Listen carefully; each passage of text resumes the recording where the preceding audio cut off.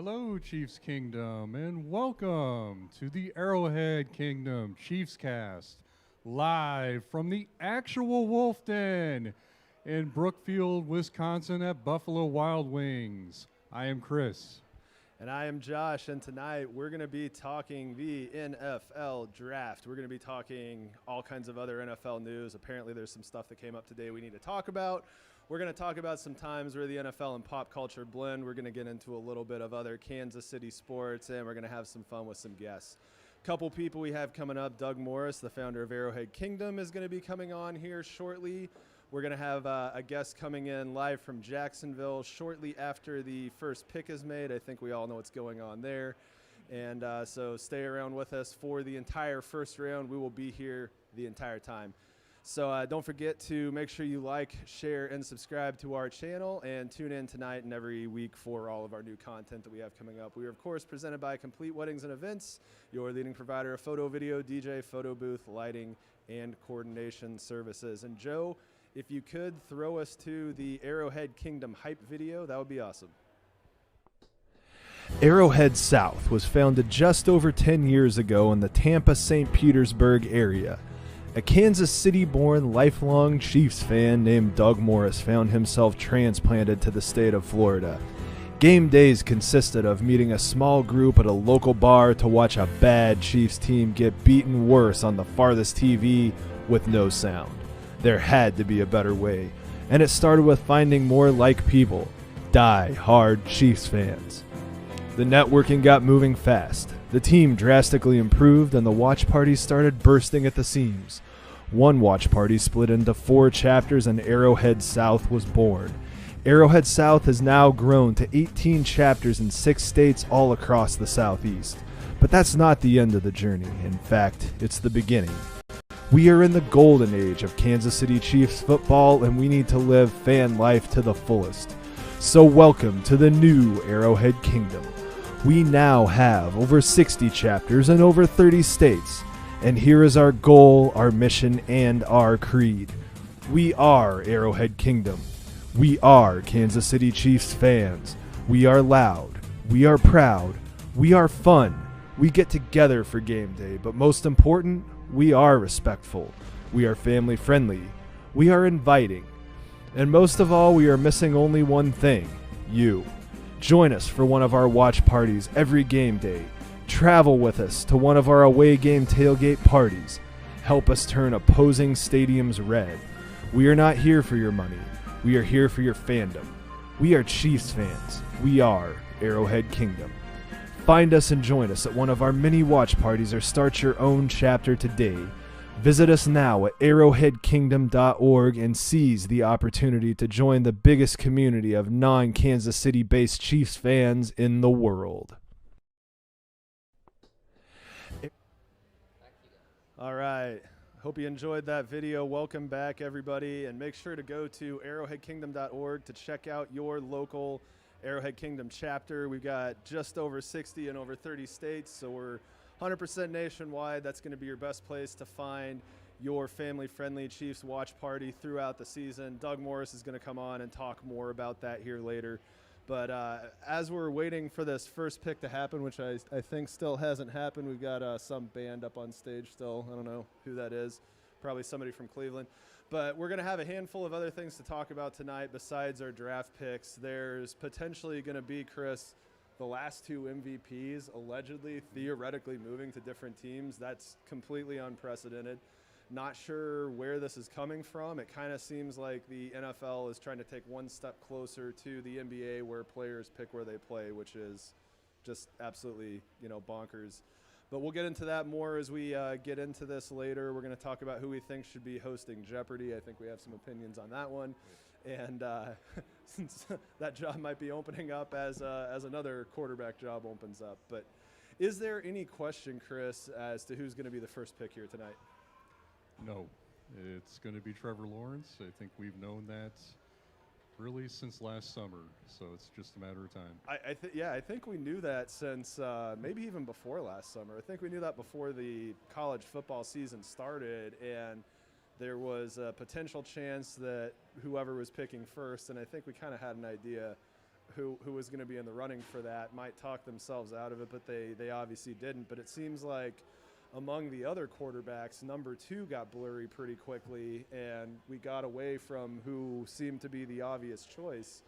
And who do you think is going to be the second quarterback off the board? I keep hearing Zach Wilson. To be honest with you, I don't know much about Zach Wilson, but it seems to be like it's been a given that Zach Wilson is going to go number 2 to the Jets.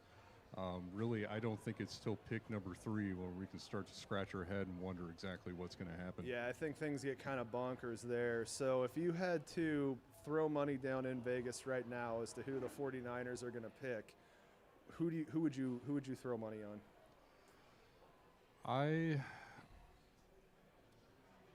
I'm going to go with Trey Lance. I know that this is something I just heard the PFF guys talking about lately. Eric Eager and George Chiruri, those are 2 guys I listen to a lot, so I'm going to go Trey Lance on this one. Okay, so in theory, the Niners are going to have Jimmy Garoppolo. They're going to bring in Trey Lance, the big arm quarterback from North Dakota State, to hold his clipboard and kind of be ready to take over as soon as the 49ers decide they're tired of Jimmy Garoppolo. Yes. So that's the pick. Okay. So let me ask you this. If you're a 49ers fan, let's think of this theoretical world. Is there a non-quarterback that gets drafted in a situation that you as a potential Niners fan could live with? And what would that look like? I would think probably not, because you think back to the Super Bowl 2 years ago. I mean, they got to the Super Bowl with Jimmy Garoppolo. They just couldn't close the deal. But I think a lot of people view this team that if they can actually stay healthy and they have a quarterback that can actually make the big play, especially late in the game, that this is a championship team. So let me walk you down a path here. Let's just say in an alternative universe, they decide to take Kyle Pitts from Florida and say that they're going to roll with Jimmy Garoppolo. They believe that he's going to be able to stay healthy this year, and they're going to roll with potentially two of the 3 best tight ends in the game. I think we know who the best one is, but Kittle and Pitts could be number 2 and 3, or the way they're talking about him. Mel Kiper says he's the best tight end prospect that he's ever seen. So you could have your 2A and your 2B. Is that something that you could wrap your mind around, just saying, screw it, try and keep up with us? No, because they have George Kittle, and I think George Kittle is more than enough for them at the tight end position. Is good enough. Okay. Yeah. Okay. So they're not going to try and do what the Patriots did, where they had Gronk and Hernandez, and they would bring in a Florida tight end, and you would assume things would go better this time. I'm gonna bet that the Kyle Pitts would not be received very well by 49er Nation. Yeah. Okay. All right, so we're thinking that the top 3 picks are going to be Trevor Lawrence, followed by a Zach Wilson to the Jets, followed by a quarterback of Kyle Shanahan's choice with pick number 3. All right. It's a matter of Trey Lance, Justin Fields, or Mac Jones. Okay. Who's the Texas A&M guy? Is it Moff? What's his last name? Kellen Pond. Or Mond. Kellen Mond. Yeah. Okay. Yeah. So, are we thinking he's going to be the 6th quarterback off the board, or is there a possibility where he could potentially jump in front of one of the other ones? From what I hear, I think the top 5 are pretty solid. Okay. I don't know where Kellen Mond projects, but yeah, I just haven't heard his name enough. Okay. So let's talk other quarterback situations that fall into our division. So let's talk about the team that's probably closest to us down the road. A good 550 miles down the road. I think that's what it is. 600 miles down the road in Denver. Who's going to be their quarterback? Is it going to be Teddy Bridgewater? Is Drew Lock, who you went to high school with, I did. Going to same high school, but yeah. Yeah, going to keep his job, or are they going to pull off some coup and take one of these other guys that's potentially moving? Yeah, I wouldn't be surprised if they did try and take a quarterback here. I honestly don't think Drew Lock will probably be in their plans at all for this upcoming year. I think they probably want to take a young guy and have Teddy Bridgewater bring him along, kind of like Alex Smith to Pat Mahomes. So does Drew Lock get cut before the season starts? I would say yes, just because I think Drew Lock has bigger aspirations. Would he have any trade value at this point right now? Well, I can't think of who he would get traded to right now, but there are always teams like the Texans and the Jets out there. So, are the Texans going to have a quarterback when the season starts? That's a good question. Or is Deshaun Watson going to be in jail? or just up to his eyes in court cases. He's going to be up to his eyes in subpoenas. That's probably what we're looking at right now. All right, so we're getting closer to this pick. It looks like the Jags should be officially on the field. We need to get a TV in front of us so we can look at this. So we don't have to keep looking behind us. Yeah, we got college baseball on behind us. Right. We did a bad job engineering our TV situation, and here we got 1, 2, 3, 4, 5, 6, 7, 8, And 9 TVs, and the only one that's got the draft on is the one behind us. So. And any Brooklyn Nets fans, you're up on the Pacers 66-50 right now. Yeah, there's no Reggie Miller. The dynamite might go boom. We're not really sure or Derek about that. Coleman, Yeah, Derek Coleman, Reggie Miller, and boom goes the dynamite. So it looks like the Pacers just picked up an extra point. But I always forget how much time the NFL makes them put in between these picks at the beginning of the draft. This is fascinating TV. We got Samuel L. Jackson up there killing it for us right now. So we are deep in the heart of Packers country. We're going to have a handful of fans from the Packers come in because they were really easy to find in this area. You can probably see the Clay Matthews, Aaron Rodgers picture and jersey back here behind us. So we'll definitely be getting some from the horse's mouth in the fray of things takes on what's going to happen in the quarterback room there. Last year, this time, I think we were in a situation where we were expecting the Packers to finally take a weapon for Aaron Rodgers in the first round, and what they instead did was trade it up to take a quarterback that might not see the light of day any sooner than Rodgers did with the Brett Favre situation. And here we are a year later, and he's the reigning MVP. And is this going to be the year that they get him help? Gosh, you would think so for once, although given the news story that came out today, I'm sure we'll talk about it more in detail later on. If I were the Packers, I would be doing everything I could right now to try and get better on the offensive side. It's long overdue.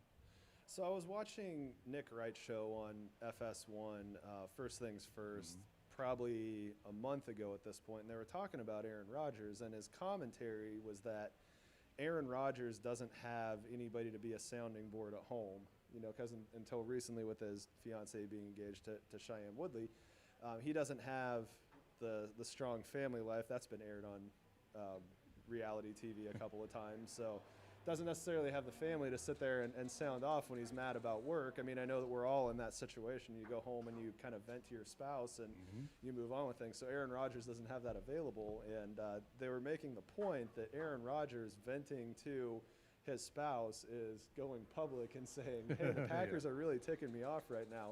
So could this on draft day with this timing simply be another one of those situations where Aaron Rodgers is saying, hey, we need to have a weapon in here, and so get your act together. I'm going to tell the world that I want to play somewhere else, and that's just his way of telling the Packers, look, get me a wide receiver, for God's sake. There's probably going to be one available at 29. Yes. I mean, to be all honest, I don't see how Aaron Rodgers, from a business standpoint, has any leverage in this situation. Let's be real. He just signed a 4-year extension last year. The Packers could literally hardball him so much to say, you know what, if you want to sit out, fine, we'll see what we have in Jordan Love next year. And then if we happen to like the kid or want to move away from him, guess what? We've got maybe the biggest trade piece in the NFL, maybe NFL history next year. So at the beginning of the NBA season, James Harden was in a similar situation with the Rockets where he had zero leverage except for making the situation so uncomfortable. Football and basketball are two different sports. Basketball is probably the one situation where you can have one player and put him on a team or take him off a team and drastically change the trajectory of that team. I mean, LeBron James is, the Lakers can't make the playoffs till they win the title in the course of 2 years. James Harden is trying to go and do that same thing with the Brooklyn Nets. Yeah. In the NBA, there's just that level of power that the players have and that they've figured out their way to get a hold of that I just don't think that NFL players have, and that's by design. I mean, the Yeah. league has worked really hard to keep players from that having that kind of leverage. But if there's a name in the league that could try and shift that balance of power, if you gave me 3 options to throw out who that would be, Aaron Rodgers would certainly be one of them. Who's your other 2? I would say Patrick Mahomes, Yeah. and in theory, Russell Wilson would probably Yeah. be a third name that I would throw out. And so it's interesting. I mean, 2 of those 3 have talked about wanting changes of scenery, and all of a sudden the front office in Seattle just got their act together and got Russell Wilson some linemen. And it's just Yes. like, shockingly, the guy who takes the football right away once, and it looks like we got our first pick coming Here up. comes the commish. All right, our buddy Roger Goodell is live from Cleveland. Oh, wow. Look at the Packer fans there in the front. I see a lot of cheeseheads there.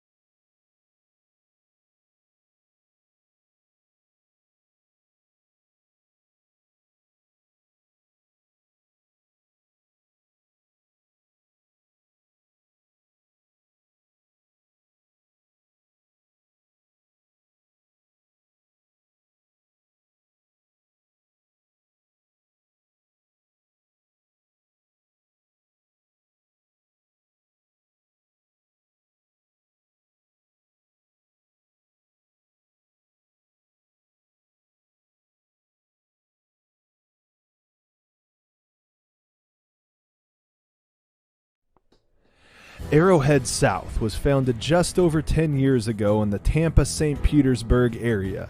A Kansas City-born lifelong Chiefs fan named Doug Morris found himself transplanted to the state of Florida. Game days consisted of meeting a small group at a local bar to watch a bad Chiefs team get beaten worse on the farthest TV with no sound. There had to be a better way, and it started with finding more like people, die-hard Chiefs fans. The networking got moving fast. The team drastically improved, and the watch parties started bursting at the seams. One watch party split into 4 chapters, and Arrowhead South was born. Arrowhead South has now grown to 18 chapters in 6 states all across the Southeast. But that's not the end of the journey. In fact, it's the beginning. We are in the golden age of Kansas City Chiefs football, and we need to live fan life to the fullest. So welcome to the new Arrowhead Kingdom. We now have over 60 chapters in over 30 states. And here is our goal, our mission, and our creed. We are Arrowhead Kingdom. We are Kansas City Chiefs fans. We are loud. We are proud. We are fun. We get together for game day, but most important, we are respectful. We are family friendly. We are inviting. And most of all, we are missing only one thing: you. Join us for one of our watch parties every game day. Travel with us to one of our away game tailgate parties. Help us turn opposing stadiums red. We are not here for your money. We are here for your fandom. We are Chiefs fans. We are Arrowhead Kingdom. Find us and join us at one of our many watch parties or start your own chapter today. Visit us now at arrowheadkingdom.org and seize the opportunity to join the biggest community of non-Kansas City-based Chiefs fans in the world.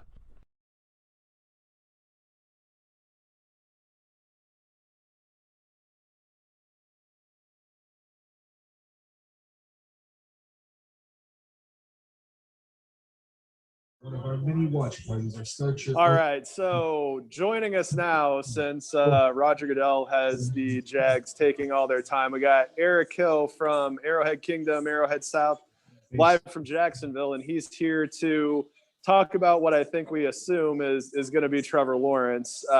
Eric, is there any world where it's not Trevor Lawrence as the first overall pick? If it's not Trevor Lawrence right now, I would honestly have a heart attack. There's no way. That's all they talked about the last month in Jacksonville on local news is how quick can they get him here? I guarantee you they're going to try to get him here, ASAP. So what level of hype is Trevor Lawrence on a scale of 1 to 10, and what level of hype was bringing Urban Meyer in as the coach? Urban Meyer really floored the whole city. They really didn't think after the Florida stint, they thought, and him leaving and going out to Ohio State and doing those things, they never thought he would come back to Florida sports, at least. So it was huge. And that really turned up a lot of the city and the fans of Jacksonville wanting to get season tickets and get butts and seats and those things and moving forward. And then they start, the first words out of Meyer's mouth is, hey, I want to bring in Trevor Lawrence and he is going to start building a team around Trevor Lawrence. Again, Trevor Lawrence and the mayor, Lenny Curry of Jacksonville, have been tweeting back and forth to each other. And it's just insane that the bridges in Jacksonville, if you know Jacksonville, it has bridges all over the city. And 4 or 5 of the bridges are lit. And Lenny Curry yesterday reached out to JEA, the people that run the lighting for the bridges, and asked them to change it to purple and orange. And we drove over it last night, and I sent you a text message. The bridges were lit purple and orange last night. There's no way Trevor Lawrence is not coming to Jacksonville, period. No way. So is there a world where it could be anybody else? Because there's another quarterback that has some ties to the city, right? The favored son, Mac Jones. If Trevor Lawrence wasn't in this field right now, Mac Jones would be the quarterback of the Jacksonville Jaguars. Gotcha. Without a doubt. Perfect. He played high school ball here. His family still lives here. There's no way the Jags wouldn't have picked him up. That's like bringing Tebow back. Tebow tried out today for the Jags. to play tight end, right? Yes, he did. So is that Tim Tebow knocking himself off his pedestal, or what happened? I mean, the I'm always going to be a quarterback was his mantra back in the day, and then it was I'm going to play baseball, and he got the token AAA call up, but really the Binghamton Mets was probably where he started to get over his skis, which is AA ball. But Tebow playing tight end in Jacksonville, that would be a big thing, huh? No, I don't think it would. I think he's finally. You don't think it would? I think he's finally come to the resolve that if he really truly loves the sports and wants to play the sport, he's going to play whatever is afforded to him.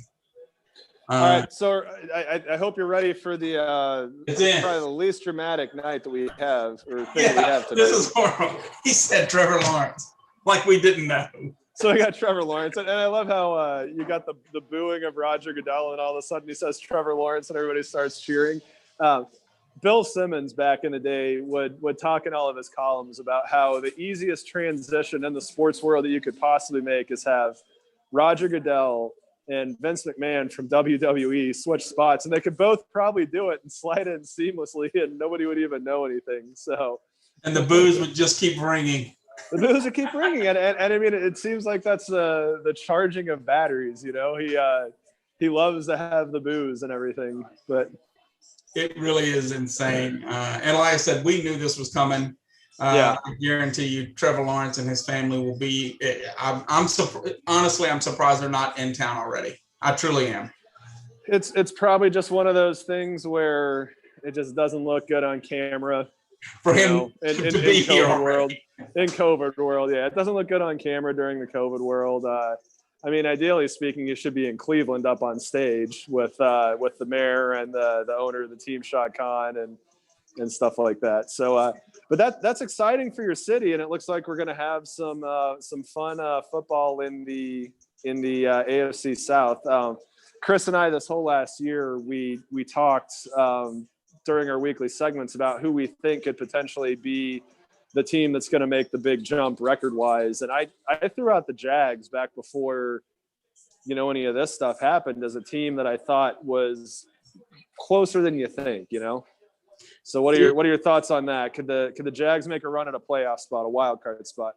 I truly think they have the potential to be in a wild card spot. And the killer is I think they blew last season. We went, of course, being here, I am a fan of the NFL, so I go to games if tickets are given to me. So we went to the first game and watched them beat the Indianapolis Colts. That's the only win they had last year. Mm-hmm. So I was proud to say that, hey, I was there. And I went to a couple of the other where they lost. But, it is what it is. But I think they're going to definitely turn that program around. I think Urban Meyer brings a winning aura to himself and to this team. And it really has charged this city. And Jag fans, everybody in Duval County is really starting to chant Duval again and really get behind the Jags. There's nothing. We have a minor league baseball, minor league hockey, and those things, but nothing professional like that. So they are truly. I think they're going to buy in to Urban Meyer and everything that comes with it, and Trevor Lawrence too. I just hope he really gets some good supporting staff for him, a good old line. And, would I love to see Tebow in a Jag uniform playing tight end, number 88? Sure. Who wouldn't? Sure. So let's say, is this hyperbole or not? Did this move right here, bringing in Urban Meyer and drafting Trevor Lawrence, does that keep the team in Jacksonville? Would there have been a possibility the team moves because London's going to be calling at some point? Did this plant new roots into that community to keep this team there?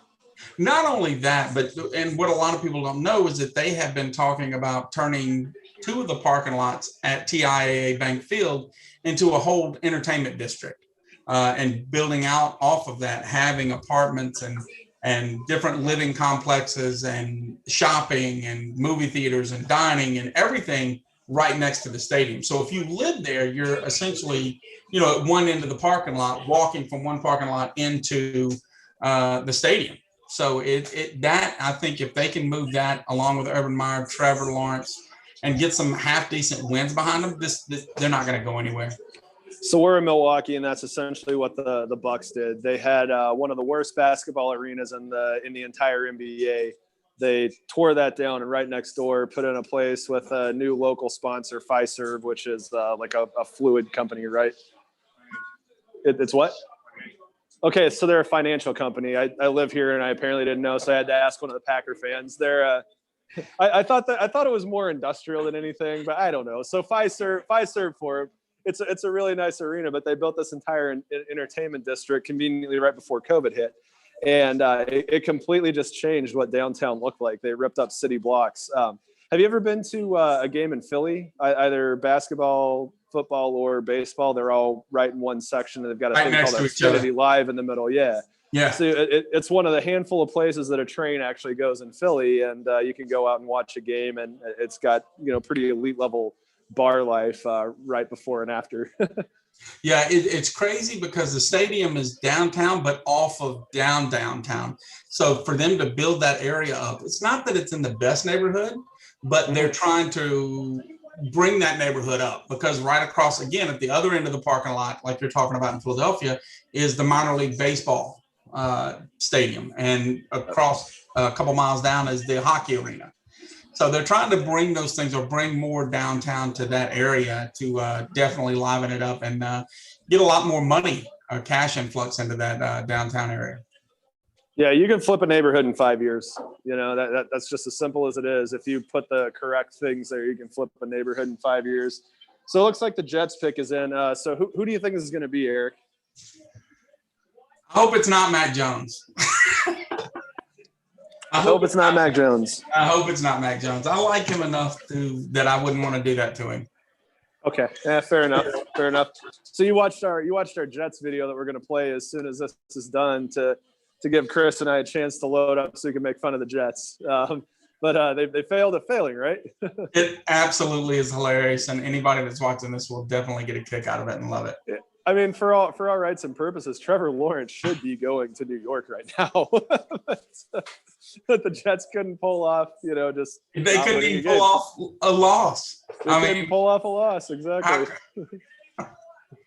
It's just amazing that they know what they've got and they still let it slip right through their fingers. So the Jets have been not quite as on the record as the Jags have with Trevor Lawrence, but I would say pretty close that Zach Wilson's going to be their guy.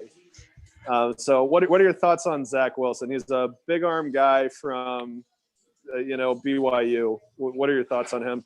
You can throw the ball 50, 60, 100 yards if you want. If you don't have supporting staff that's got decent hands to catch it, to run with it, to make plays, it's pointless. It's one of those things that Pat Mahomes, I'll always talk about him because to me, he's the best quarterback in the league. Not only does he make plays, if he doesn't find open people, he's got one of the best supporting staffs in the league to where he can just throw the ball up and somebody's going to go get it. You've got to have somebody that can go get it, at least one. So here we go. We got Zach Wilson, and it sounds like for the most part, Jets Nation is happy. Zach Wilson did actually go to Cleveland, so he's getting ready to walk out on stage with a Jets hat on. And his parents are probably ashamed of him. What can you say? So is Mac Jones going to the Bay Area? Is Mac Jones going to the Bay Area, or who are we going to see the Niners pick? But the thing is, and they were talking about it earlier today on ESPN, what are they going to do with Jimmy G? He's not washed up. He's not done. You see a world where the Patriots trade for Jimmy G? I see a world under Josh McDaniels. It's one of those things that they were talking about earlier on different places in ESPN is talking about Rodgers leaving and going to the Broncos or to the Raiders. And I'm like, yeah, we're going to get into that quite a bit later with some people in green and gold. Why don't he just go to the Patriots? I mean, if you really want to do it, go to the Patriots. Yeah, exactly. All right. Well, Eric, thanks for jumping on. Thanks, guys. Yeah, we're gonna go ahead and throw on the Jets video, and then Chris and I will come back and we'll make fun of the Jets for a little bit for picking up Zach Wilson, and then we're gonna see what the 49ers are gonna do. And I think this is where the draft starts to get fun. I'll keep watching the feed, guys. Have a great night. All right, take care. Go Chiefs. Yeah, go Chiefs. And the team on the left is the Jets. Brian, what do you want to tell us about the Jets? Please. They're playing better than the Steelers. I've been looking forward to this. Moment. Yeah. All right, I got to share my screen here, so let me just get this ready here. As a casual football fan, the vast world of the NFL and all of its characters never ceases to amaze me. So when I saw that the New York Jets finally won a game this season, I was actually very happy for the team. I was very happy for the fans and for everyone. To me, going 0-16 has that type of historical value that teams would never want to have ever under any circumstance. But going 1-15, however, is just a terrible season that history will forget. So I believed it when the Jets fans would just want one win and then move on. But I was wrong. Very, very wrong. Why? It's all about getting that #1 pick in the draft. You know, being part of a winning fandom, being part of a winning team, being part of a winning culture brings the community together in a fun way. But the Jets fans found a way to turn their losing streak into a thriving community. A community built on enjoying the suck, being proud of the shortcomings, and looking forward to the changing of the guard. The memes are funny. The comments are funnier. If losing was a beloved artist, the Jets would be Bruce Springsteen, who, by the way, likes to remind all of us that the New York Jets' home stadium is actually in New Jersey. So, the New York Jets are actually losers in 2 states. Now that's impressive. A quick look at the Jets subreddit shows a desire to lose, and not just regular lose, but lose in a glorious fashion. They have graphics, they have ongoing jokes, they even have a specific lingo. So, when the time ran out and the Jets beat the very impressive LA Rams team, it's interesting to see how the reactions of the collective heartbreak came to be. It's the kind of heartbreak that rivals when a top-seeded team goes out way too early in the playoffs, or when it loses at the hands of a huge comeback. Check out Indy vs. KC a few years ago. So, my heart goes out to the Jets. They really wanted that first-round draft pick. It appears to be in serious jeopardy now, so hopefully you'll lose your footing ASAP and get back off track. Or perhaps we're all looking at this the wrong way. Perhaps this is a moment that we need to identify how on brand this is for the Jets. Confused? Let me put it to you this way. If it doesn't work out and the Jets do not get the first round draft pick, do not be surprised, because leave it to the Jets to fail at failing. That was beautiful. And that's it. Oh, I love that. It was absolutely beautiful. I loved every bit of that. Oh my God, that's great. That's great. I was remember typing that up on Sunday, and I repeated it back to my wife, and she's like, "You're mean. Why are you so the meanest thing you've ever said?" Like, it just kind of flowed out of me as I was writing it. Then you should have showed her some tweets from Jets fans, and you're like, "Oh, actually, you're being kind of nice."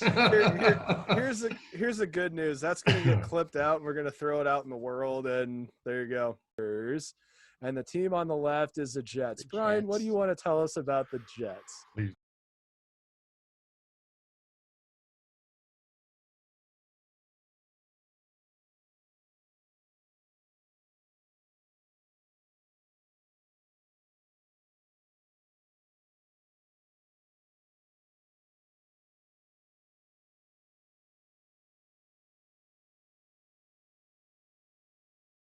Doug Morris on here with us. He is the founder of Arrowhead Kingdom and Arrowhead South. Welcome, Doug. Hey, how you doing? Doing well. So has the draft played out how you thought it was going to so far? Well, it's kind of a no-brainer so far. Yeah. Okay, so who are the Niners taking next? This is where things are going to start getting interesting. Yeah, it has to be Wilson. Well, Wilson went to the Jets.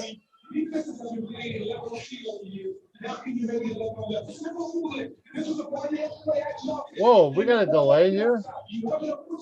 Yeah. Oh, mute your phone, Chris. Is that it? Okay. Yeah, all right. So I think that's a little bit better. So who do you think the Niners are taking? We're on the clock. You know, It guys, looks like the pick I've is got in. like 3 or 4 voices in my ear here. Okay. How's this right and now? the video's behind.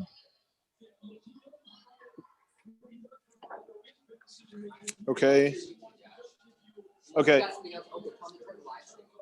Try to turn the live stream off, Doug, while you're doing this, and then pop back on.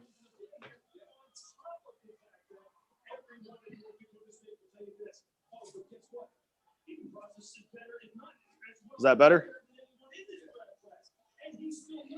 Okay, so now I've got the video. All right. So now I think we're good. All right, so the 49ers pick is in. Who do you think they're taking?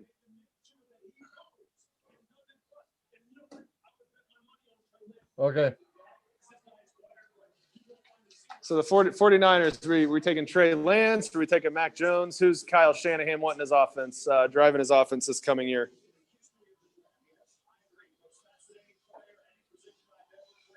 Trying to kill the live stream. Oh, gotcha.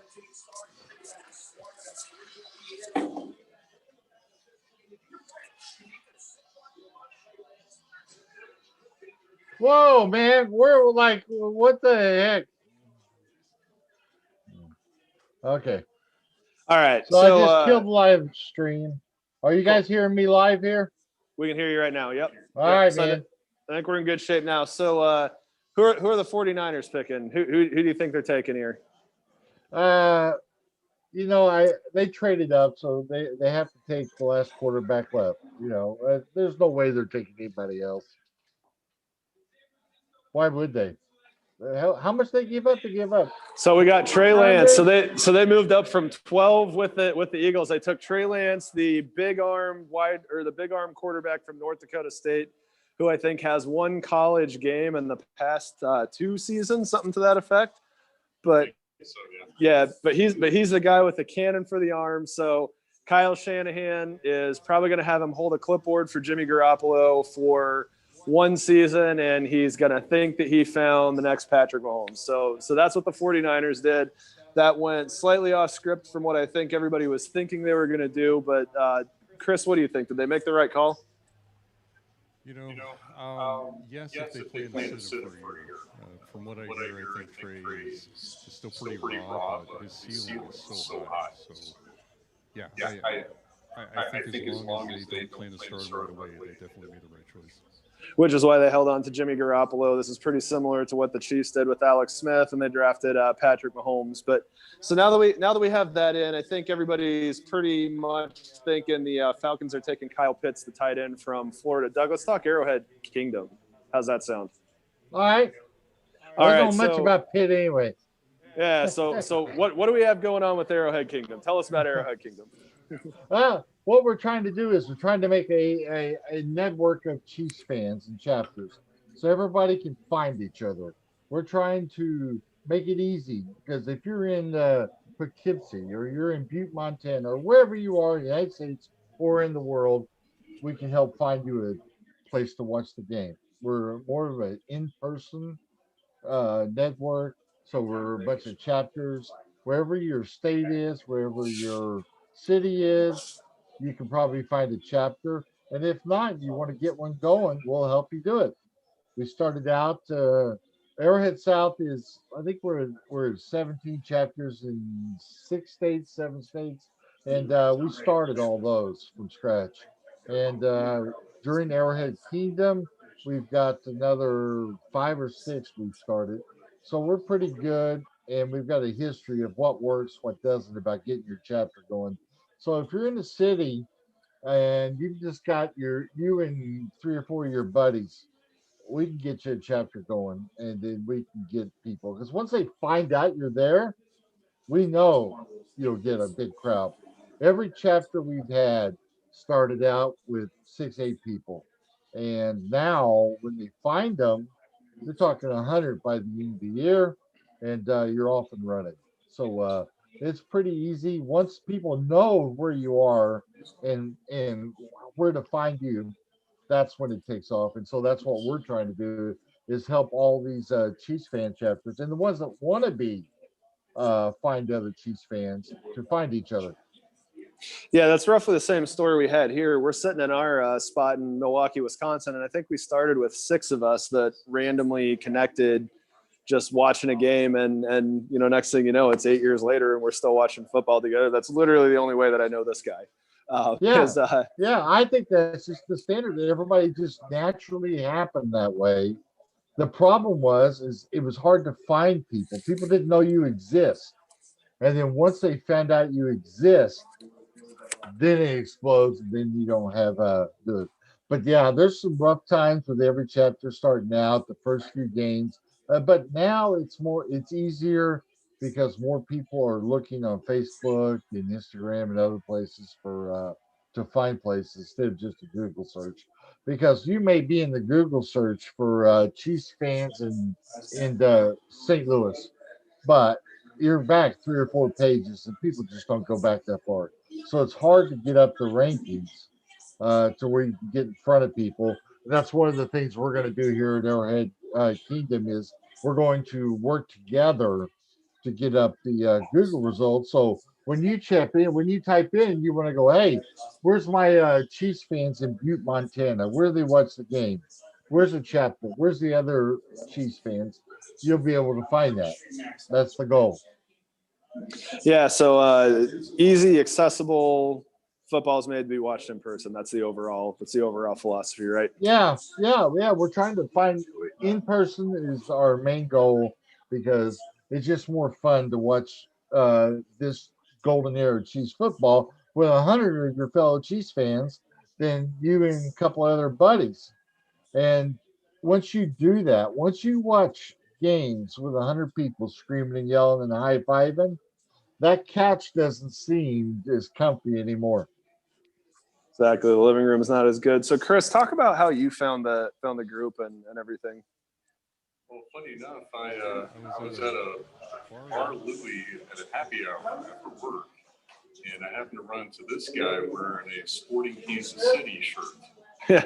And I introduced myself, and then Josh happens to go, "You haven't converted to a Packer fan yet, have you?" I was like, "Nope, I'm still red and gold all the way." So told me about the group, and I started showing him about mid-season through, I think, 2015, and I've been a pretty constant regular since. And now we got the editor-in-chief columnist from Arrowhead Kingdom sitting right here, and he's been a big blog writer. He started writing sports writing in college, right? I did for a year and one semester, and then I changed my major.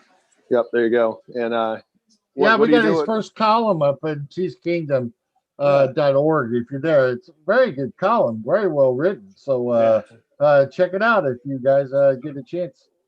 Yep. So make sure to go to arrowheadkingdom.org, find your local chapter. If there's not a local chapter where you are, we'd love to help you get one started. Doug, thanks for jumping on with us. And it looks like we got the Falcons getting ready to pick. So we're gonna go ahead and jump off and do that. And I think we've got a Jets video that we played once, and then I think Chris and I need to get back to actually making fun of the Jets. So we'll be doing that here shortly. All right, you guys have fun. Enjoy the cast. Right, thanks, man. Thanks. Yeah. Thanks.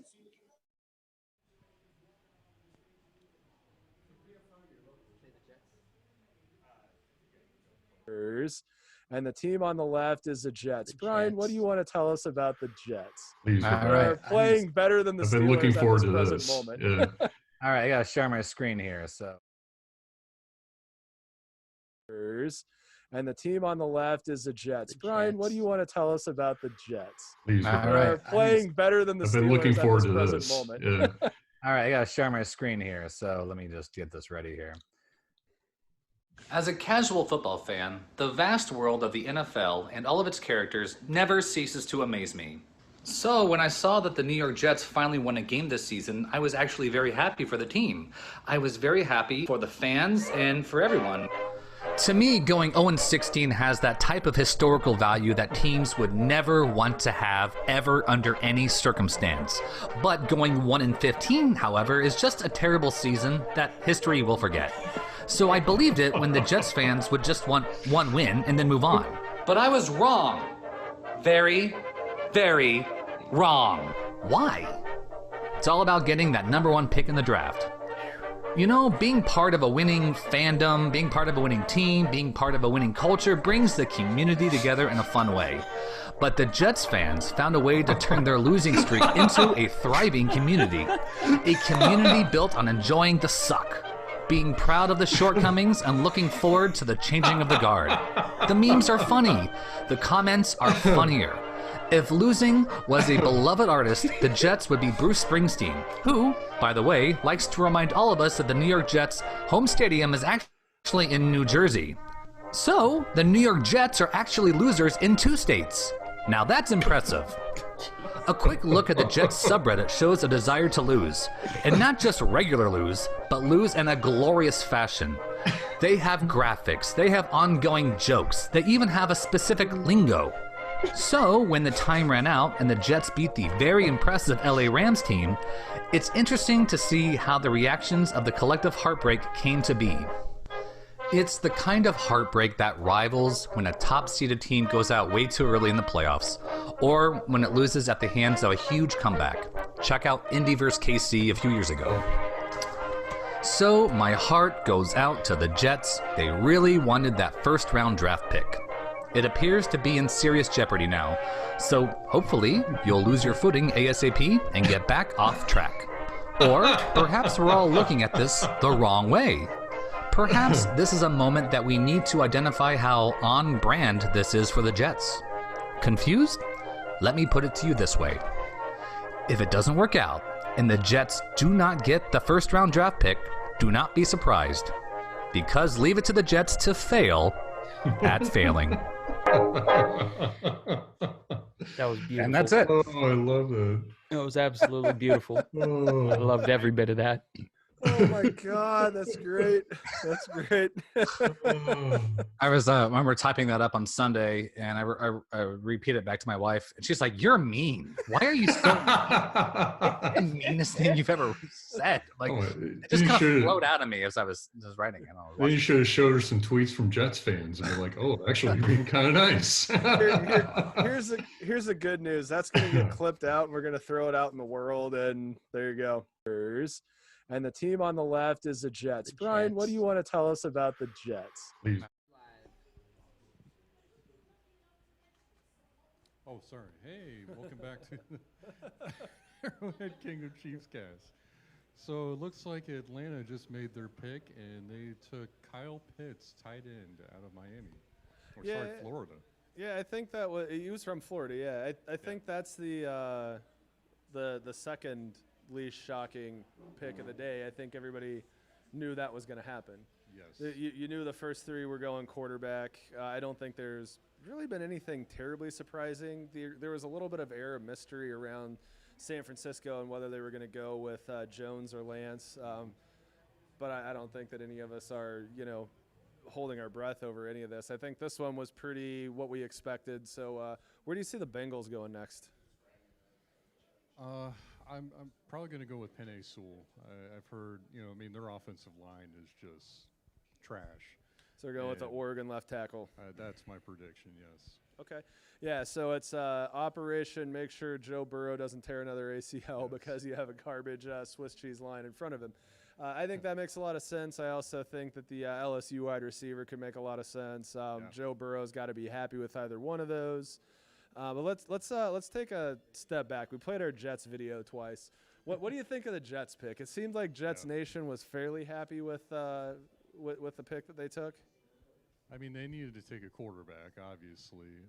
Again, I don't know a whole lot about Zach Wilson, but he has been pretty much, penciled in as number 2 for as long as I can remember.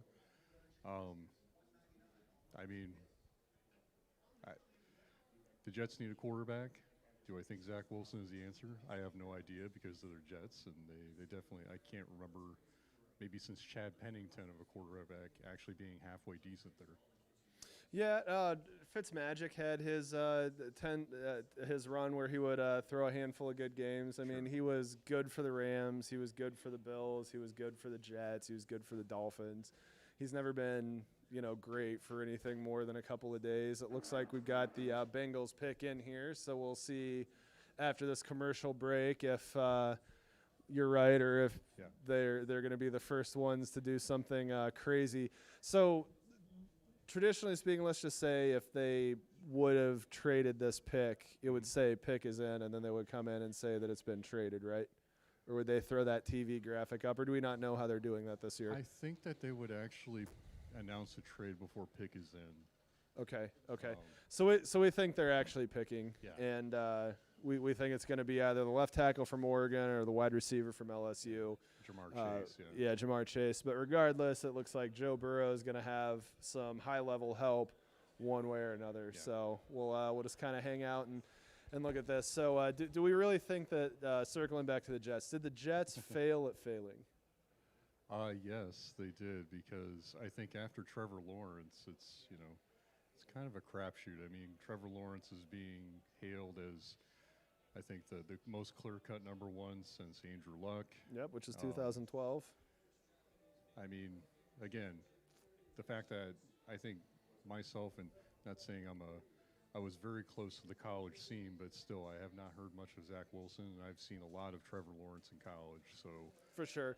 I mean, Trevor Lawrence, I think they were throwing numbers out. He's played 96 high-leverage games if you go back to high school, because he went to a football factory school I don't think high he school. actually lost a football game until their loss. But he's lost in the national 4 championship game to LSU. Yeah, he's lost 4 football games out of 96 or Yes. something. It's like 92-4. It's crazy. I mean, Yeah. Jacksonville certainly got themselves a winner, and good for them. I'm not sure the Jets got themselves a winner. The big winner acquisition that I think they brought in was when they brought in Robert Saleh. I think he's going to be a good head coach. Should be. And, we're just going to see Zach Wilson's probably going to take some development. He's got a cannon of an arm. So we'll see if they bring that in. And it looks like our producer, Joe, has something he wants to throw at us here, too. Yeah. Hey, guys. I got a quick question for you. So is this the beginning of the slide of Justin Fields? I think the slide for Justin Fields began at the beginning of this last season. There was the Indiana game that everybody seemed to point to as the Justin Fields might not be the real deal, because I'm going to kind of disagree that Zach Wilson's been penciled in as the number 2 most of the season. I think that we went into this last college season with Justin Fields as the number 2, and you've got the people, of course, that are trying to make their name talking on TV and stuff that will make the argument that we should be talking about Justin Fields as possibly the best quarterback over Trevor Lawrence. I think that's kind of crazy, but Justin Fields, I mean, if you look at the number of high leverage situations, I mean, he did beat down Trevor Lawrence in a bowl game. Granted, football's a team sport, and Trevor Lawrence wasn't playing defense for Clemson, But I don't know. I'm shocked that Justin Fields is being talked of. I mean, Chris Sims put out a mock draft the other day where he had him going 32 to the Bucks.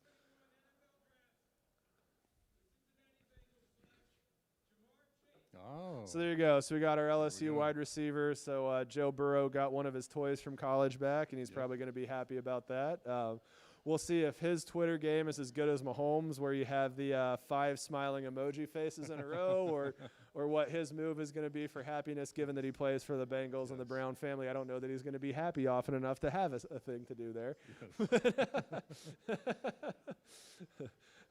Any other teams we want to be mean to while we're at it? Or I'm always willing to be mean to the Houston Texans. I mean, the Houston I still Texans, don't there you go. understand what that franchise is trying to do. But yeah. All right. So some of the next round that I think we should probably cover. So we've got 5 picks down.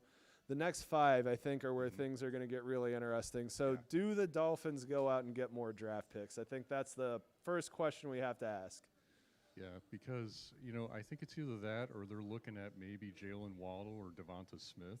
Yeah, which would be kind of ironic. I mean, you've got Joe Burrow, who threw to Jamar Chase in college. Yep. And now you could have Tua Tagovailoa throwing again to getting Jalen one of his toys back. Yeah, pretty much. So, okay, so you're thinking that the Dolphins are going to go weapon for Tua. If they can't trade out, I think they ideally would like to trade out. I think they'd like to trade out as well. So the next draft picks are going to be the Dolphins, then the Lions, then the Panthers, then the Broncos.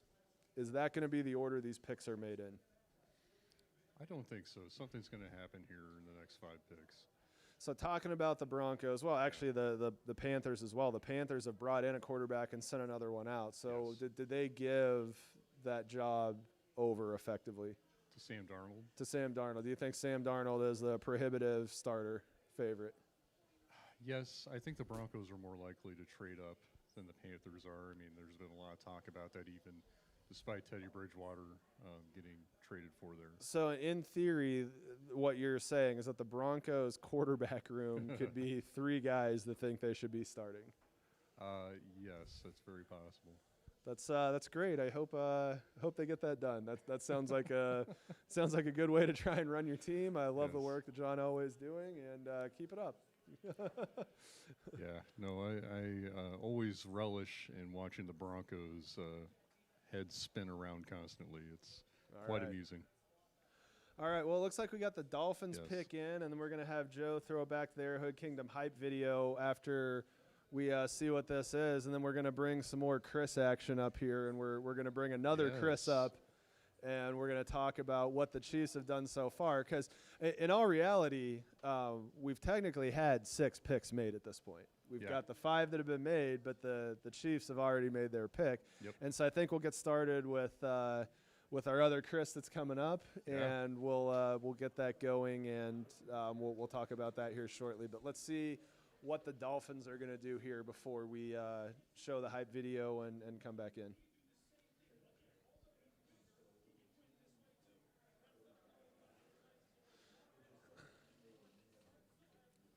So who are we comparing Chase to A.J. Brown? Yes. Okay. Yeah, I always think that's interesting watching how you always have to pick a current NFL player that they're trying to compare to. So recency, it's just A.J. Brown had a good season, so this guy compares to him. As opposed to maybe comparing him to Sterling Sharp or someone like that. Yeah, exactly. Exactly. It's an like, actual Hall of Famer.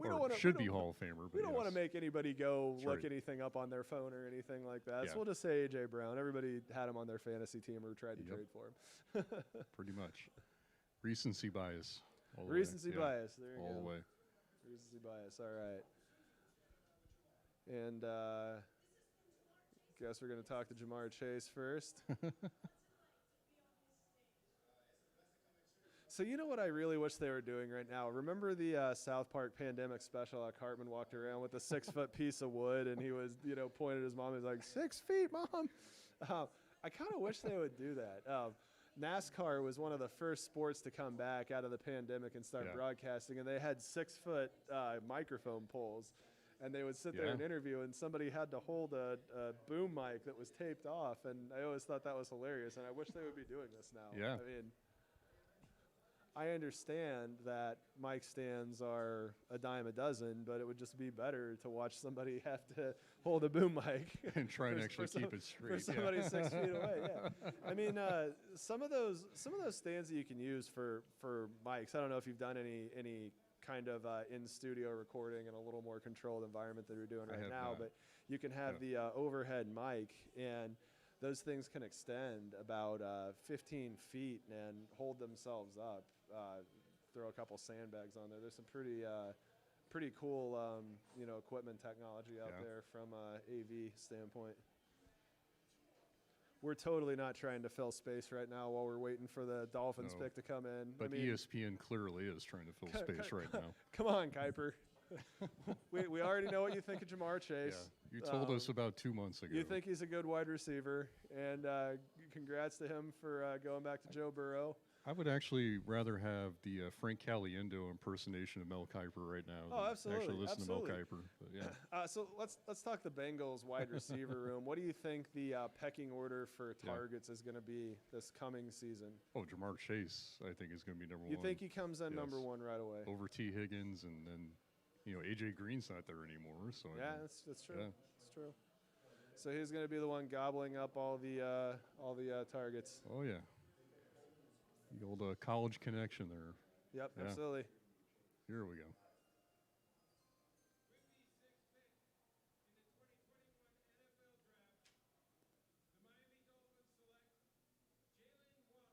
There's Jalen Waddle. All right, so there we go. Tua is getting his toy back from college. Jalen Waddle is wide receiver going to the Dolphins now, which means he has to move all of what's probably 300 miles to get to his new home in Miami. There's worse things that could happen. And it looks like we got the Lions on the clock. So, Joe, if you want to throw the hype video up, we'll get our next guest up here. Arrowhead South was founded just over 10 years ago in the Tampa-St. Petersburg area.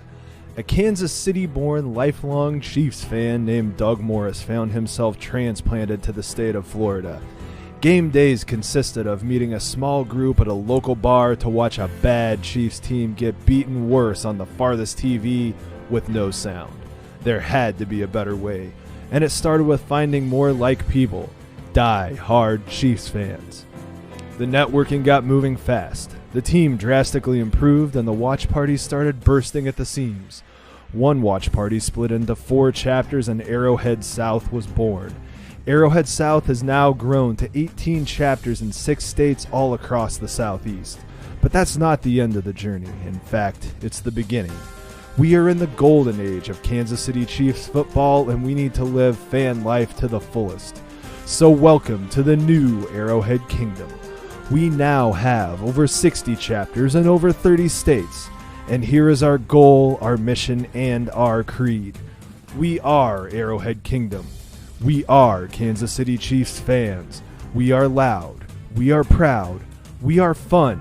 We get together for game day, but most important, we are respectful. We are family friendly. We are inviting. And most of all, we are missing only one thing: you. Join us for one of our watch parties every game day. Travel with us to one of our away game tailgate parties. Help us turn opposing stadiums red. We are not here for your money. We are here for your fandom.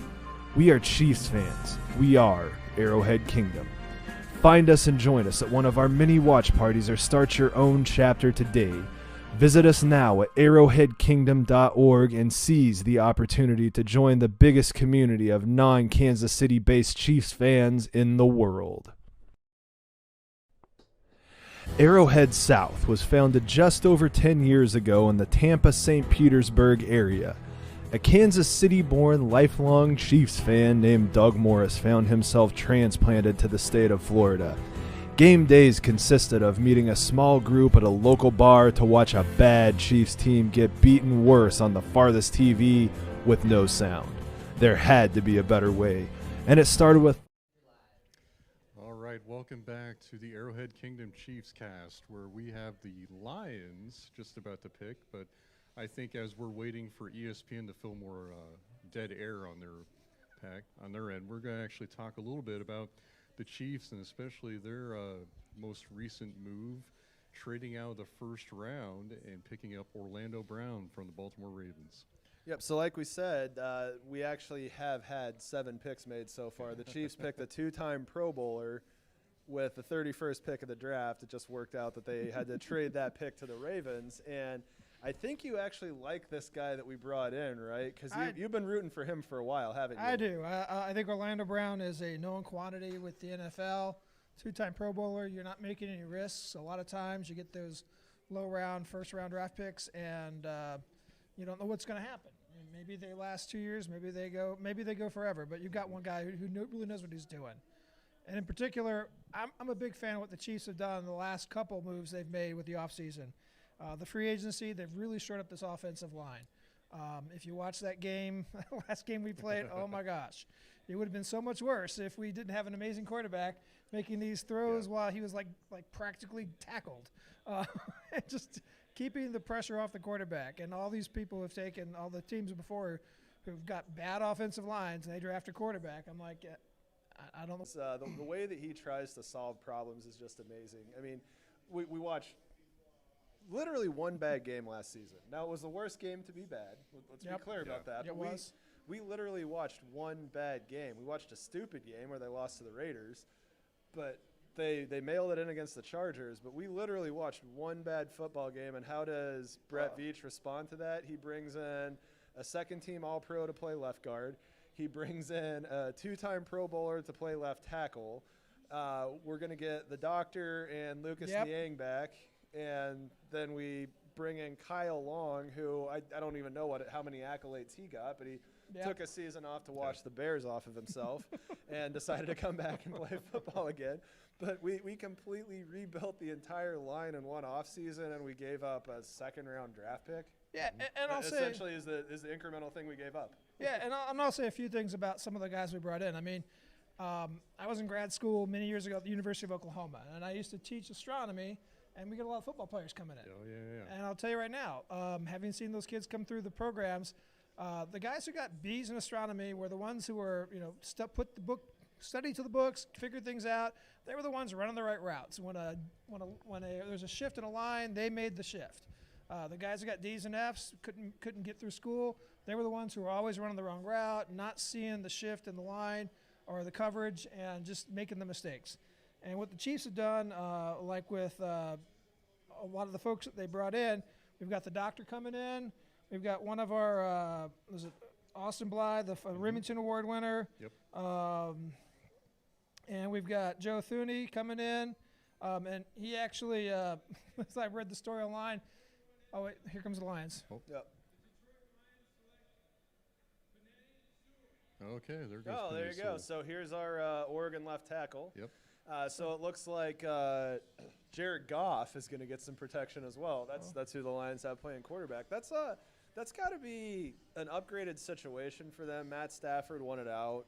Jared Goff probably needed a fresh start, and now you have the top left tackle prospect in the draft. I don't think this was as unanimous as Trevor Lawrence being the best quarterback, but you have the top prospect at tackle, and they're going to keep Goff upright. And I think if there's anything that the Rams showed during the times where Goff had his best games is that if you keep him upright and have an offense that's managed well and put together for his skills, he can actually do some damage. And like I was saying with Joe, came from NC State, and it was I was reading somewhere online. That was one of the exams you take before you get into the draft. And he actually said, well, I answered a couple of the questions wrong because I didn't want people to think I was too smart. Oh, the Wonderlic, yeah. Yeah, he dumbed down the Wonderlic. and then you got Lucas coming in who went to TCU. It's a good private school. Didn't give up a sack his entire college career. Didn't give up a sack. Bring that up. And then his senior year, 2 holding calls, no false starts the entire season. Just a great year. And so these are the guys you want who are not going to make mistakes. And beside, you want guys who aren't going to get those holding calls on you, aren't going to get those false starts, and who will keep our quarterback safe. And I think that's the most important thing. And I think they looked at that through all the games, not just the last game, and just saw that, we were getting beat sometimes by penalties, and Patrick was pulling us out, and that really made, I think, hopefully will make the difference. Yeah, I mean, you touched on something that I think we can lean into a little bit. What you talked about, the kids that actually study in class, that's called being a professional. Yep. Before you have to be a professional, that's really all that is. And that's one of those skills that you either work on it or you don't. And if you make the decision to work on being professional, you're reliable in everything that you do. And I mean, I tell people all the time, I hated school from first grade on.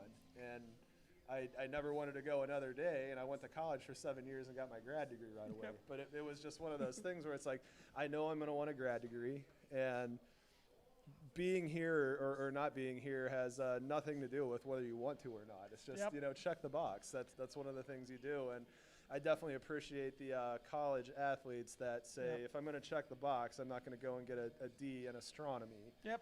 I'm gonna read the book and listen to the teacher who's made their life out of this and act like I care. And if you look at the playbooks these kids are having to learn in college and the pros, I mean, you've got to study. And the folks who come in, show up, you look at the quarterback who beat us. I mean, he's always doing his homework, just like Patrick is. And you just got to do the work. And it's a lot of just studying. It's a lot of watching tape. It's a lot of just thinking about these things. And that's kind of key. And if you can get those guys in there, you get them in, you build the right, you build a culture of caring and doing and putting in the hard work. And that's one of the things I love about a lot of the teams that I'm fans of. And the Chiefs in particular have been this way for a long time. There's not a whole lot of me's on the team either. No, you get a team where it's, when Patrick gets sacked, everybody's like, well, I could have done this better. I could have run my route better. I could have been open faster. And it's just one of those things is you cover for everybody, and when you get when you get an amazing catch, well, you say, hey, that line held for Patrick just long enough for him to get that ball off, or someone just did a block downfield, and that's the kind of stuff where you're a team, and I think that's. You were talking earlier about basketball and how one player makes a difference. Yeah. And in a 5-person game, one person, you spend all that time out there making a difference. But you got 11 people, and you're going to rotate on and off because it's the football. The demands of football are much harder, and so you've all got to be on the same page. And one guy can carry you part of the way, but you're not going to get all the way with one guy.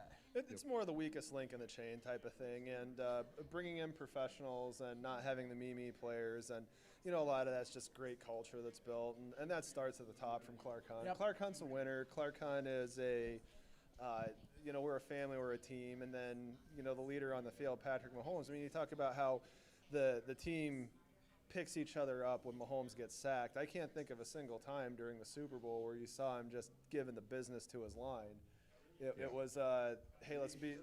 He should have. He should have. And that was the time to do it. But that's also the time where I think his true colors were shown. Yeah. Where he's sitting here going, nothing good is going to come out of me doing my best Phillip Rivers impression, and nothing good came out of Phillip Rivers' career aside from a bunch of wins and almost. But I appreciate Mahomes not being that way. Yeah, and I think Patrick a few times did say just on the sideline, somebody like, hey, we could have done that better. But you keep it. You respect what they're doing, and you talk to them and say, hey, because we got to make this go again. But you never got the TV angle where you see him throwing a Surface Pro. I think they're Surface Pro, not iPad in the NFL, right? Yeah. You didn't see him throwing Bose headphones. Is it Budweiser now? So you didn't see him taking all the NFL officially sanctioned products and throwing them at his line, even though they deserved it. So I think the one thing I'm going to miss next year, though, of all the things that happened this year, was that wonderful foggy face mask from Andy Reid. That was great. That was great. Yeah. Yes. I mean, we need to keep put the plays up on the. we need to keep COVID around just for that. Let's keep this relevant. So Andy Reid has to keep wearing the thing. So the Panthers pick is in. So we're gonna get another pick. I mean, this is crazy. I don't think we thought we were gonna get out of the top 10 without a pick being traded. But now, if the Panthers actually pick here, I don't see how we don't. I mean, the Broncos are going to take who they take, and Jerry Jones ain't going to trade. Yeah, exactly. All right, so we're getting some speculation from our crowd here that Rodgers is going to get traded to the Broncos. I don't think that's going to happen. But Nick is very quickly walking himself into a guest spot here. But all right, so J.C. Horn, cornerback from South Carolina. So Matt Rule, the offensive guru who went from Baylor to the Panthers and made that team more competitive than they probably deserve to be, has got his new quarterback. We got the Broncos on the clock, by the way, and now he's looking to shore up the defensive side of the ball. I am blown away shocked that the Panthers didn't trade out of that pick. I didn't see a world where they actually picked at 8, but there you go, grabbed a good cornerback. No, and it makes sense. I mean, their secondary really struggled last year. So, I mean, again, I just wonder how difficult it is for these teams to trade down right now. I mean, it's one thing you don't really hear about as the draft's going on. So let's stay on the quarterback subject here for a bit. I think we all know that the Patriots are going to try and pick a quarterback as well. So are they going to be able to sit at 15, or are they going to have to pop up to take somebody, and who do you think they're going to get? We'll go with Chris Stockdale first. I can't say Chris because that's got okay. two of them. I haven't thought about it too much. I mean, it's what the Patriots are at, but they're at 15. They need. Well, I'm just saying, but we're thinking about what's going to be available at 15 and what they're going to be looking at. But they definitely do need a quarterback, and I'll be honest, I haven't thought too much about the Patriots on that one, so I'll pass to Chris. No, it's okay. I mean, there's been a lot of talk about Mac Jones going to the Patriots. Although I am a little bit surprised that Justin Fields might still be there at 15. So, do you actually go for, the more talented player? I think the Broncos are going to answer the question of who the Patriots are going after here. I think so too. Certainly the Broncos aren't trading that pick to the Patriots. No. I don't think they would do that out of principle. But certainly they're not going to trade the pick to the Patriots. So it looks like it's going to be Mac Jones or Justin Fields to the Broncos. Mm-hmm. Unless they suddenly think that they're the ones that are going to turn Teddy Bridgewater around when 3 other franchises couldn't. Nope. I think we can ruin that surprise as well. So they're going to take one of those two, and then the Patriots have to decide if they're playing a waiting game to 15 or if they've got to trade into that 11, 12, 13, 14 spot. Because the Cowboys, obviously aren't going to take a quarter. Well, I guess we can't say that. Who knows what Jerry Jones is going to Exactly. do? They're not taking a So I would say Yeah. 90% sure the Well. Cowboys are not taking a quarterback. That wouldn't make a damn bit of sense, but Jerry Jones doesn't all the time. So another wild card team that might trade up and grab a quarterback here. I only know this because one of my best friends is a Washington football team fan. Is the Washington football team, so that may be something to watch here over the next few picks. also keep hearing about the Bears. I'm sorry for the Packer fans we have sitting here with us. They don't want to hear about the Bears at all. Yeah. Go ahead, Joe. Go ahead. What do the Bears still do? The Bears still suck. There you go. Yeah, if you do come to a game in the great state of Wisconsin where we're located, we're live from the MKE here in Buffalo Wild Wings, where they brought in Boulevard Wheat for us. By the way, Boulevard Wheat does not sponsor us, but I'll pick up the phone if you want to. Yes. Anyway, so if you go to a game at Lambeau Field, you'll hear polka music all the time playing The Bears Still Suck. And, polka, for those of you that don't have a lot of time in the Midwest, pull up your old copy of Home Alone. We know you have one at home. And then look at yes. Gus Pulaski, who was John Candy. That's my personal favorite role that John Candy played. He's the polka king of the Midwest. Yes. Yeah, he was based out of Sheboygan. He had great songs. They're big for us. Polka, polka, polka, polka. Did you know that entire scene was him ad-libbing? I would believe it. John Candy made $400 to do that, and he was the best character in that entire movie. That's that was one of those where he was at the height of his power, the height of his popularity, and he had a deal with the director Chris Columbus, and he came in for $400, and he was basically pissed off the entire time he was there. He was mad that he made the deal when he made it. He was really mad when he came in to fulfill it, and. The best role on Home Alone was John Candy making $400 as the polka king of Sheboygan. Yes. No, that's definitely one of my favorite childhood memories is Home Alone. Oh, absolutely. So, man, I know exactly what you're talking Absolutely. So we got Broncos, Patriots, Washington football team. We got the Bears. So those four teams, is that who we think is in play for the quarterbacks in the first two rounds? Yeah, Probably, no, yeah. Okay. I have to agree with that. So we got two guys for 4 spots, and then you get into that second tier where you have Colin Mond from Texas A&M. Yeah, and maybe Kyle Trask out of Florida. Kyle Trask out of Florida. There you go. So it's going to be interesting next couple of picks. Denver apparently was told to take this one to the limit. So here we go. Mel needs a little more time to go through the top players there. Yep. So Mel's best available is Devonta Smith, Rashawn Slater, Justin Fields. He has a guard at number 4, huh? Yeah. No, he's been pretty high on that guy, the USC guard, and then the Penn State linebacker Micah Parsons is another one. So a couple things we probably need to talk about. So if we're not going to get any trades in the top 10, and the Broncos or the Cowboys don't take an edge rusher, that's the first time since I think 2012 that there wasn't an edge rusher taken in the top 10, which is crazy. And we would definitely turned into a quarterback league, and you see this run on quarterbacks. I don't think we should be surprised about that. But the two most important positions on the field are the quarterback and the quarterback disruptor. So I don't know. It's going to be interesting. Yeah, I mean, the one thing that you didn't really hear much about is kind of like, that Jadeveon Clowney type of, kind of freak athlete, edge rusher.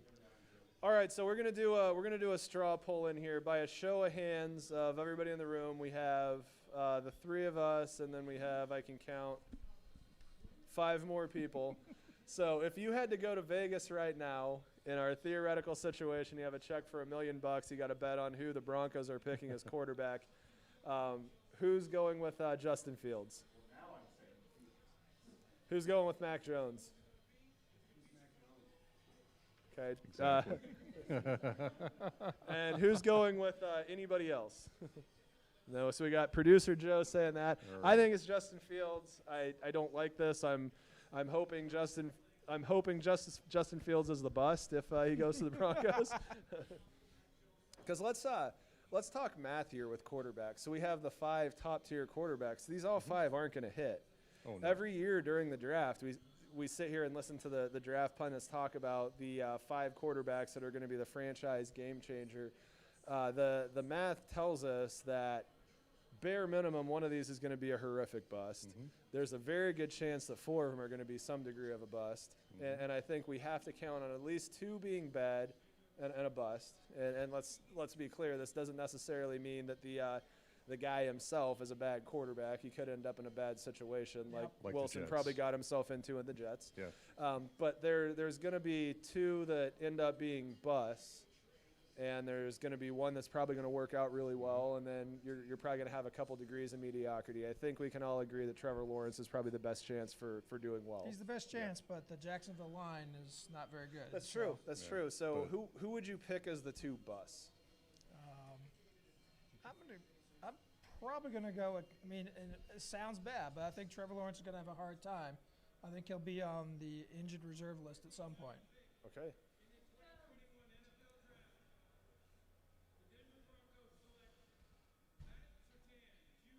Wow.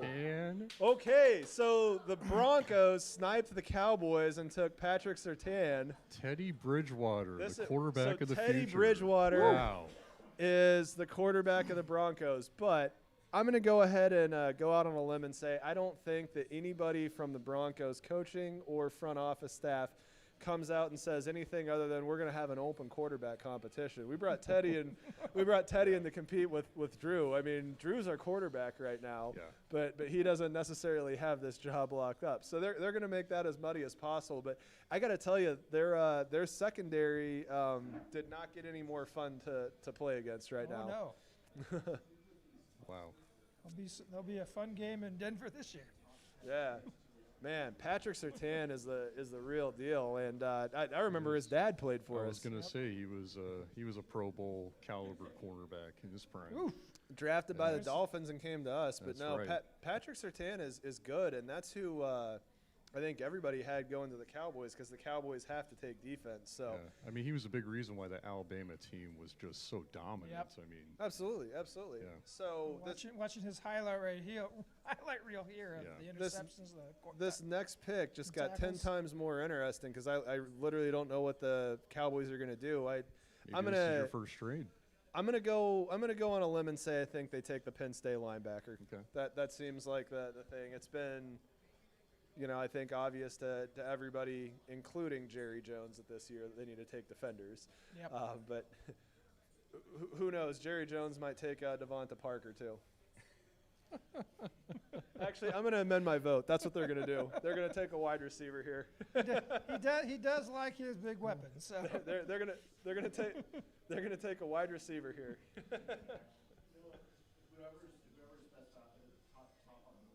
Yeah, which is Devonta Smith, I think. But yeah.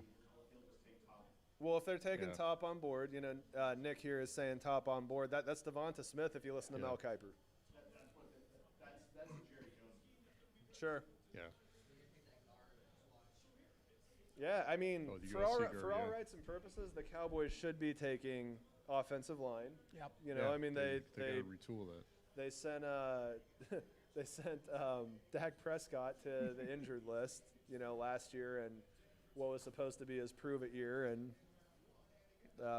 offensive line would definitely be a good somehow move for Andy them. Dalton survived the rest of that season. I don't know how, but Yeah, I don't know how either, but Andy Dalton's going to have another fun year ahead of him. Oh, yes. And the good news is he's going to be looking over his shoulder the whole time. Well, and at least his hair will kind of blend in a little bit with the Chicago Bears colors. There you go. So, There you go. You got that. He'll blend in with the George Halas logo, honestly. Good old red rifle. He's like, nope. Here's the thing, though. I mean, if there's anybody being done more of a favor than Justin Fields, it's Mac Jones. Oh, yeah. Because every pick that you get removed from a top 10 quarterback desperate team is a better situation for you. And well, I don't know. I mean, the 49ers was kind of the 49ers was the 49ers was the place you wanted to go. If you're a quarterback prospect, your absolute best scenario is to go to the 49ers. They just signed the best, offensive tackle in free agency again, who was on their team. Expensive, but They're 2 seasons removed when this one starts from being in a Super Bowl. You've got George Kittle. You've got a bunch of decent wide receivers. They've got more running backs than I ever thought that you could actually have on a roster.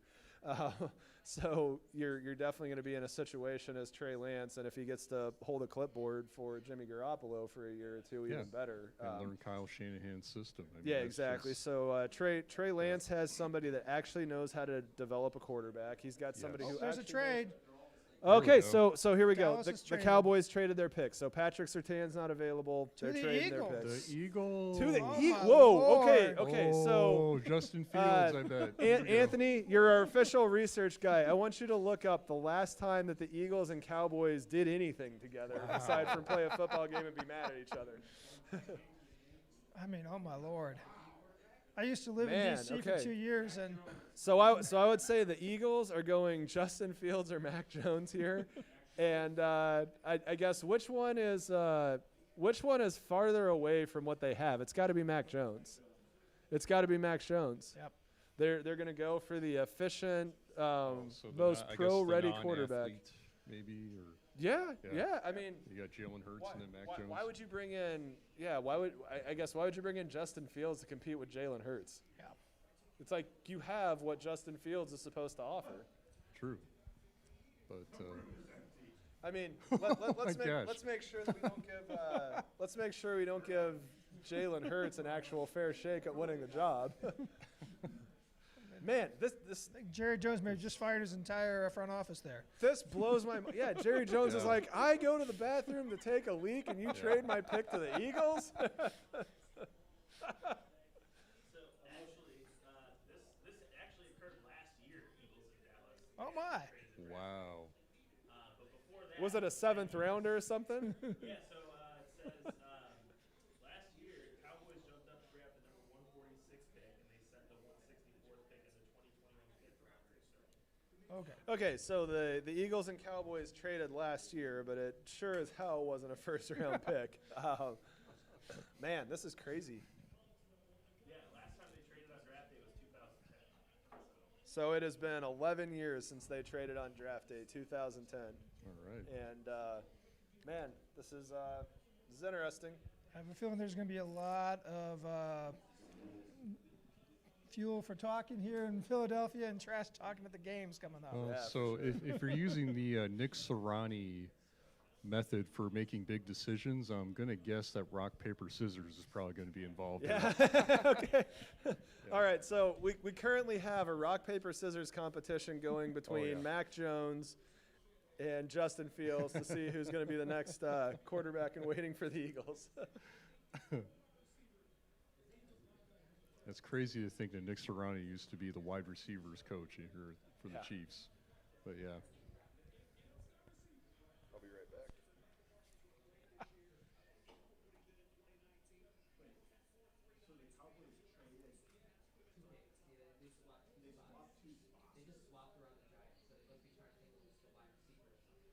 Yeah.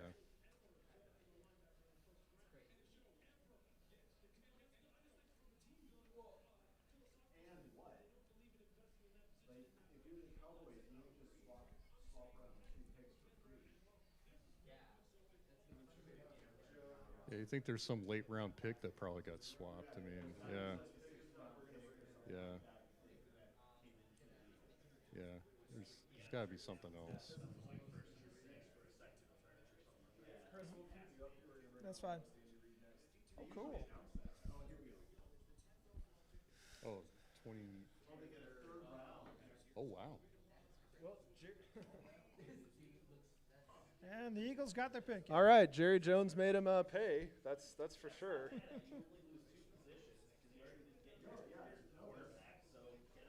Okay, yeah. So yeah, the Eagles start with 6, they go down to 12, and back up to 10. So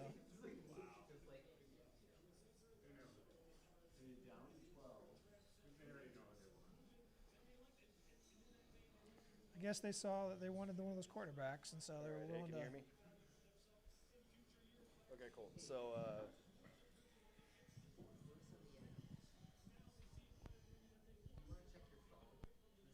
okay, so we're gonna let It's over on the the table. Eagles pick, and then we'll bring you on. I can hear this.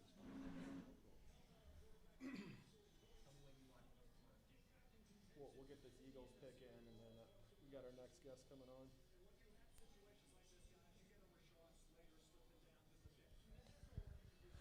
All right, as soon as we get this Eagles pick in, we have our next special guest coming on. So we'll let the NFL keep doing their NFL production with this, and then we're going to have our esteemed coach of the team come on to talk about what our division rivals have done here shortly.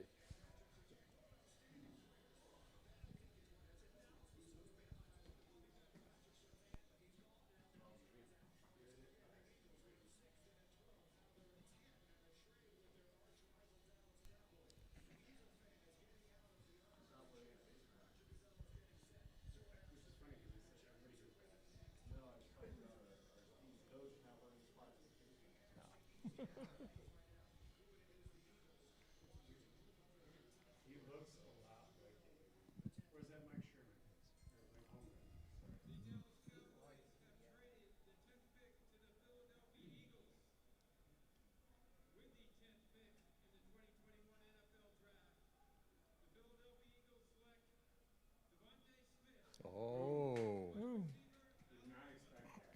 Wow. All right, so I think we all thought the Eagles were going to be taking a wide receiver. We just didn't think they were going to be busting in with the Cowboys to do that. So this is really interesting. So we're going to go ahead and bring our next guest on.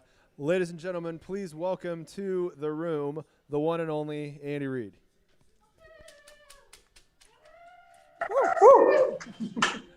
All right. Andy, do we almost have you here today? Almost. Here we go. All right. So what are your thoughts of the draft so far? We are 10 picks in, and we've seen the Cowboys and the Eagles trade with each other. We've seen the Broncos not take a quarterback. And other than that, we've seen not a whole lot of other fireworks. What are your thoughts so far? Not a lot of fireworks. This is, as you all know, and I'm sure you guys have been talking about it, this is probably one of the most unpredictable drafts we've had in a very, very long time. A lot of these players, some of them sat out last year because of COVID. Some of them didn't get to play. So it was really they had to count on their scouting. Some of the things that not any real surprises. Once you get past Trevor Lawrence, you had 4 quarterbacks which you can pick from, maybe 3 of them that were all pretty equal and are going to be a lot of talent for a lot of teams. I know the Broncos picked Pat Surtain, man. So I know they picked Pat to guard Pat against Pat. So that's going to be an interesting matchup this year, and I'm sure the TV is going to have a lot of fun with that. But Eagles trading up for that Devontae Smith, man. That's who they wanted. So they knew the Cowboys were probably going to have them on their draft board for sure. And so not a lot of surprises. It was just a matter of which quarterback was going to go where, for sure. Yeah, that had to have been the most cowboy up Jerry Jones move that you could have. He had to have just picked up the phone and called the Eagles and said, "Hey, we're taking Devonta Smith unless you want to do something about it now." A 3rd round pick should make it done. Right, absolutely, man. Yeah, definitely. Guy's a character, isn't he? Yeah, so like you mentioned, we had Trevor Lawrence as the consensus number 1 overall. I don't think anybody was really arguing with that. So talking about the Jets, do you think that they picked right with Zach Wilson, and did the Niners pick right with Trey Lance, or would you have rather tried to develop one of the other guys that's still on the board? No, I think everybody predicted that Zach Wilson was going to be the pick. I was just listening to the NFL Network. I'm watching live here the draft, and I'm listening to it online as well. And I know nobody's super excited about that pick, but he's a good quarterback, and they're going to do great with that. Now, the Trey Lance, man, he had a great pro day. So everybody, I was watching Good Morning Football this morning, and Peter Schrager, man, he nailed it. I think he's the one that said that he felt Trey Lance was going to be going to San Francisco, and they've been holding that pick kind of tight. We didn't know if it was going to be Mac or Trey Lance. So I think that this is a great young quarterback, and really, really happy for this young kid. And, Justin's still out there, so we're not sure where he's going to end up yet. Mac, and so there's a lot to be picked yet in this first round. We'll see. Hey, the good news. So, yeah, go ahead. I was going to say breaking news. It looks like the Bears just traded up to the 11th pick. So I think we're going to see Justin Fields or Mac Jones go. Which one do you think it is? Well, I think that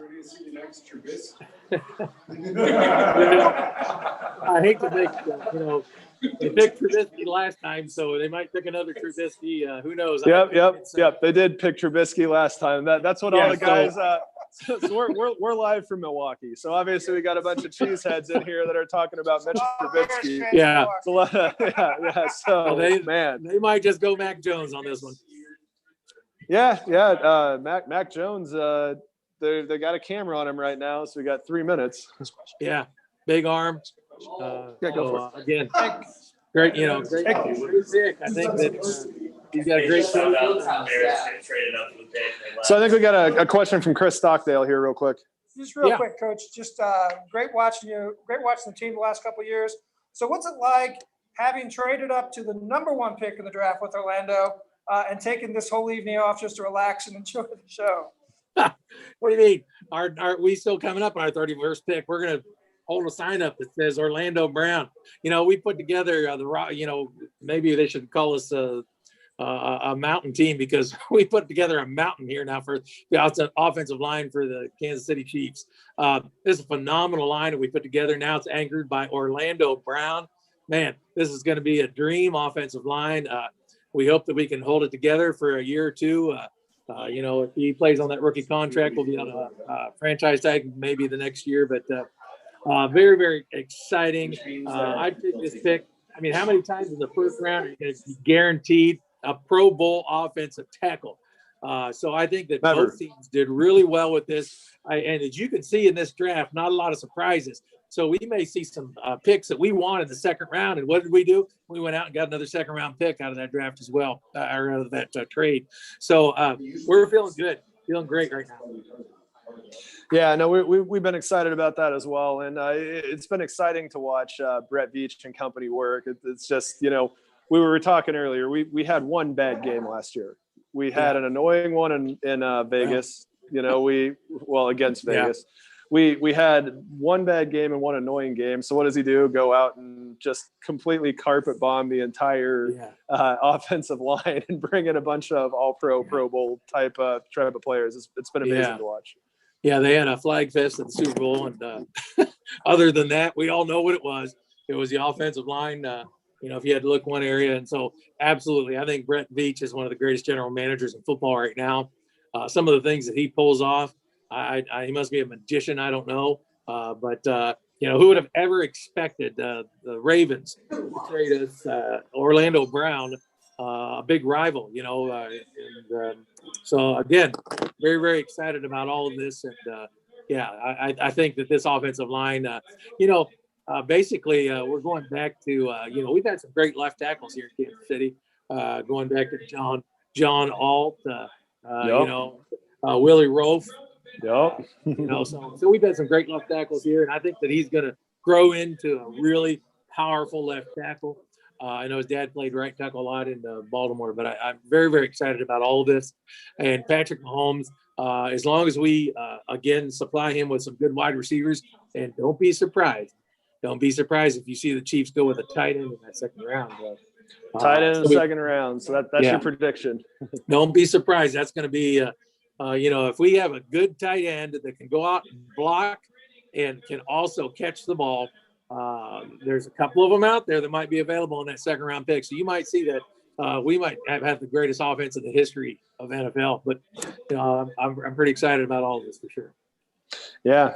No, one of our things we did on our weekly show this last year is we would pick a song to personify the week, and my favorite one was to pick Pantera songs off of Vulgar Display of Power, because that's what our offense kind of was. And with a rebuilt line, I think that's really, really where we are. So looks like we got this Bears pick coming in right now. Yeah. So we got Justin Fields going to the Bears. Justin Fields. Fields. I'm super happy for that guy. Super happy. Yeah. So good for Justin Fields. Bad for Andy Dalton. He was told he was the starter. Not so sure that that's the case anymore. good for Ryan Pace trying to hold on to his job for a little longer, and Nagy as well. So we'll see how this one goes. Wow, that's great. With what Aaron Rodgers did today, there's going to be some pretty happy Bears fans with that pick. So actually, Joe, our producer, Packer guy, was telling when we were coming over that the 3 best days in a Bears fan life were the day they won the Super Bowl in '85, today, and Joe, what were the 3 best days in the Packers in the Bears fans' life? The day they won the Super Bowl, today.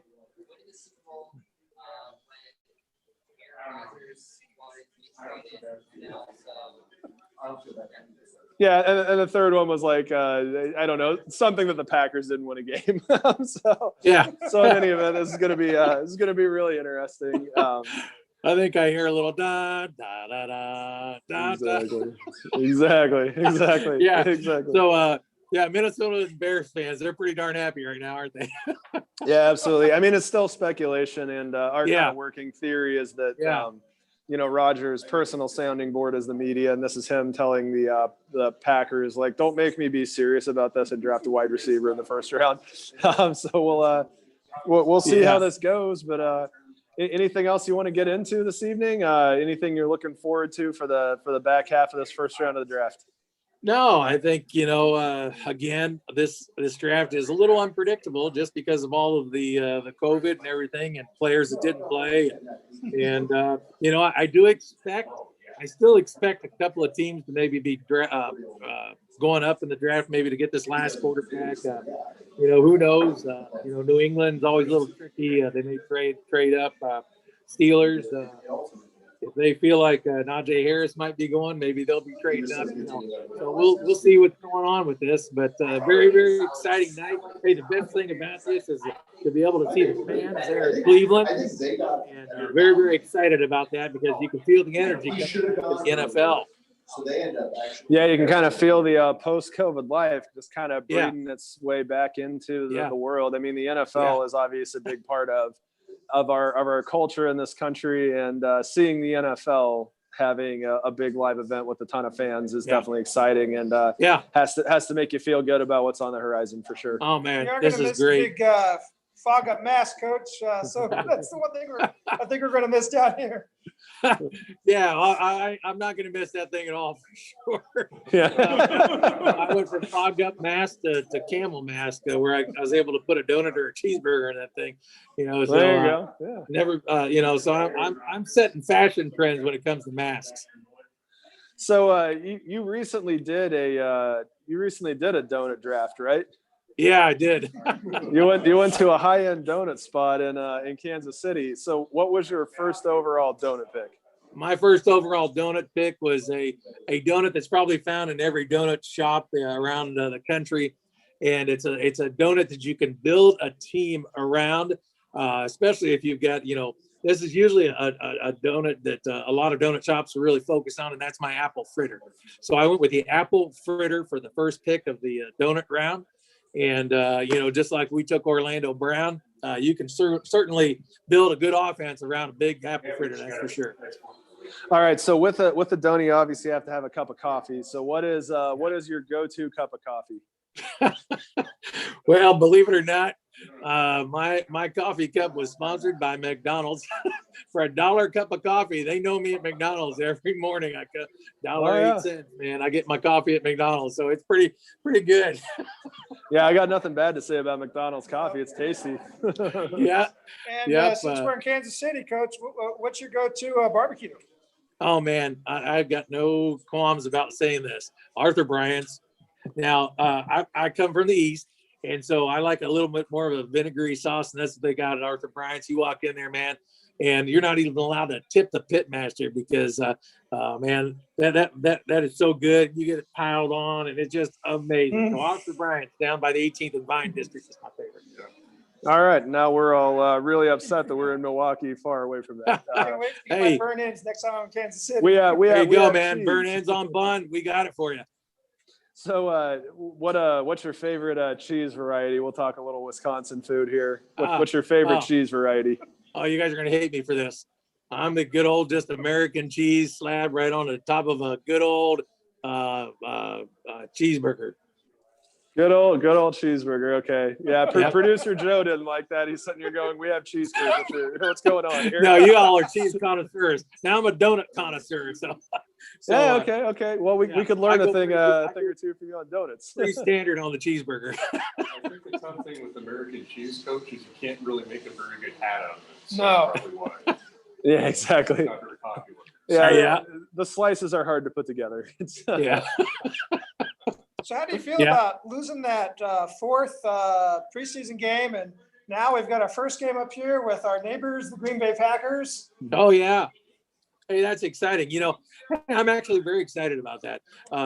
So we all know that we can evaluate that talent in 3 games. No problem at all. These players are ready to go. They're professionals. They work all year round now. It's not like where they took a lot of time off. You see these players are working all the time.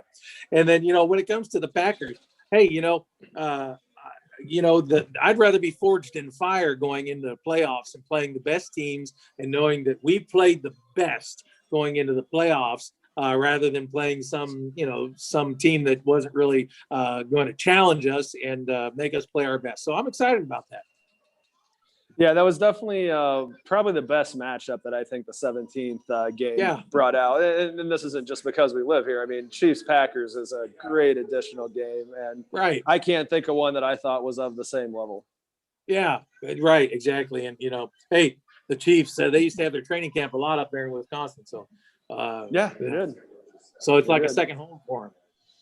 Yeah, I remember moving up here. Okay, so Micah Parsons, the Penn State linebacker is who the Cowboys picked. I think that's who we were projecting after Patrick Surtain went off the board. And, we 100% agree with you that Denver defensive backfield isn't going to be any more fun to play against no, it's not. Forward. Good God, man. Right. It's right. That's why, now that you see, like I said, they picked that defensive back there, and now you might see the Chiefs thinking about tight end and that's one of those second picks. So. Yeah. All right, so there you have it. Almost Andy Reid thinks that we're going to be possibly looking at tight end with one of our second round picks. So, Coach, anything else for us before we let you get out of here and on to your cheeseburger for the night? Man, I've been holding off on that thing. I got to say one thing for you. Can you guys say it with me, right? How about those Chiefs? With that, guys, time's yours. Nice piece of bling. Hey, have a good night. And Joe, let's roll the hype video again.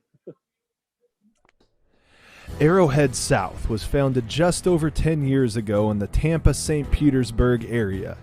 A Kansas City-born lifelong Chiefs fan named Doug Morris found himself transplanted to the state of Florida.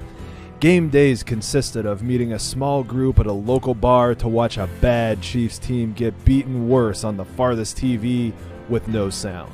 There had to be a better way, and it started with finding more like people, die-hard Chiefs fans. The networking got moving fast. The team drastically improved, and the watch parties started bursting at the seams. One watch party split into 4 chapters, and Arrowhead South was born. Arrowhead South has now grown to 18 chapters in 6 states all across the Southeast. But that's not the end of the journey. In fact, it's the beginning. We are in the golden age of Kansas City Chiefs football, and we need to live fan life to the fullest. So welcome to the new Arrowhead Kingdom. We now have over 60 chapters in over 30 states. And here is our goal, our mission, and our creed. We are Arrowhead Kingdom. We are Kansas City Chiefs fans. We are loud. We are proud. We are fun. We get together for game day, but most important, we are respectful. We are family friendly. We are inviting. And most of all, we are missing only one thing, you. Join us for one of our watch parties every game day. Travel with us to one of our away game tailgate parties. Help us turn opposing stadiums red. We are not here for your money. We are here for your fandom. We are Chiefs fans. We are Arrowhead Kingdom. Find us and join us at one of our mini watch parties or start your own chapter today. Visit us now at arrowheadkingdom.org and seize the opportunity to join the biggest community of non-Kansas City-based Chiefs fans in the world. Arrowhead South was founded just over 10 years ago in the Tampa-St. Petersburg area. A Kansas City-born lifelong Chiefs fan named Doug Morris found himself transplanted to the state of Florida. Game days consisted of meeting a small group at a local bar to watch a bad Chiefs team get beaten worse on the farthest TV with no sound. There had to be a better way, and it started with finding more like people, die-hard Chiefs fans. The networking got moving fast. The team drastically improved, and the watch parties started bursting at the seams. One watch party split into 4 chapters, and Arrowhead South was born. Arrowhead South has now grown to 18 chapters in 6 states all across the Southeast. But that's not the end of the journey. In fact, it's the beginning. We are in the golden age of Kansas City Chiefs football, and we need to live fan life to the fullest. So welcome to the new Arrowhead Kingdom. We now have over 60 chapters in over 30 states. And here is our goal, our mission, and our creed. We are Arrowhead Kingdom. We are Kansas City Chiefs fans. We are loud. We are proud. We are fun. We get together for game day, but most important, we are respectful. We are family friendly. We are inviting. And most of all, we are missing only one thing, you. Join us for one of our watch parties every game day. Travel with us to one of our away game tailgate parties. Help us turn opposing stadiums red. We are not here for your money. We are here for your fandom. We are Chiefs fans. We are Arrowhead Kingdom. Find us and join us at one of our many watch parties or start your own chapter today. Visit us now at arrowheadkingdom.org and seize the opportunity to join the biggest community of non-Kansas City-based Chiefs fans in the world. Arrowhead South was founded just over 10 years ago in the Tampa-St. Petersburg area. A Kansas City-born lifelong Chiefs fan named Doug Morris found himself transplanted to the state of Florida. Game days consisted of meeting a small group at a local bar to watch a bad Chiefs team get beaten worse on the farthest TV with no sound. There had to be a better way, and it started with finding more like people, die-hard Chiefs fans. The networking got moving fast. The team drastically improved, and the watch parties started bursting at the seams. One watch party split into 4 chapters, and Arrowhead South was born. Arrowhead South has now grown to 18 chapters in 6 states all across the Southeast. But that's not the end of the journey. In fact, it's the beginning. We are in the golden age of Kansas City Chiefs football, and we need to live fan life to the fullest. So welcome to the new Arrowhead Kingdom. We now have over 60 chapters in over 30 states. And here is our goal, our mission, and our creed. We are Arrowhead Kingdom. We are Kansas City Chiefs fans. We are loud. We are proud. We are fun. We get together for game day, but most important, we are respectful. We are family friendly. We are inviting. And most of all, we are missing only one thing, you. Join us for one of our watch parties every game day. Travel with us to one of our away game tailgate parties. Help us turn opposing stadiums red. We are not here for your money. We are here for your fandom. We are Chiefs fans. We are Arrowhead Kingdom. Find us and join us at one of our many watch parties or start your own chapter today. Visit us now at arrowheadkingdom.org and seize the opportunity to join the biggest community of non-Kansas City-based Chiefs fans in the world. Arrowhead South was founded just over 10 years ago in the Tampa-St. Petersburg area. A Kansas City-born lifelong Chiefs fan named Doug Morris found himself transplanted to the state of Florida. Game days consisted of meeting a small group at a local bar to watch a bad Chiefs team get beaten worse on the farthest TV with no sound. There had to be a better way, and it started with finding more like people, die-hard Chiefs fans. The networking got moving fast. The team drastically improved, and the watch parties started bursting at the seams. One watch party split into 4 chapters, and Arrowhead South was born. Arrowhead South has now grown to 18 chapters in 6 states all across the Southeast. But that's not the end of the journey. In fact, it's the beginning. We are in the golden age of Kansas City Chiefs football, and we need to live fan life to the fullest. So welcome to the new Arrowhead Kingdom. We now have over 60 chapters in over 30 states. And here is our goal, our mission, and our creed. We are Arrowhead Kingdom. We are Kansas City Chiefs fans. We are loud. We are proud. We are fun. We get together for game day, but most important, we are respectful. We are family friendly. We are inviting. And most of all, we are missing only one thing: you. Join us for one of our watch parties every game day. Travel with us to one of our away game tailgate parties. Help us turn opposing stadiums red. We are not here for your money. We are here for your fandom. We are Chiefs fans. We are Arrowhead Kingdom. Find us and join us at one of our many watch parties or start your own chapter today. Visit us now at arrowheadkingdom.org and seize the opportunity to join the biggest community of non-Kansas City-based Chiefs fans in the world. Arrowhead South was founded just over 10 years ago in the Tampa-St. Petersburg area. A Kansas City-born lifelong Chiefs fan named Doug Morris found himself transplanted to the state of Florida. Game days consisted of meeting a small group at a local bar to watch a bad Chiefs team get beaten worse on the farthest TV with no sound. There had to be a better way, and it started with finding more like people, die-hard Chiefs fans. The networking got moving fast. The team drastically improved, and the watch parties started bursting at the seams. One watch party split into 4 chapters, and Arrowhead South was born. Arrowhead South has now grown to 18 chapters in 6 states all across the Southeast. But that's not the end of the journey. In fact, it's the beginning. We are in the golden age. All right, welcome back to the Arrowhead Kingdom Chiefs cast. We just had the Los Angeles Chargers take offensive tackle Rashad Slater. We'll actually probably have on a Chargers fan later on here to go over that pick. But in the meantime, Josh, what are we talking about? We have Travis Quinn, who's one of our local Packer fans, friend of the show, to talk about, well, actually the Vikings are picking next. So I guess before we get into what we were going to talk about from a local yokel standpoint, what do you think the Vikings are going to do? And are you worried that they're going to end up with Mac Jones? Well, historically speaking, I'm not too worried about the Vikings. Let's just say they've pretty much been on our team since day one. But no, I mean, when I look at it, honestly, I could honestly see the Vikings hopping up and trying to get a quarterback. I mean, they definitely have a guy, but needless to say, he's pretty much not known for being the guy.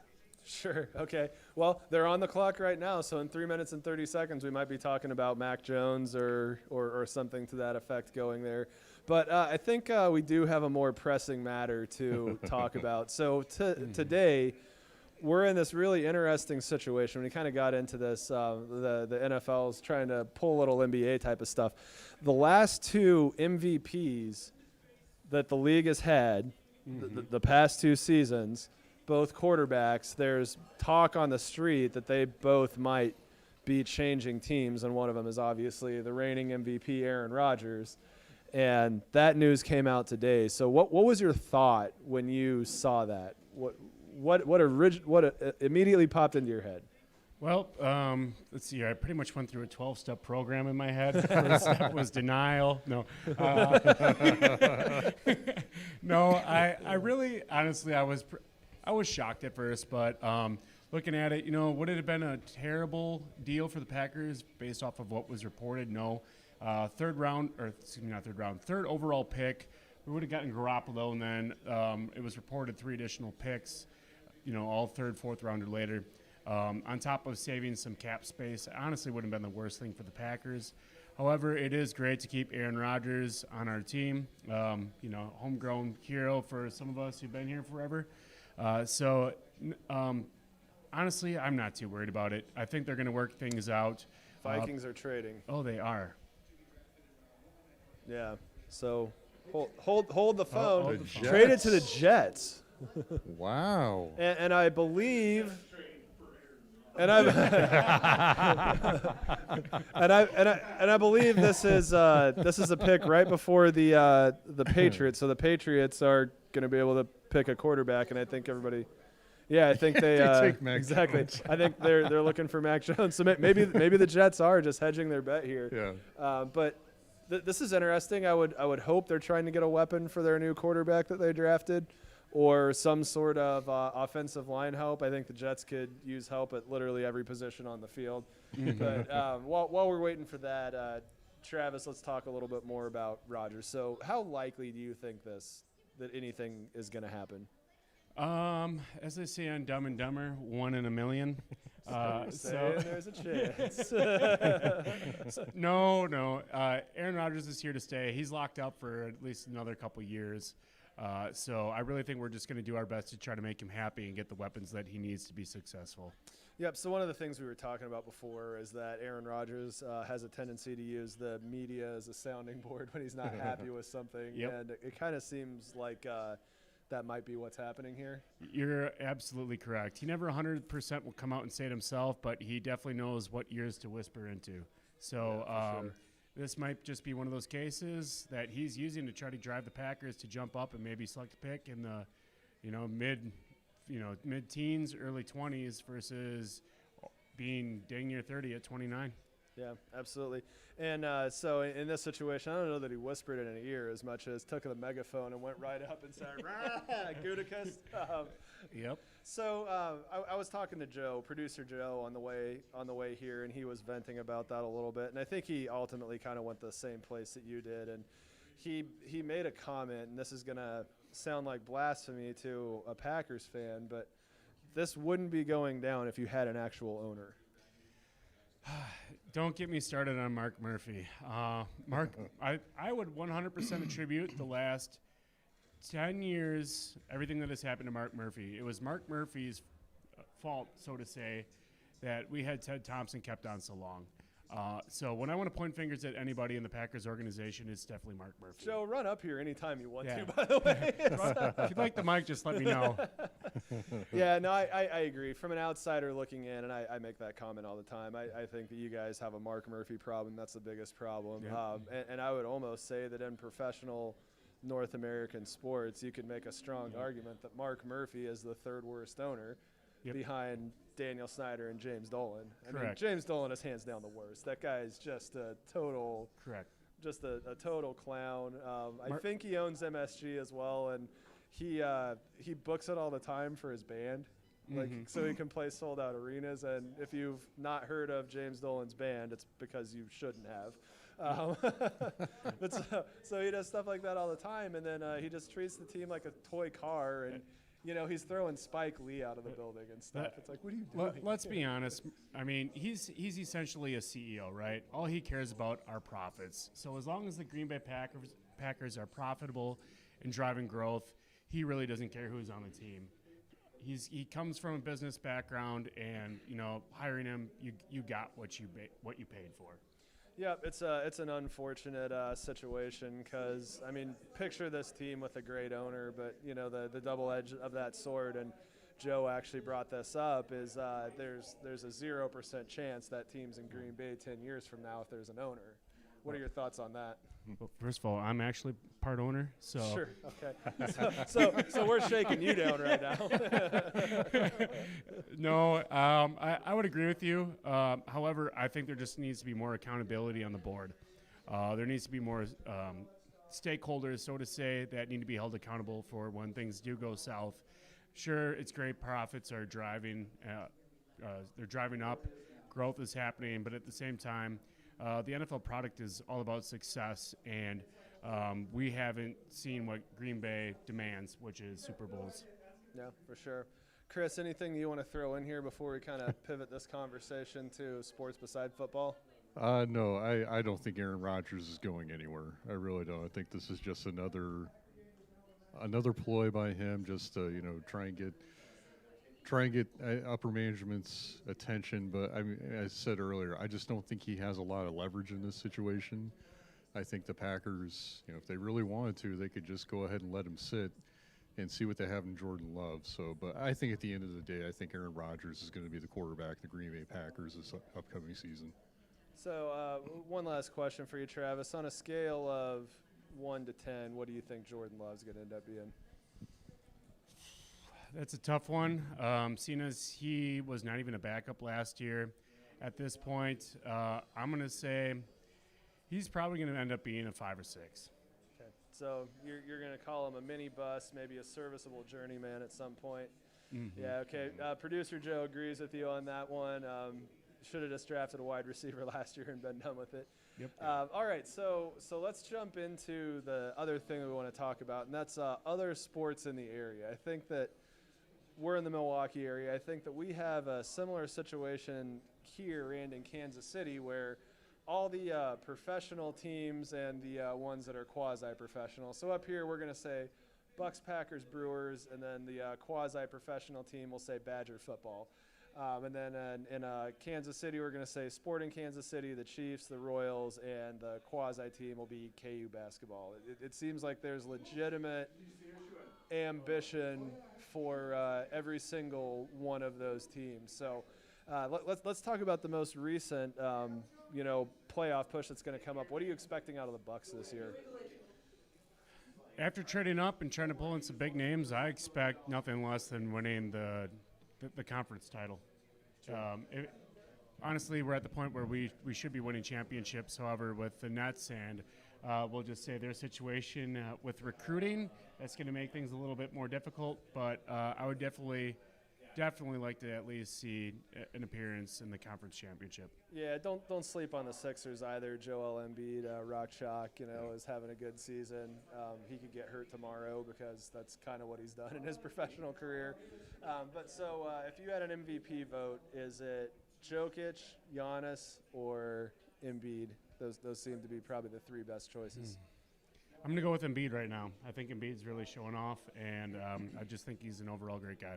Yep, he's the scariest player. What are you liking from the Brewers so far? They've got themselves atop the Central, which I can't say that we necessarily expected. Brewers, they always start off strong, but there's always a mid-season slump, and I'm still waiting for it. So I'm going to have to get back to you on that one, Josh. All right, Chris, why don't you talk about the Kansas City Royals that I believe still have the best record in the league? They do. I hope they keep it up. I don't know if the team yet looks the part. Still, some days their starting rotation looks good, other days it doesn't. Some days the offense looks good, other days it doesn't. So we'll see how the season progresses. But as far as I'm concerned, I'm just going to keep enjoying the ride while I can. Gotcha. So then back to football. So the Packers looking strong. They are going to make Rodgers happy is what you're thinking. So are we going to possibly have a third crack at possibly seeing a Chiefs-Packers Super Bowl? I think it's definitely possible. I'd say at this point 20% likely. No take-backs? No take-backs. Got Joe over here saying that he thinks the Chiefs are the ones not going to keep their end of the bargain up.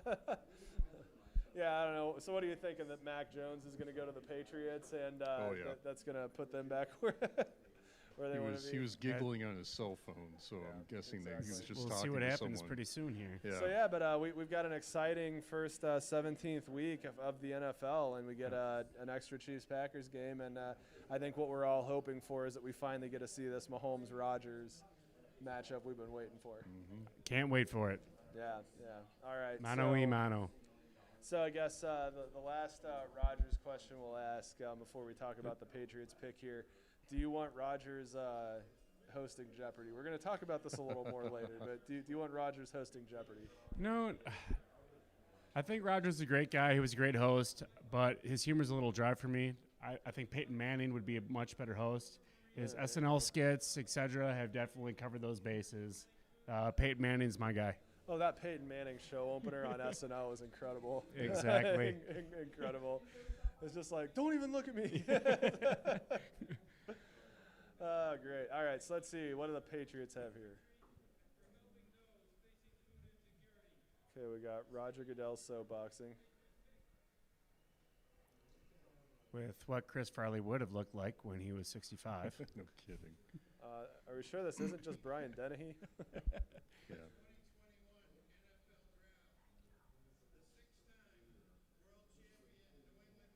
Had to get that in. There it All right, is. so Mac Jones to the Patriots, and they didn't have to move. That's insane. Yeah. So what we found out earlier when we were talking to Eric, our friend from down in Jacksonville, apparently Mac Jones is the favorite son, and it took a Trevor Lawrence presence to not be demanding Mac Jones be the quarterback of the Jacksonville Jaguars. But I would say that Mac Jones and Trey Lance have landed in the absolute best situations for a first-year quarterback. I would put Lawrence in a good situation as well. He's going to have a good coach. But, I mean, this guy gets to go and try and be the heir to Tom Brady a couple seasons removed. Yep. And, good for Mac Jones. We'll see if he's what we thought he was in Alabama. They have a solid roster. I'm not worried for him at all. Yeah, exactly. Chris, what are your thoughts on Mac Jones to the Patriots besides we expected it? Why does the league keep letting the Patriots do things like this? I mean, seriously, they didn't have to trade up to get their guy. I mean, yeah. I'm pretty sure Bill Belichick is going to sleep easy tonight knowing he got Mac Jones. Exactly. I mean, it's absolutely insane that they didn't have to trade up to get him. And, yeah. I mean, you gotta hand it to Belichick for playing chicken with the train and, not blinking and trading up when you see like the Cowboys and Eagles swapping picks. You see the Vikings trading out of spots. It's had to have been a tense situation for New England, but they've got their new quarterback. So he's probably going to be holding the clipboard for Cam Newton this next year. And until Cam gets benched. But I hope he's contributing to his 401k because I don't think it's going to be too long. Yeah. Yeah, I don't think you need to worry about Cam Newton's 401k. I imagine he's probably doing okay. All right. Well, looks like we got the Cardinals their picks in as well. Yeah, so picks we're are flying to the point in where now. we're starting to move pretty quickly, and we got the Cardinals and then the Raiders, which is going to be the rest of our division, right? Yeah. That wraps up the AFC Chargers West. ended up taking Rashawn Slater, so yeah. Yep. So we have a Raiders fan on deck to come on. I arranged that, so we'll see how this goes. Are we going to get beat up? No, we're not going to get beat up. And you'll notice I'm not telling anybody to be nice either. So, all right. Well, I think Travis, anything else before we bounce on to our next guest? No, thanks again for having me. Appreciate All right, it. Thank you. And we'll see you. We'll see you for sure once this next year. Sounds good. Thanks for having me again. All right, take care. Thanks, Travis. Arrowhead South was founded just over 10 years ago in the Tampa-St. Petersburg area. A Kansas City-born lifelong Chiefs fan named Doug Morris found himself transplanted to the state of Florida. Game days consisted of meeting a small group at a local bar to watch a bad Chiefs team get beaten worse on the farthest TV with no sound. There had to be a better way, and it started with finding more like people, die-hard Chiefs fans. The networking got moving fast. The team drastically improved, and the watch parties started bursting at the seams. One watch party split into 4 chapters, and Arrowhead South was born. Arrowhead South has now grown to 18 chapters in 6 states all across the Southeast. But that's not the end of the journey. In fact, it's the beginning. We are in the golden age of Kansas City Chiefs football, and we need to live fan life to the fullest. So welcome to the new Arrowhead Kingdom. We now have over 60 chapters in over 30 states. And here is our goal, our mission, and our creed. We are Arrowhead Kingdom. We are Kansas City Chiefs fans. We are loud. We are proud. We are fun. We get together for game day, but most important, we are respectful. We are family friendly. We are inviting. And most of all, we are missing only one thing, you. Join us for one of our watch parties every game day. Travel with us to one of our away game tailgate parties. Help us turn opposing stadiums red. We are not here for your money. We are here for your fandom. We are Chiefs fans. We are Arrowhead Kingdom. Find us and join us at one of our many watch parties or start your own chapter today. Visit us now at arrowheadkingdom.org and seize the opportunity to join the biggest community of non-Kansas City-based Chiefs fans in the world. Arrowhead South was founded just over 10 years ago in the Tampa-St. Petersburg area. A Kansas City-born lifelong Chiefs fan named Doug Morris found himself transplanted to the state of Florida. Game days consisted of meeting a small group at a local bar to watch a bad Chiefs team get beaten worse on the farthest TV with no sound. There had to be a better way, and it started with finding more like people, die-hard Chiefs fans. The networking got moving fast. The team drastically improved, and the watch parties started bursting at the seams. One watch party split into 4 chapters, and Arrowhead South was born. Arrowhead South has now grown to 18 chapters in 6 states all across the Southeast. But that's not the end of the journey. In fact, it's the beginning. We are in the golden age of Kansas City Chiefs football, and we need to live fan life to the fullest. So welcome to the new Arrowhead Kingdom. We now have over 60 chapters in over 30 states. And here is our goal, our mission, and our creed. We are Arrowhead Kingdom. We are Kansas City Chiefs fans. We are loud. We are proud. We are fun. We get together for game day, but most important, we are respectful. We are family friendly. We are inviting. And most of all, we are missing only one thing, you. Join us for one of our watch parties every game day. Travel with us to one of our away game tailgate parties. Help us turn opposing stadiums red. We are not here for your money. We are here for your fandom. We are Chiefs fans. We are Arrowhead Kingdom. Find us and join us at one of our many watch parties or start your own chapter today. Visit us now at arrowheadkingdom.org and seize the opportunity to join the biggest community of non-Kansas City-based Chiefs fans in the world. Arrowhead South was founded just over 10 years ago in the Tampa-St. Petersburg area. A Kansas City-born lifelong Chiefs fan named Doug Morris found himself transplanted to the state of Florida. Game days consisted of meeting a small group at a local bar to watch a bad Chiefs team get beaten worse on the... All right, we're back live here in the Wolf Den for the Arrowhead Kingdom CHIEFScast, and we have a very timely guest, brought one of the enemies on. We've got Brennan Novak, our Raiders fan, who's going to come on. And first question I have for you is you're in Nebraska, in Omaha.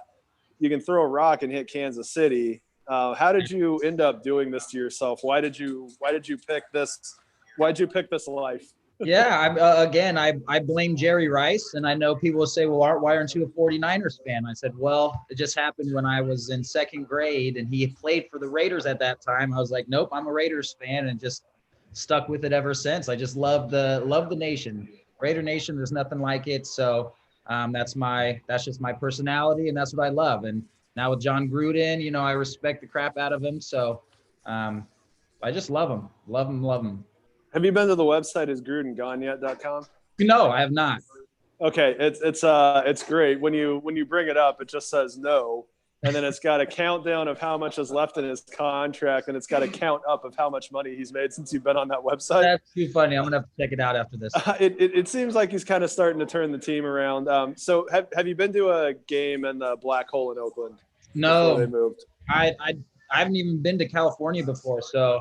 The fact that they're in Vegas, we're already looking for, now that the stadium's open up, we're looking at getting some tickets to go down there because my buddies are big Chiefs fans. So I've been to a couple of Chiefs fans or Chiefs games and things like that. But so we'll definitely make our way to Las Vegas and see a game or two.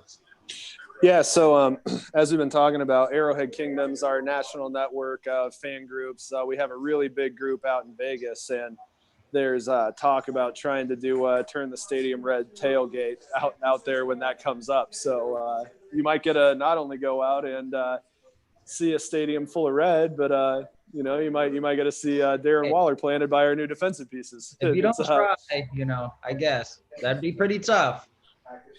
Yeah, no, I definitely think that Vegas has adopted that team. We have family out there, and they've definitely put their brand out. That's for sure. So it looks like it just blends in with everything, especially right there on the strip. So I'm yeah. very excited and eager to actually see it in person.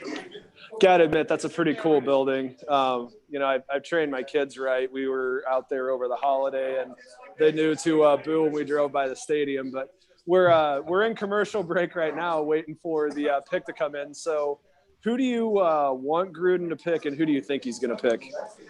I just want them to just go heavy on defense on almost every one of their picks.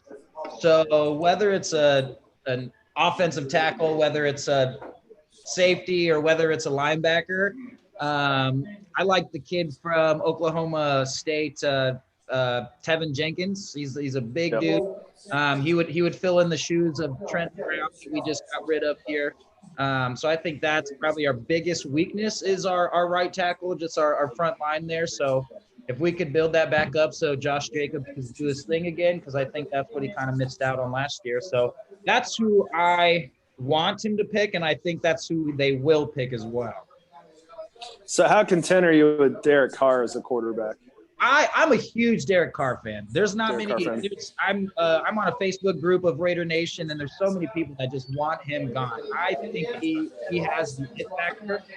The only thing that we didn't give him was a chance to win a football game because teams were putting up 30 points on us, and then we would lose. So if we can hold teams down to 17, Derek Carr can give them this year for sure. Gotcha. Okay, so you're a Derek Carr fan. It looks like we got Goodell coming to the podium, and there's obviously boos going on because they boo Goodell. It's honestly kind of hard to tell if they're booing Goodell or the Raiders. I don't know for sure. Yeah, I bet it's not the Raiders. All right, here we go.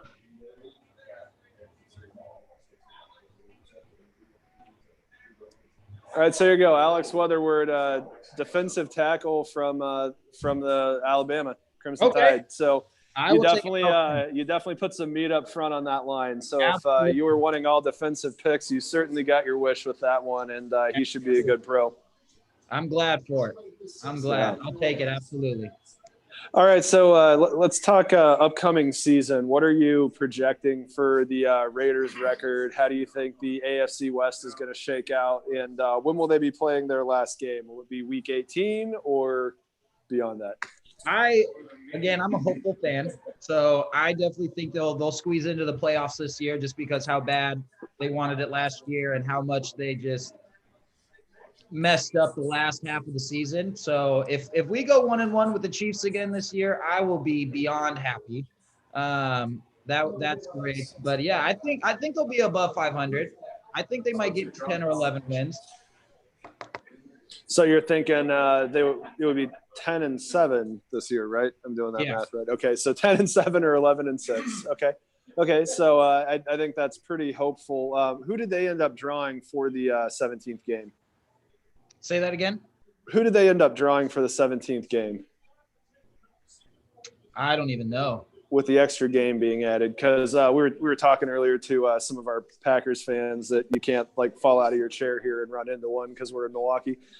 So Chiefs Packers ends up as the 17th game of the season. So I'm thinking that you guys are probably playing the Vikings or the Bears because I think they matched our divisions up with each other. The AFC West and the NFC North. And so you guys would match up with whoever took the same spot. So how do you think the AFC West standings shake out at the end of this season? I mean, I always think the Broncos are not that good, but they are, which is kind of mad, and I hate that. But obviously it'll be the Chiefs. I think it'll be Raiders right after, really close. So, I'm just hopeful. I just want the Raiders to beat the Chiefs at least one time this year. That's really all. So you're not a Justin Herbert believer. You listed the Chargers as in fourth. Yeah. Yep. We stole their defensive coordinator, so we'll see. It's great. Okay, that's bold. That's a take right there. I think it's funny every year that they say, "Oh, is this the year the Chargers finally challenge for something?" I'm like, "Is this the year the Chargers string more than 2 games together that are worth even watching?" I mean, honestly, I'm personally more like afraid of what the Raiders put together for a season than any of the other teams. So I would say that I agree with you that I see them in second. I can see them sneaking in with a wild card like you were talking. I think the Broncos are still going to be in the cellar. So what do you think of them taking Surtain at 9 and sniping the Cowboys pick and not taking a quarterback like everybody thought they were going to? Yeah, I mean, because my other buddy is a Denver Broncos fan, so he was kind of like, I hope they take Justin Fields. And I was like, really? Okay. I just didn't think, was he not a lock fan or anything like that? But I don't pay too much attention to the Denver Broncos or anything like that. I think they're just the Broncos, honestly. Yeah, so they brought Teddy Bridgewater in. Yeah. After Darnold going to Carolina, they brought in Teddy Bridgewater, and I think we were all kind of expecting that they were going to just bring in this third quarterback into that clogged quarterback room. So it was interesting to see they didn't, and the Cowboys, were so shaken by that they traded with the Eagles. It was weird.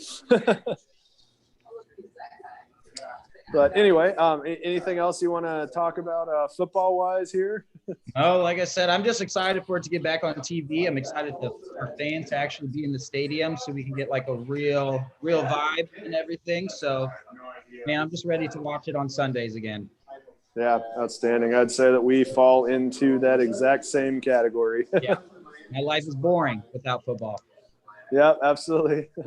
All right, man. Well, thanks for popping on here tonight. I appreciate coming on and taking the guff from the Chiefs fans. Yeah, absolutely. Anytime. It's definitely fun.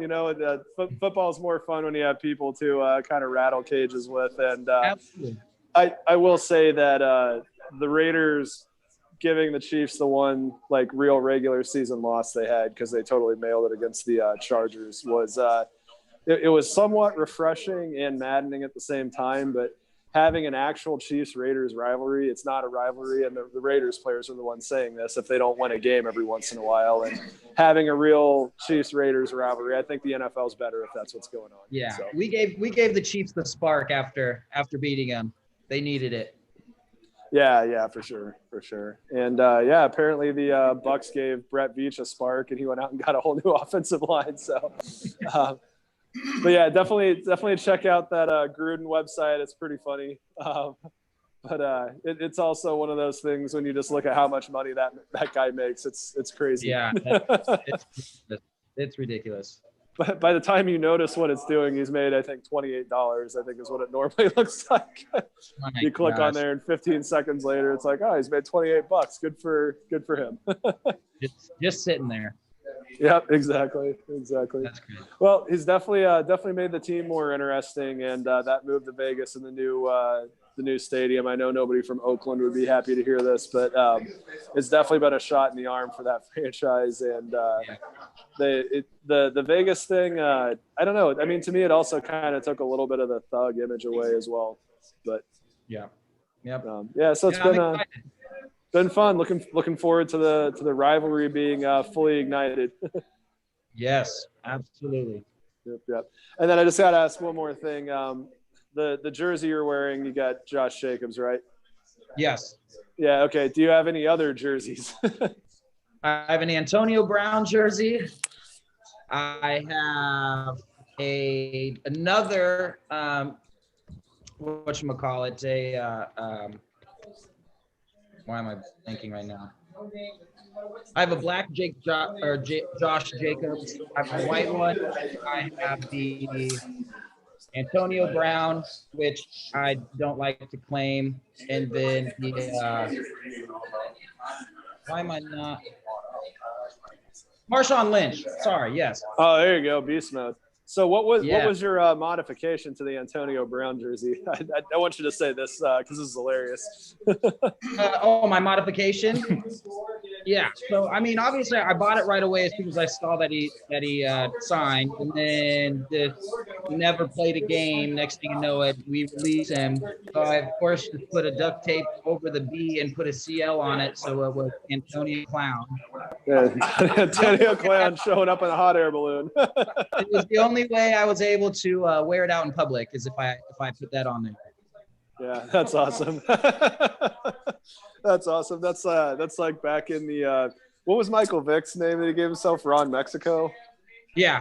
Yeah, you had all the Eagles jerseys with like Ron Mexico on the back and stuff. Oh God. All right, man. Well, again, thanks for coming on, and looking forward to the rivalry, and have a good rest of your night, okay? Yeah, thanks for having me, man. We'll talk to you later. Hey, take care. All right, bye-bye. Goodbye.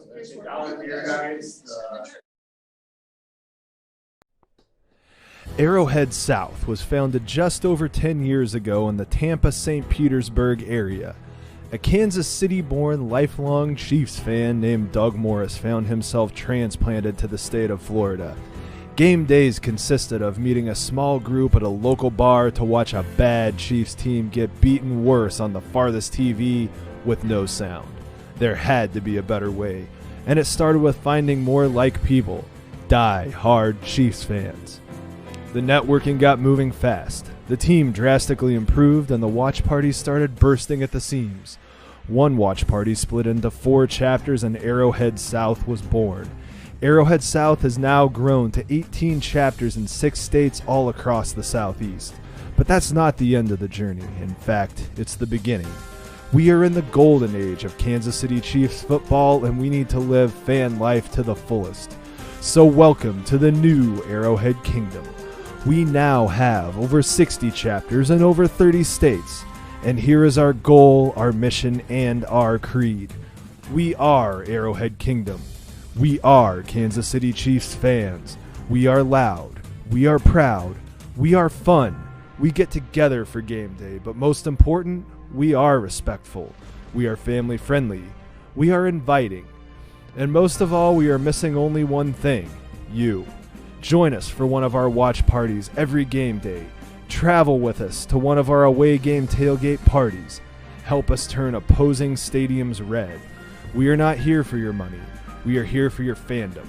We are Chiefs fans. We are Arrowhead Kingdom. Find us and join us at one of our many watch parties or start your own chapter today. Visit us now at arrowheadkingdom.org and seize the opportunity to join the biggest community of non-Kansas City-based Chiefs fans in the world. Arrowhead South was founded just over 10 years ago in the Tampa-St. Petersburg area. A Kansas City-born lifelong Chiefs fan named Doug Morris found himself transplanted to the state of Florida. Game days consisted of meeting a small group at a local bar to watch a bad Chiefs team get beaten worse on the farthest TV with no sound.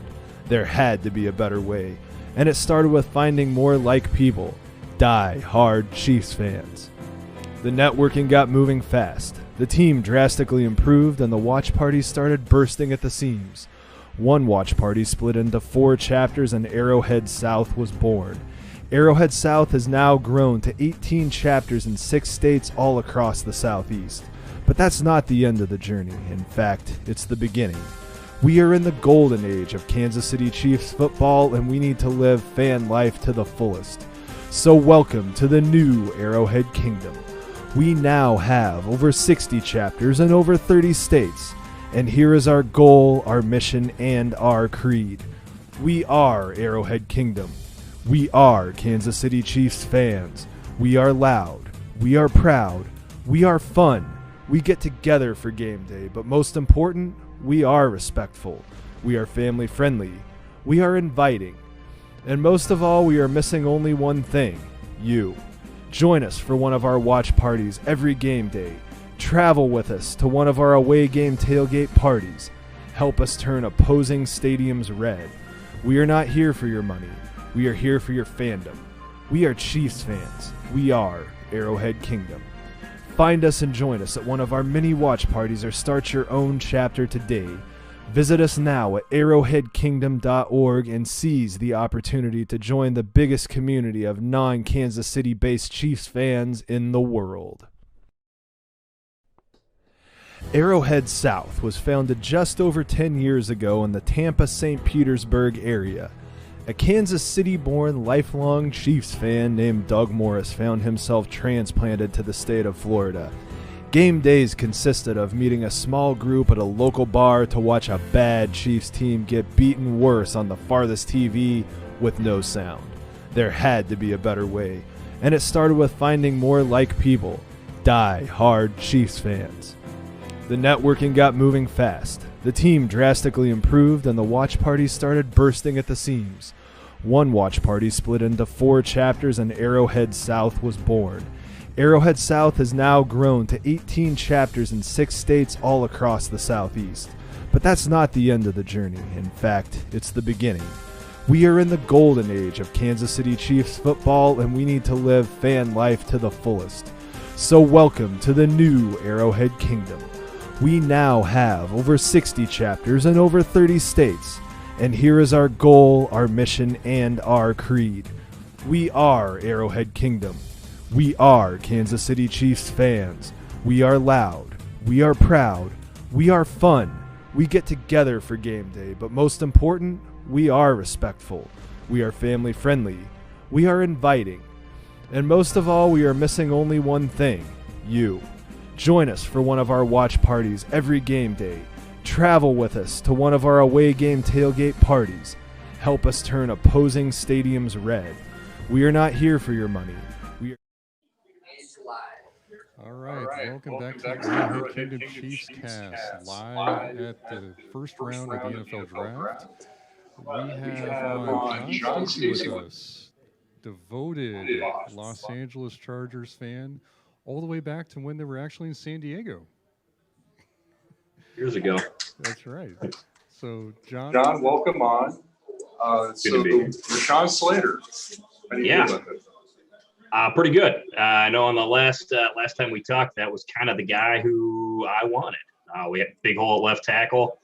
I didn't think he was going to fall to us. And as soon as he was sitting there, kind of by pick number 10, 11, I had a feeling he was going to slide because no one else really needed a tackle. And he fell right into our laps, and I'm glad we didn't screw it up. When it hit and he was still there at 13, I said, I don't want to trade the pick. I don't want to do anything. Just take him right now. And they didn't let me down.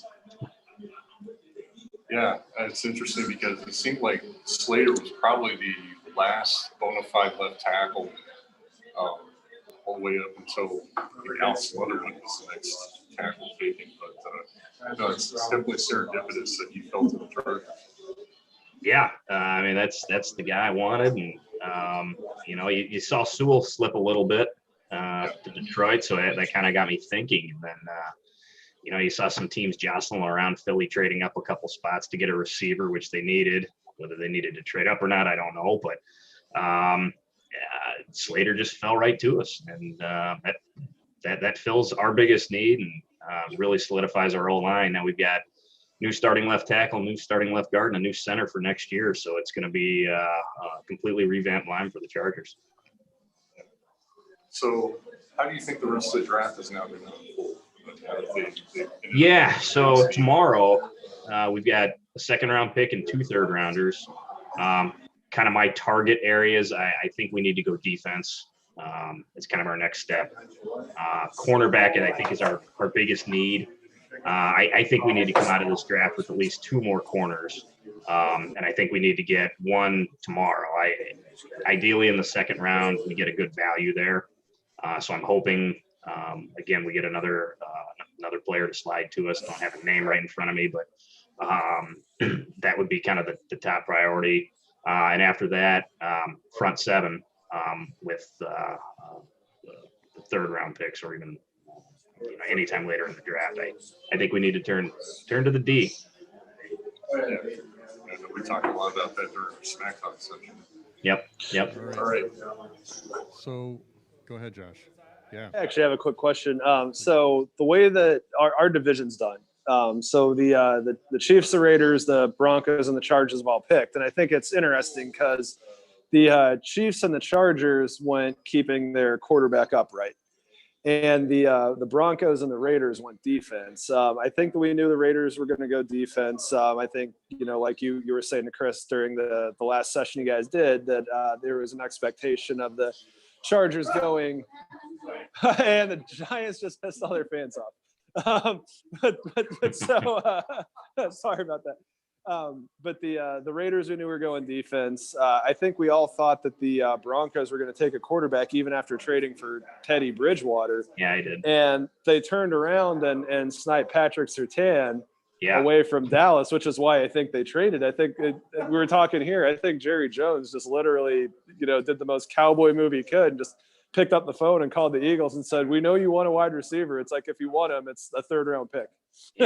Most mocks had a corner going to Dallas. Most had Surtain going there, and then Surtain going, yeah. And then Denver takes him, and I think Horn was already off the board. So Dallas was just kind of like, well, there's not a value here. I mean, they didn't need a left tackle. They've already got Tyron Smith. Exactly. So, I think it just kind of took them by surprise. So they just bounced back, and the Raider pick was just bizarre, picking the guy they took, taking a guard at 17, which is kind of what they project him to play. And it seems like it's a guy they could have gotten in the 2nd round. Is there anything that makes a draft more than the Raiders doing something bizarre? It's Mayock and Gruden, Mayock knows more than the rest of us. Just remember that. Yeah, for sure. So I have to ask another question. So are you from the San Diego area, or how did the Chargers end up being your team? No, I'm from Kansas City. Believe it or not, kind of growing up, it was just one of those early teams I started watching. Junior Seau was kind of my idol growing up. Fair enough. And just kind of, he just was an animal. And I, as a kid, just kind of loved the guy. And it's carried me all the way to adulthood, So, stuck with him. One of these days it's going to pan out for us. Yeah, we had our Omaha, Nebraska native Raiders fan on just before, and it was a similar thing. In 2nd grade, all of his friends were picking their teams, and he picked the Raiders because he liked Jerry Rice as a 2nd grader. So why not? Totally understand that. And as good of a reason as any, And I still, though, I got to admit, I've been to Arrowhead countless times. Still love the place. I mean, it's I've seen plenty of Chargers, Chiefs games there, dating back to the Stan Humphrey days. There you go. I know him from Tecmo Super Bowl. Really old school. Him and Marion Butts, and Yeah. Well, and then they had Natron Means, the big burly running back. They made it to a Super Bowl. Took Dan Marino's shot away from him. They did. They took him, and they took out Pittsburgh in the AFC Championship game that year. We were soundly outplayed, but we got the win at the end, and that's all that matters. Yeah, exactly. That was an interesting season. it got us there. 75th season in the NFL, I think. That's right. It was. Yeah. What else you got, Chris? I don't know. I mean, just overall, John. I mean, how are you feeling about the Chargers right now? Yeah, overall, I mean, like I said, tonight's great. We'll see what they do the rest of the way. Like I said, still have some holes to fill, specifically on defense, but so far so good. We took care of the biggest need, and I think Herbert had a hell of a year last year, and I think we're going to be able to protect him a lot better. So hopefully he's got that much more time to shine in the pocket this year. That pick makes a lot of sense. We talked about it. You got to protect your quarterbacks, so we know that here in Kansas City for sure. No bigger need than keeping Herbert upright. That's got to be the top priority. That's what you guys do. I mean, it's same situation we're in. So division standings. When we're talking at the end of the season, because we'll be talking at the end of the season. Sure. What are you thinking? And what do you think the final standings for the AFC West are? And when do the Chargers play their last game? Is it Week 17 of the NFL season, or Week 18? Week 18. Where they play the game after? I talked to Chris about this. Yeah. Do I think we're going to win the division? Probably not yet. I'm not I mean, we were 7-9 last year. That's a hell of a leap to to leapfrog the back-to-back AFC champs. But I do think we finished second in the division. I see us as kind of a 10-7, 11-6 kind of team. We are on the rise, no doubt. So I think our last game's week 18. No, I think we've got a good shot to get one of those wild card spots and can do some damage. I'm going to be very curious to see what Mr. Herbert can do in the playoffs. It could be very dangerous if we get there. So, given his rookie year, I feel like he's only going to get better. So it's going to be interesting to see what a full normal offseason with him does for the entire team. So I'm excited. I'm excited for next year. So I got to ask this, not being a San Diego native, did the move bother you at all? Yeah. Because I have been to the stadium in San Diego, and it was a dump. They needed a new one. I mean, it was just awful. But it was still – people still call them the San Diego Chargers. I mean, you hear referees will still say timeout San Diego sometimes just because, nobody identifies them with Los Angeles. But greedy owners can do things like that. And at the end of the day, it is Dean Spanos' team. It's the Spanos family team. And if they want to move them, I guess they can move them. I just wish they had done more within San Diego County to try and rectify that stadium situation. I feel like they could have gotten it done, but sadly they didn't. And sadly we share a stadium with the Rams. So yeah, my wife's from San Diego, so I know that area pretty well. And I remember talking to a bunch of locals when the whole thing was happening. And I think Dean Spanos is just kind of a joke as a whole. And what it seemed to come down to there is I've been to Qualcomm. It was for a San Diego State game. Okay. And I thought the place was fine, I guess. I don't know, but I probably went to more games. The place that I would equate it to was the old Bucks Arena here in the Bradley Center. Okay. And I hated that place, and I couldn't even tell you why. It's just bad. I don't like it. I don't like walking in here. I just get a bad vibe walking in the building. Fiserv is just so much better. And so that's the general vibe of the Q out in San Diego. And the way that I understand the history is that the Padres and the Chargers both wanted a new stadium. Yep. And the city essentially said, well, go out and win something, and we'll think really hard about it. The Padres made it to the World Series a couple seasons later, and they did. The fact that they got curb checked by the Yankees was irrelevant in that situation. Yeah. So they got a new stadium downtown, which that's a great baseball stadium, and I'm guessing you've been there too. I have not been there, but I've heard. Yeah.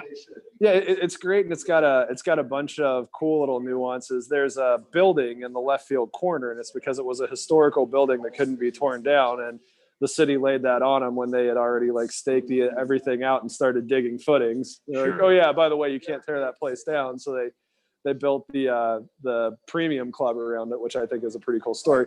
Yeah. And then the Chargers, Spanos is just mad from that point on. And when it came to the point where it was time to actually move something, the way I understood it is that the city would try to set up meetings, and he just would either not come prepared, not come at all. And he was trying to run his secondary, stuff, which if you're going to do that, you better be Jerry Jones and ready to stroke a check for the entire thing. And he wasn't. Yeah, no, he wasn't at all.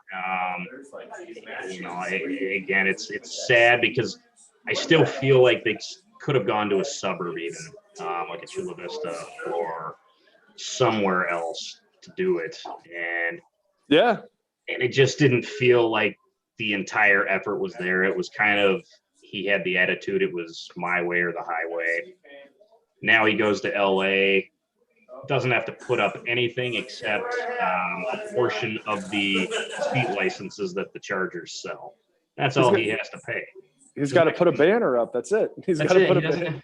Doesn't have to do much of anything. He collects the gate. It was at the end of the day a selfish move. We'll see. There's talk that the team might have to sell as well. So that's kind of interesting. He took the buyout from Dean Spanos, he took the buyout from Stan Kroenke. Pretty much. That's pretty much what he did. And why the NFL wanted two teams in LA, I don't know why. I think it would have been a lot better. And the chart, San Diego had a really good plan to put a brand new stadium attached to a brand new convention center downtown. which I thought Yeah, Mission Valley, right? They were trying to yeah. go right into there. Yeah, yeah, which I and thought would have been a great idea. that would have been great. I mean, that convention center they have there is a pile. I've been there for stuff, and that place is horrible. That would have been something good. And I mean, San Diego is one of the coolest cities, in the country. It's one of 2 places that has the steppe climate, so it's the perfect weather and everything. And they, and I feel like there's enough money out there. You could have gotten it done had you wanted to. There's enough of the corporate dollar. You can get that high ring ticket as far as a fan base to get into that stadium. But it was sad. I mean, we kind of saw it coming for a year plus, really. Still, it was a shame when it happened. It is what it is. Now you just try and build a fan base out in LA, and we'll see how that works. It didn't look very good in the soccer stadium, but to put it mildly. But we'll see what it's like in this new stadium. See if Herbert can generate that base. I feel like he's got the potential to. He certainly does. So, it'll be, like you said, we weren't able to have fans in it last year, so I don't really know what to expect, come 2021, but time will tell. Well, there's going to be a Super Bowl there. There is. Maybe that'll be the first game with actual fans. Who knows? Yeah, there you go. Before we let you get away, I got to know what jersey you wearing. The one I showed you, this is the Uncle John one. Oh, that's right. Oh, that's great. So I got my nephew's Chiefs jerseys with their nicknames on it. The oldest, number 1, call him the Con Man. His name is Connor, so I got him a Chiefs Con Man jersey. And then my youngest nephew, he's number 2, got a 2 on there. His name's Landon. We call him Lando, so we put Lando on the back. So they got me this for my birthday. Lando and the Con Man, and you're number 3. That's awesome. I'm number 3, so they got me this for my birthday. That's great. So it was either going to be this one, or I was debating my Sayal powder blue tonight. Maybe I'll wear that one tomorrow. Yeah. That's got it. I mean, both of them sound like they have good juju with them. So Yep. Good luck jerseys. Yep. Well, good stuff. Anything else, Chris? I really appreciate you coming on. Oh, yeah, I enjoy it. As always, great conversation with you, and look forward to talking to you again about being closer to a Chiefs-Chargers matchup here. Yeah, absolutely. We played twice, so yeah, absolutely. Sounds like 2 Smack Talk episodes. All right. Well, thanks for coming on, and have a great night. You bet, guys. Talk to you later. Yeah, bye. Bye. Arrowhead South was founded just over 10 years ago in the Tampa-St. Petersburg area. A Kansas City-born lifelong Chiefs fan named Doug Morris found himself transplanted to the state of Florida. Game days consisted of meeting a small group at a local bar to watch a bad Chiefs team get beaten worse on the farthest TV with no sound. There had to be a better way, and it started with finding more like people, die-hard Chiefs fans. The networking got moving fast. The team drastically improved, and the watch parties started bursting at the seams. One watch party split into 4 chapters, and Arrowhead South was born. Arrowhead South has now grown to 18 chapters in 6 states all across the Southeast. But that's not the end of the journey. In fact, it's the beginning. We are in the golden age of Kansas City Chiefs football, and we need to live fan life to the fullest. So welcome to the new Arrowhead Kingdom. We now have over 60 chapters in over 30 states. And here is our goal, our mission, and our creed. We are Arrowhead Kingdom. We are Kansas City Chiefs fans. We are loud. We are proud. We are fun. We get together for game day, but most important, we are respectful. We are family friendly. We are inviting. And most of all, we are... All right, welcome back, Arrowhead Kingdom. We have another guest here. He is a recovering Bears fan that has adopted the Titans, and we're right on time to please give the ball to Derrick Henry. That's a great mask. Okay, so we're going to introduce Anthony Adams. Hello, everybody. I'm Anthony Adams. reformed Titans fan here. After rooting for a team with a crappy quarterback for over a decade, I decided to switch to somebody that was at least promising in the field and returned the interest that I had in the game. So. And I believe that the year you truly adopted Ryan Tannehill, you won a fantasy football league because of him, right? Yeah, absolutely. Tannehill definitely led the brigade down the field for me the entire season. He was a bit of a late pickup, but, man, I wish I had drafted him initially because he just turned that team around from the scrap heap that Mariota had been leading for a while. So it's just good to see, somebody with good leadership skills in the position and, able to make the team gel together. Yeah, there you go. So we're going to get the pick coming in. Is there anything in particular that you're looking for here? What would you like to see? Yeah, so actually a majority of people are looking for Elijah Moore here. Everybody thinks we need to fill in our wide receiving core. We lost a couple guys this year. Davis, we lost. Humphreys, we gave up. And we lost Jonnu, who's basically another wide receiver, big, thick tight end that is just not on our lineup anymore. But really what I think we need to focus on is our defensive strategy. I'm hoping that we go for a quarterback here. Somebody maybe like I got Caleb Farley was my first recommended pick, but it looks like Newsom's still in the game. So if we can snag him, I'd be ecstatic. Outstanding. Well, we'll see if you're going to get your wish here. So a quick question for everybody. Chris and I have been frantically interviewing people. How many pass rushers have been taken? It's just a Michigan guy, right? I think just so we've had one edge rusher taken, and it wasn't until the 19th pick, 20th pick? There's been one edge. Well, no. I mean, the Penn State guy was a middle linebacker, right? Micah Parsons was a linebacker. Yeah, exactly. All right, so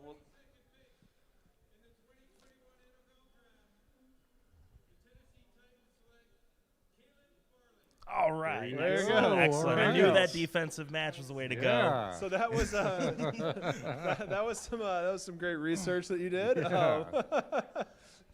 Got to be honest with you, I didn't know how up on the Titans you actually were. No. I do know a little bit. Caleb Farley was definitely one of the prospects. We're a little nervous because he's coming off a back surgery from last year. But, I think the thing with this last year is the limited season doesn't give us an ability to really judge the growth from some of these people's, sophomore, junior years. So I'm excited to see what this kid has to do. Yeah, no, that's been one of the things here. There's not as much game tape, and they didn't get to do the full medicals that they would normally do. And so it was a lot of rely on the scouts. So I think this draft is going to prove what teams have the best scouts. Absolutely. Chris, what do you got on the Titans? The Titans are just, I think a lot of, oh gosh. Your head coach is who's the head coach? Mike of Vrabel. Mike Vrabel. Wow. No, I think a lot of Mike Vrabel so much that I can't remember his name. But I think he's a really good coach. I think Tannehill bringing stability to the quarterback position has really helped, and that's a sneaky good offense. Yeah, I think they are one of the more productive offenses. They really are. I don't think they got enough credit last year. Again, if their defense could do anything, I think no, they couldn't. So yeah, the whole fact that you're adding to your secondary there, and I still like them as a team to make the playoffs. From what I see, it doesn't look like Derrick Henry is slowing down yet. So I mean, no, he's not. He is just absolutely bringing it to every single defender that wants to dare challenge him on the field. So I'm excited to see what he can do this year. So I think they're going to be. I think they're going to be a playoff team again, and. I actually can't remember. Are they on the Chiefs' schedule again this year? Or? Yes, they are. They're playing in Tennessee. They're in a away game. Yeah. So Chiefs always play weird games against the Titans, so I expect another weird game when we play them this year. Oh, I'm sure it's going to be a blast for sure. So. Yeah, I don't know. I might have to make the road trip down to Nashville for that one. That seems like a pretty interesting place. I'm definitely looking that for. City, so. I would love to make the trip to Nissan Stadium for sure. Yeah. So if you want to get in the clown car from Milwaukee to Nashville, you can get a cheap Southwest flight up here, and apparently we're going to road trip. 15 passenger van. You can just drive down to I-70, which runs right through Kansas City, so it works great. Nashville's a great time. Broadway Street is obviously fun. You got to go off Broadway over by Demunbra and by Music Row. You got to hit up Losers and places like that. Yeah, Martin's Barbecue. There you go. We have plenty of barbecue where we're from, Travis, so you can keep that to yourself. Andy Reid almost came on and talked about what kind of good barbecue we have. I know you guys couldn't hear it, but he was talking about Arthur Bryant's, and now we all want to go home and eat barbecue at Kansas City. So, Anthony, we brought you on here to talk about something else as well. And this is one of those situations where we're going to kind of meld pop culture and football together. And let's talk Jeopardy. So Jeopardy. Yes, let's. Yeah, so Jeopardy, after a very, very long run from the venerable Alex Trebek, who we all miss, is looking for a new host for the first time in it's basically the second time in the history of the show, right? Whoever this new host is going to be the third one. Oh, I can't say I'm that versed on Jeopardy history myself. At the very most. So now we're seeing where the research stopped. But anyway, so we have a new host coming in, and there was the prohibitive favorite at the beginning being Ken Jennings, who was, of course, the guy who won for like a month. He was the guy who just destroyed everybody, and then they did the Tournament of Champions, and he came back and won that. And it seems like he somewhat played himself out of the pole position for that. And so then we have local quarterback sensation Aaron Rodgers, who went on and just actually, kicked ass and took names with his audition. But there's also some celebrity backing for another person that I know people of my age, at least, are going to know who this guy is. And I feel like Anthony's after that one. So who are you vying for? Yeah, so my number one pick for the new Jeopardy host is going to be the host of the Reading Rainbow, multiple Emmy award-winning actor, director, LeVar Burton. 100%. He's just got the active demeanor and just love for knowledge and learning that I think Jeopardy is espousing. And Aaron Rodgers is not that. So. Wow! What a that was an Aaron Rodgers slam disguised as talking up LeVar Burton. So the reason why I think Aaron Rodgers should get it is he prepped for that audition like he was prepping for a football game, and he's sitting there looking at game tape, essentially, of how Alex Trebek sent stuff to commercials, how he told people that they got the question wrong and everything. And I feel like that's a technician approach that needs to be taken seriously. But the big thing, Jeopardy's a TV show. They're on a major network, so ratings are always going to be a thing. And when it comes down to it, Jeopardy is the afternoon TV show. We're all working from home right now. And so as you're flipping through channels on your network TV channels, who's going to make you stop and watch Jeopardy if you weren't going to already? Alex Trebek had that kind of magneticism, or he was magnetic. I don't know the right word. I think you said it right. Yeah, so he was the magnetic personality that would pull people in, but it kind of turned into the people that watch Jeopardy are the people that watch Jeopardy. Aaron Rodgers is going to convert more people than LeVar Burton will, and I loved Reading Rainbow growing up. We grew up on a farm, and we had CBS and public TV. So Reading Rainbow was what I watched when I got off the bus. He's great. Geordie LaForge. Yes. Rodgers would be the commercial way to grow your audience. I think I have to disagree with that a little bit. I think that Jeopardy works not because it's an innovative show that is constantly changing, but because it's the same formula it's been on for years. I think that Aaron Rodgers trying to change that and appeal to a young demographic, you're never going to get the young demographic. You're just going to ostracize the demographic that currently watches it. And if you are going to get a football player to host Jeopardy, I would probably get one that has more NFC championships than Rex Grossman. So.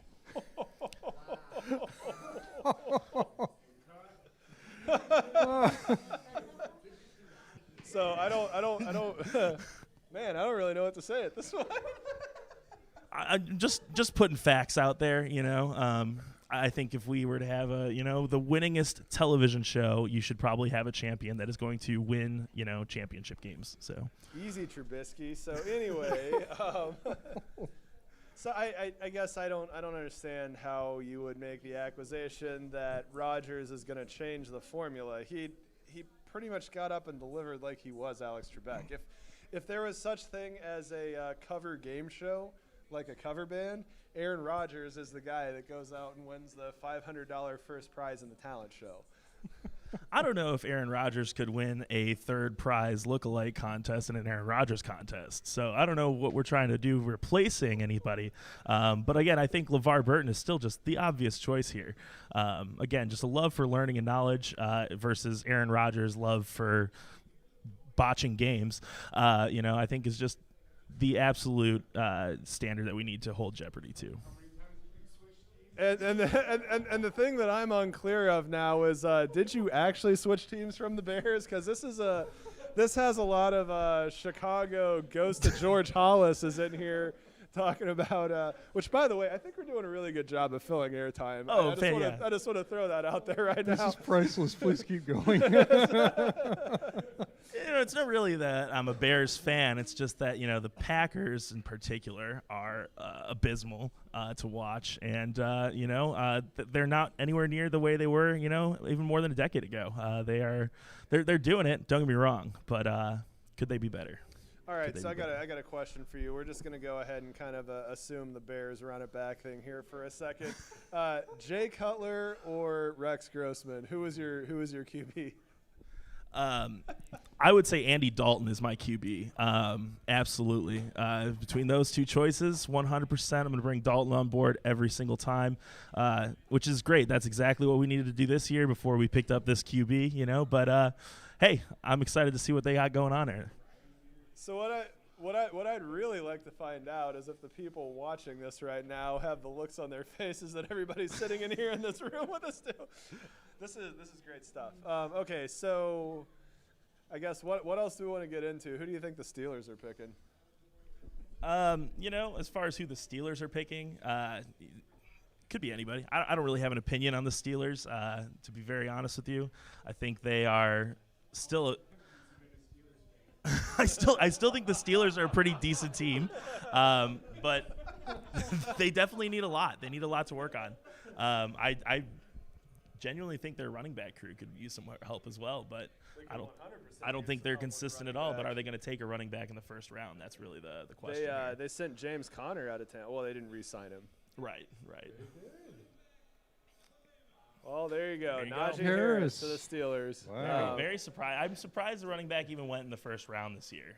But if it was going to go to anybody, Steelers make sense. So the Steelers do make sense. Yeah. So yeah, good for Najee Harris. That's a good place to go as a running back. You got Nice the turtleneck team there that's too, built Najee. on hard-nosed defense and running the football. And I don't see Mike Tomlin taking another season of how they ran the football last year again. So he should come in as the lead back. That's a good pick for the Steelers. Wow. I didn't know he was 232 pounds. Wow.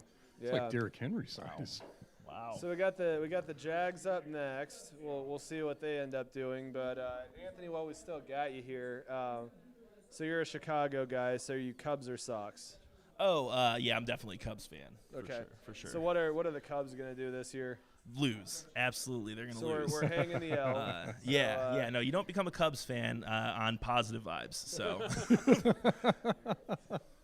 All right, so let's talk a little bit other Chicago movie type of culture. Are you a Blues Brothers or Ferris Bueller guy? I gotta say I prefer Ferris Bueller. I do. Absolutely. I would say I do as well. Yeah. I got to go Blues Brothers, actually. Yeah, That's me, though. I mean, I can respect that decision. I mean, absolutely. Do you have the Miss Piggy? I mean, No, really. no, I do not. So how's the line go? It's we got a half a pack of cigarettes, a quarter tank of gas. We're 120 miles from Chicago. It's dark out. We're wearing sunglasses. Yes, sir. Yes, sir. Yeah, I mean, where else can you see other than Star Wars, where Carrie Fisher has basically a flamethrower? I mean. Oh come yeah, on, Carrie Fisher was oh, great yeah. in that movie. She was and awesome. The other thing that I love from the production is the number of cars that they picked up with helicopters and just dropped. It's just, well, we got to make this authentic. It's like the rest of this movie is so believable. we have to make sure that the cars dropping looks correct. Definitely. Yeah. Plus, I mean, it's probably my favorite movie soundtrack of all time as well. It's got to be the Blues Brothers. Sure. I mean, that's yeah. Priceless for me. Yeah, I mean, especially because it wasn't just a montage of other stuff. Yeah. I mean, they recorded some of the music. I obviously think the I obviously think the Forrest Gump soundtrack is the best soundtrack put together. Dazed and Confused is number 2, but Blues Brothers. There was a lot of original songs on that song. There was, soundtrack. yeah. I mean, that so, was a big thing, yeah. And I understand to a degree. I'm picking greatest hits albums when I'm There you saying, go. like, oh, my favorite album was, Styx's greatest hits. It's like, no, that's a cop out. You can't say that your favorite Tom Petty album is the 17 greatest hits. You got to pick one. By the way, the answer to that one's Full Moon Fever. Yeah, so I got no argument for we're in agreement on Fever. that. Yes, definitely. All right, so Jags, who are they taking? What player is going to be entering the Urban Meyer / Trevor Lawrence fold as well? I mean, you think they go offensive line here? I would hope they go offensive line There's here. still a lot to of protect their new tackles, investment. Like our guy Eric down in Jacksonville said earlier, they've got a Swiss cheese line. You Tevin Jenkins is still on the board, right? I believe so. I think he is. Yeah. That was Nate Taylor's guy. So yeah, I mean, yeah. Yeah. They could. Yeah. So note for next year when we do this, we need to have a screen that's up that just has who all the picks are because we haven't been 100% taking all of this in. Or we could have our research assistant Anthony, write something out on a piece of poster board. Yeah. I don't know. There's so many ideas. We got so many good ideas here. You get a teleprompter here next year too. Next time, Yep. Yes. Yeah. So actually, that was something Joe was talking about, and I essentially told him you don't need to create a ticker. There's going to be one on the TV. Yeah. It was just complex. No, I mean, we'd probably have to bring a production assistant in for Joe to run some of that stuff. Yeah. Which we might be doing that, Yeah. So what do you think are going to be the biggest fireworks that still happen in this first round? Anything interesting left to happen? I don't think anything major. I mean, we might see another trade or two here in the later rounds, but I don't think we're going to see anything that's mind-blowing coming up in the next 8 picks or whatever it is left, right? Yeah, maybe a team toward the end of the round trades down. I mean, that's sure. I don't know. The Chiefs trade up into the first round. Yeah. So what would you say from your perspective? What has been the biggest craziest moment of the first round? That's tough. I do like the Eagles and Cowboys doing a little bit of sneaky trading there at the last minute to snag a better pick. But I would say even Najee Harris going that running back just now. I mean, maybe that's my recency bias kicking in a little bit, but I really did not see a running back going in the first round today at all. So, yeah, that was probably my biggest pop today. So. Chris, what do you got as the curveball that we got to go with the Bears getting Justin Fields. Who saw that? I would say that I agree with that. My very close second, my 1B, is Patrick Surtain going to the Broncos. Yeah. I was going to say, and then Bill Belichick just getting to sit back and wait for Mac Jones. Bill Belichick getting to sit there and wait for or wait for Mac Jones. It's not surprising. That's that's how that was going to go, and that's. I don't know, man. He picked up the Venmo accounts for all the teams in front. He's just like, hey, Vikings dude, what's your? No, I don't know your name. I'm not going to learn that. What's your Venmo? I didn't get 2 massages. Deshaun Watson told me it wasn't a good idea anymore. And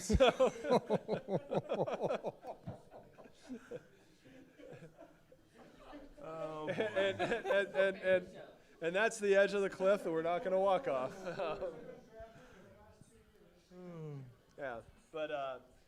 The Jags pick seems to be in. So let's see what they do, and then we'll let Joe throw it to another video, and we'll see where this goes. We are in hour 4 now of the first round here. So All right. So thanks everybody who's still with us for sticking with us. At this point, I'm not sure why we're sticking with ourselves, but we are. Here we are.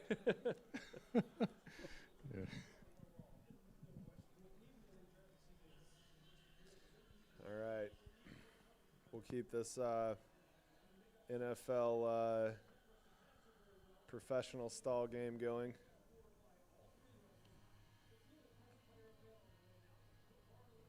Lewis Riddick is throwing out the, we got to take the best player available. No one. Yeah.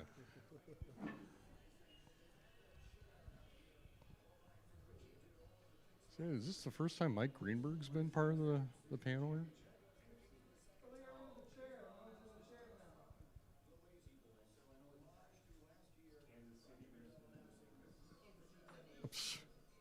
Yeah, they played the Bills. Baltimore's not playing in any AFC Championship games.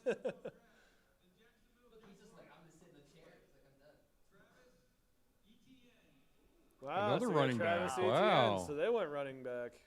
There's a run on running backs now. two huh? running backs So, in the first so- round. Wow. so we have 3 quarterbacks that got their college toys back. You know, so That's right.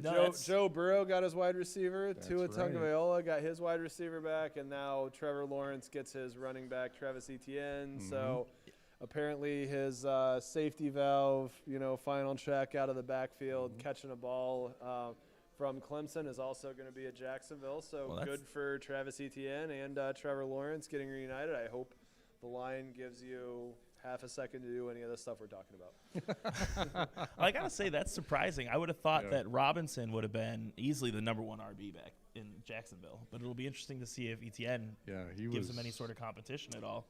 Yeah, that definitely crowds that backfield. That's a good call.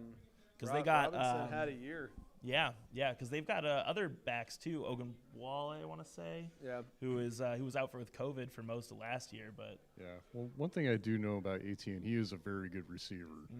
So I don't know if Robinson gives them that, but no, I think Etienne would have been a first-round talent too. He come out his junior year as well. So I mean that's. Yeah. Yeah, I mean, it's going to be determined if this is a good situation soon or later. But one thing that we can do is he can wear number 9 when he gets into the league. I don't know if that was possible before, so now's as good a time to get into that. Well, are you sure the defense is going to know who to tackle? Yeah, I don't know. I mean, have we gotten all the kids off of Tom Brady's lawn? I mean, let's just ask that question. I've been saying for years that Tom Brady is a subpar quarterback who doesn't study enough, and that comment just shows it. Yeah, exactly. Exactly. I mean, you listen to Tom Brady talk about he's got a photographic memory. He'll tell stories about plays that were run in practice 15 years ago, and he's concerned that he might not know. As he's trying to call an audible, he's like, "Why is the kicker out here right now?" Wait a minute. I was gonna say, who is that wearing number 1? What position are you give him playing here? give him some slack. He has enough trouble counting to 4 nowadays, so it's rough. Yeah, now he's trying to count to 8 is the unfortunate situation. But no, that was definitely some of the best unintentional comedy of this last week was Brady getting wound up about a menial rule change. Which was really just made to I don't even know why they did it. It just to sell more jerseys is really the bottom line, I think. It kind of makes me wonder how many more things he would have said had he not been a Patriot for all his years, Oh yeah. Maybe this was just finally the filter getting come off here. Absolutely, no. I mean that's probably then the best part of him going to the box is just taking his filter off. Oh yeah. Yeah, Travis brings up a good point. We're at pick what? 26, and the Browns are just now going? Yeah. And they didn't trade down? Yeah. Wow.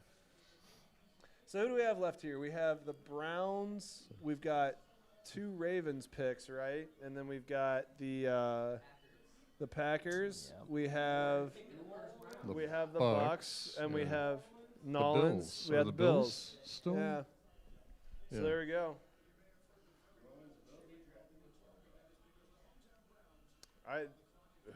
Really? Are they going to go so one of the comments Travis made is that we're going to have New Orleans drafting a quarterback. So are they going to take Mond from Texas A&M?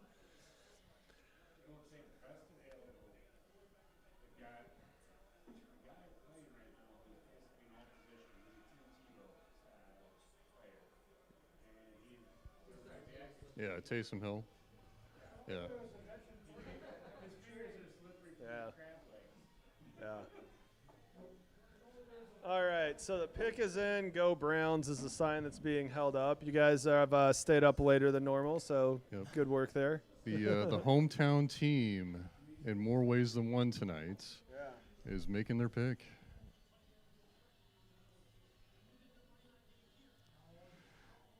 There was a pretty good article that came out as far as the top ranking all 50, I think the last 50 number one overall picks. Yeah. Tim Couch was definitely down at 48. I know that. Who was below him? Jamarcus Russell. Oh, that's got to be 50. No, Kajana Carter was 49. Kajana Carter. Yeah, Wow. Kajana Carter was 49. Yeah, Jamarcus Russell's clearly that's clearly the easy. worst. Yeah. That guy was just the worst. Yeah. Just the worst. 70 yards from his knees. That's great. I mean, Nick was talking earlier about how, or Chris Stockel was talking about how you have the kids that come in and actually take the classes seriously. Jamarcus Russell was clearly not one of those guys.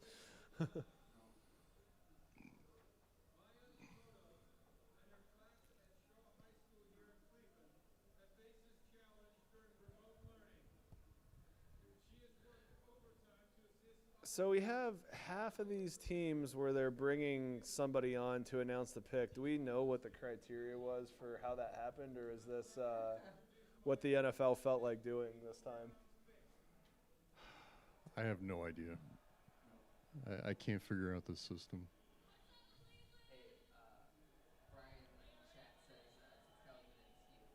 To tell what?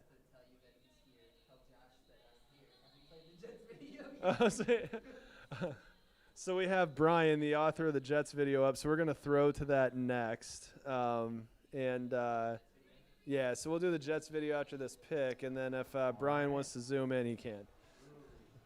Another cornerback. Greg Newsome. Yeah. Okay. Man, so you really want the Green Bay Packers to pick a cornerback?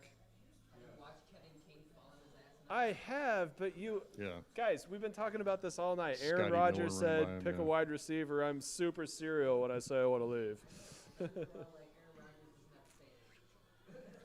That's true. I mean, that's what Mark Murphy's saying. He's sitting at home going, well, I'll pick whoever I want.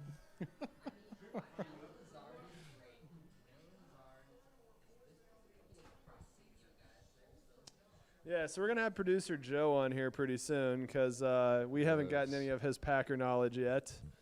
I think we're going to have a guest host, Joe and Travis, talk about the Packer pick. I think that's a good idea. So we got Greg Newsome going off the board. I think he was projected to go quite a bit higher too, but that's definitely not a bad situation to land in. The Browns have some good up front defense, and a good team probably got better in this situation.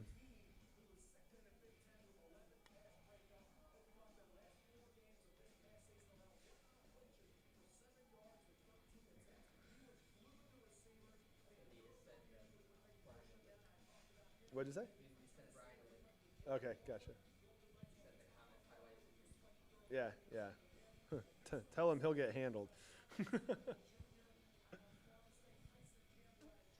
Oh, like the Foo Fighters are in the background. There we go. All right, so Greg Newsome to the Browns. Joe, why don't we go ahead and roll Brian's Jets video, and we'll get him up here.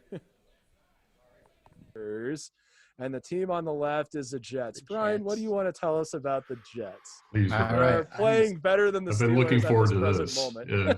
All right, I got to share my screen here, so let me just get this ready here. As a casual football fan, the vast world of the NFL and all of its characters never ceases to amaze me. So when I saw that the New York Jets finally won a game this season, I was actually very happy for the team. I was very happy for the fans and for everyone. To me, going 0-16 has that type of historical value that teams would never want to have ever under any circumstance.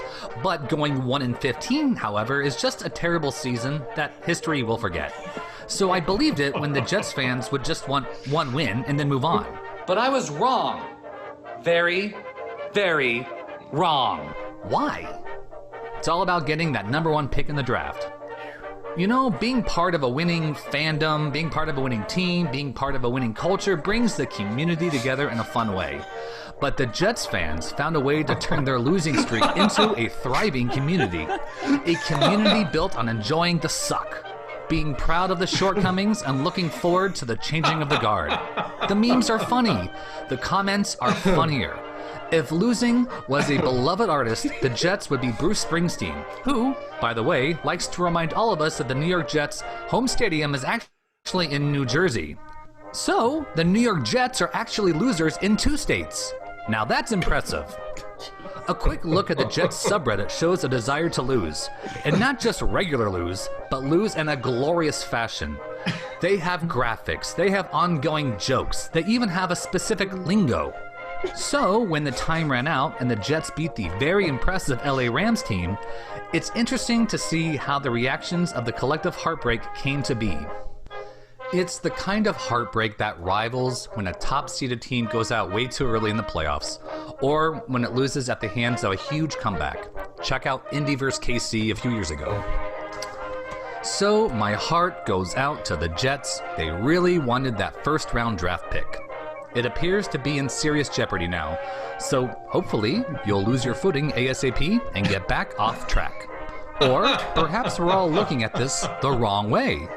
Perhaps this is a moment that we need to identify how on brand this is for the Jets. Confused? Let me put it to you this way. If it doesn't work out and the Jets do not get the first round draft pick, do not be surprised. Because leave it to the Jets to fail at failing.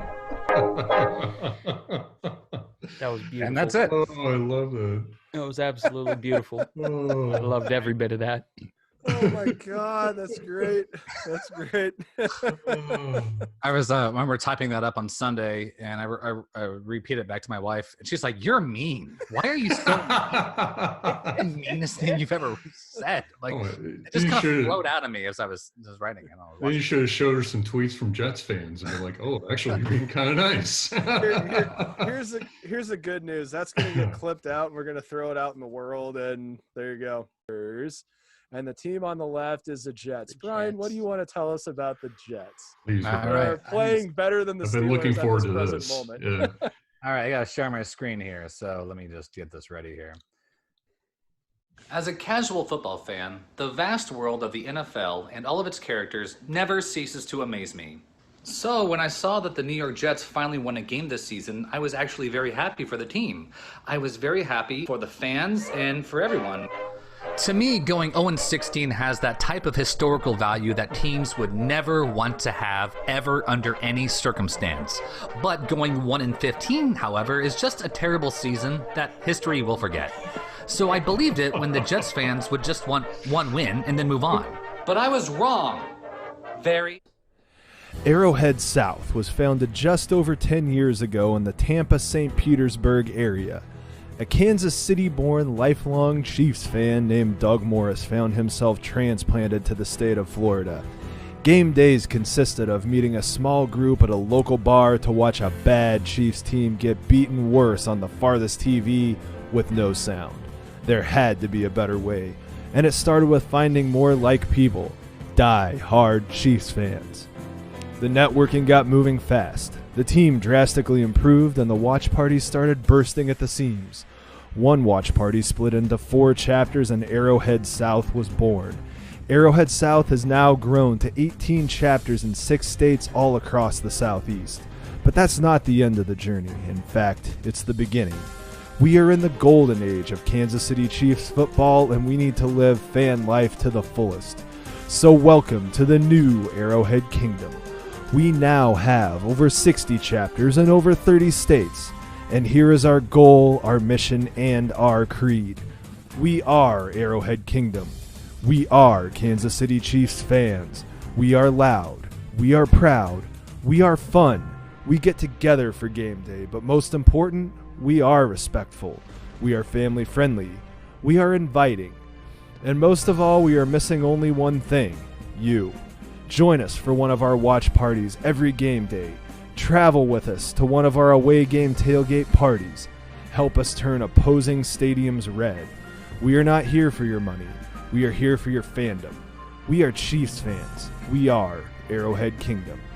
Find us and join us at one of our many watch parties or start your own chapter today. Visit us now at arrowheadkingdom.org and seize the opportunity to join the biggest community of non-Kansas City-based Chiefs fans in the world.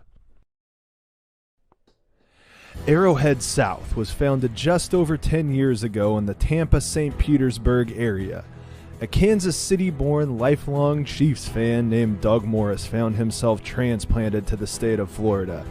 Game days consisted of meeting a small group at a local bar to watch a bad Chiefs team get beaten worse on the farthest TV with no sound.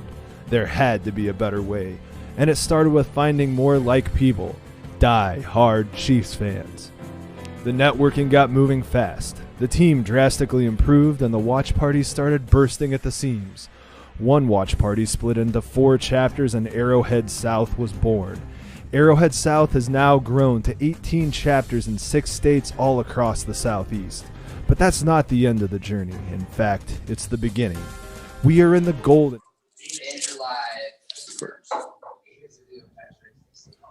All right, welcome back to the Arrowhead Kingdom CHIEFScast, where we have on our Andy Richter-esque, or is it better to say, is it better to, well, no, is it better to say that maybe Andy Richter is Brian Reynolds-esque?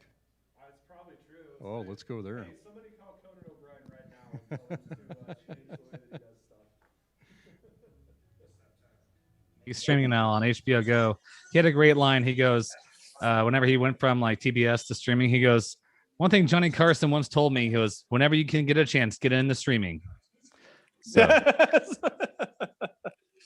Yeah, that's crazy. He's done some really interesting stuff. His trajectory was pretty crazy. I mean, taking the NBC show, which was Johnny Carson's show, but then taking it to basic cable was interesting when he, did that and he pulled it off. And then again, going to streaming, that was it's been interesting watching Conan O'Brien.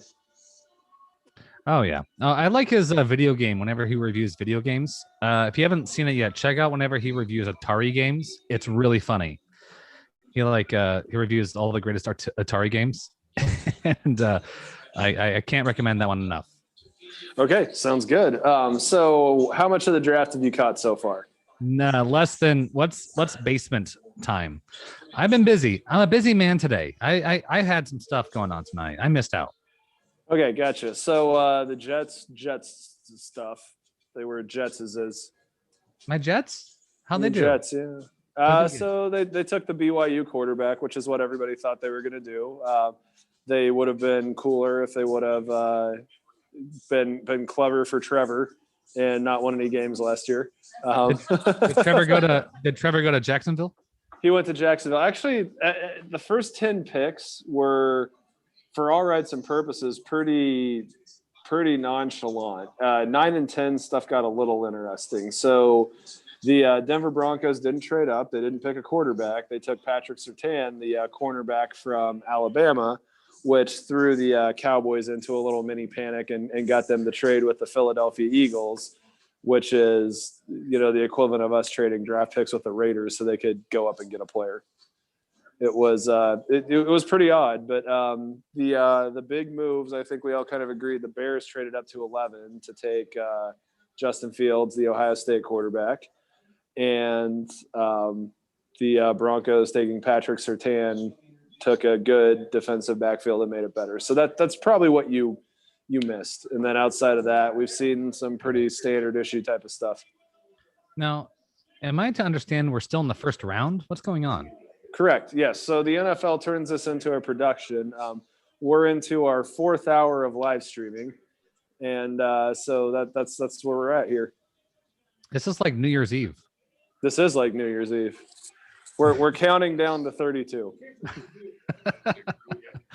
We're counting up to 32, I guess. I don't know, but we've got the Packers coming on the clock here shortly. The Saints pick is in, and obviously being live here in Milwaukee, we've got a couple of guys that I think we're going to have pop in and talk about those when those happen. So, all right. Well, yeah. gee, I saw a meme today that said like, gosh, it's that Michael Scott gif from The Office where talking about the LA, the LA Chargers, and they're talking about how they wish to be in a first round draft pick someday. So they don't have any first round draft picks for the foreseeable future. No, the Chargers. The Chargers had one. The Rams don't. Oh, the Rams. It's the Rams. Yeah. No, they're the team that spent their first round draft picks like it was 10-year-old's allowance. Feels like they're not going to have a first round pick again until 2030. Yeah, I don't think they will, and they just keep doing it every single year. But I mean, it's the exact equivalent of kicking the can. They keep kicking the can down the road. So, there you go. We got the Saints taking Peyton Turner from Houston. What position? So there you go. What's Peyton Turner's position? He's the defensive end, so he's probably one of those edge guys we've been talking about. They haven't taken very many pass rushers this draft. It's been an odd draft. I guess in the famous saying, the Saints fan, Who that? Open umbrellas. That's not good luck. Oh no. Yeah, they're opening umbrellas inside. That's bad. A bad idea. I mean, it's like you guys are trying to do voodoo or something like that. Do you want to lose? This is how you lose. All right. Whoa, it looks like the Packers pick is in. So we probably need to get Travis and Joe up in here. All right. So Travis, Joe, come on, get on up here. We want to hear your opinions on this. Whoa. All right, so we're gonna switch over to Travis. So Brian, I'm gonna mute this and we'll come back. Yeah, just have Brian take that for a second. Here,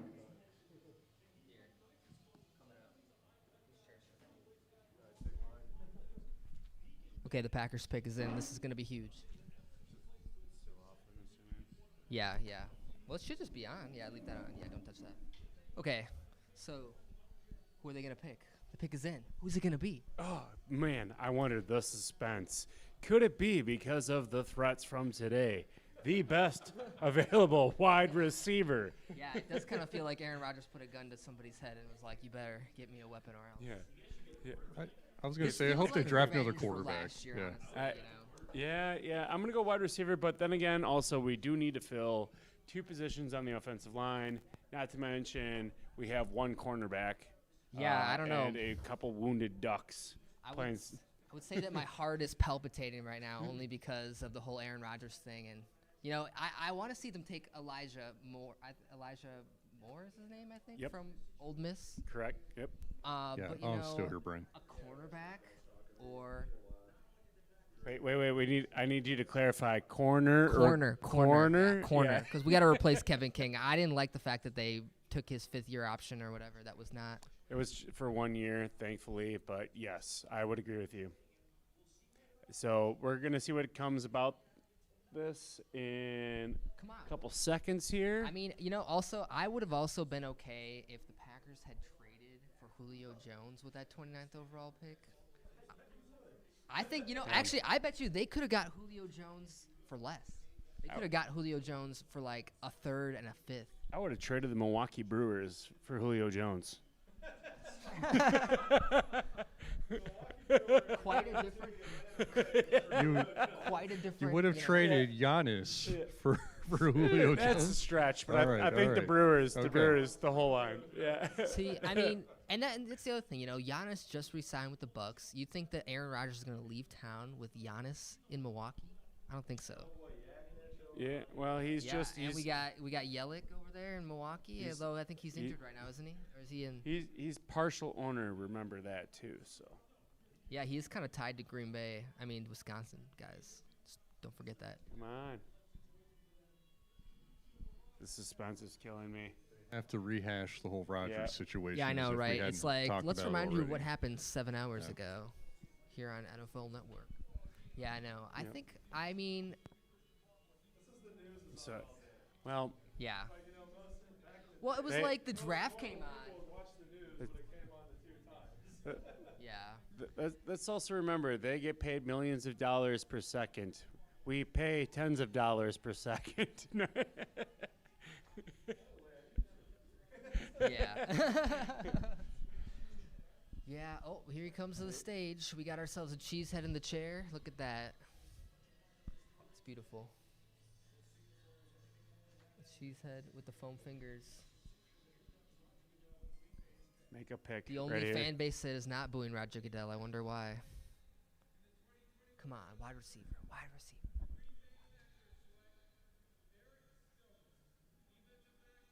Yes. Yes. I will take it. All right. I will take it. Like we Yes. said, we filled a needed hole. Cornerback. Look at that. I mean, I don't know how The Rodgers gonna cornerback. You know what? I think he'll like that because honestly, like I think he's tired of watching his defense give away the game at the end over and over again, watching other quarterbacks throw it over the top as Kevin King stumbles over his own feet and falls down. So I think this is going to be great, honestly. Any chance to put Kevin King in the nickel back position or like fourth string?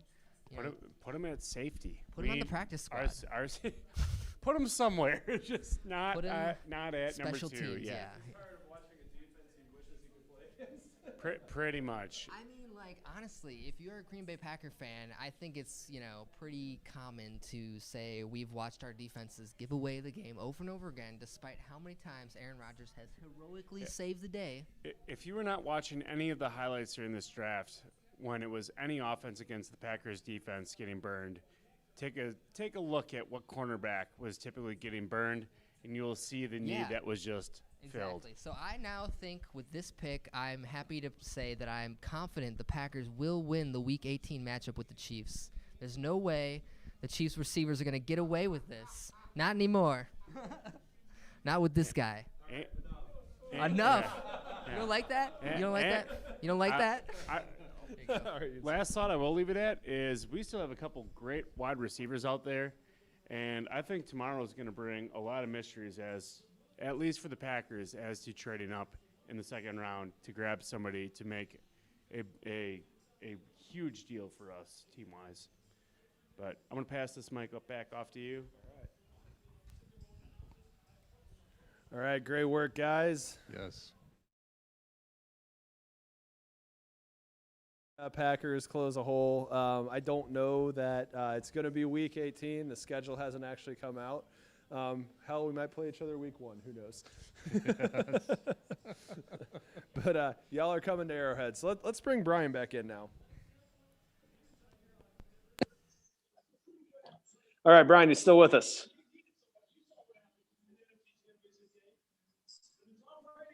Oh, I'm here. All right. So we have some excited Packer fans up here. They just picked up a defensive back, and they're happy that the defense is no longer going to be as big of a liability. That's the working theory that we're running on. So it looks like things are coming up roses. So we got 3 picks left. We got the Buffalo Bills, we have the Baltimore Ravens, and we have the Tampa Bay Buccaneers still have to pick.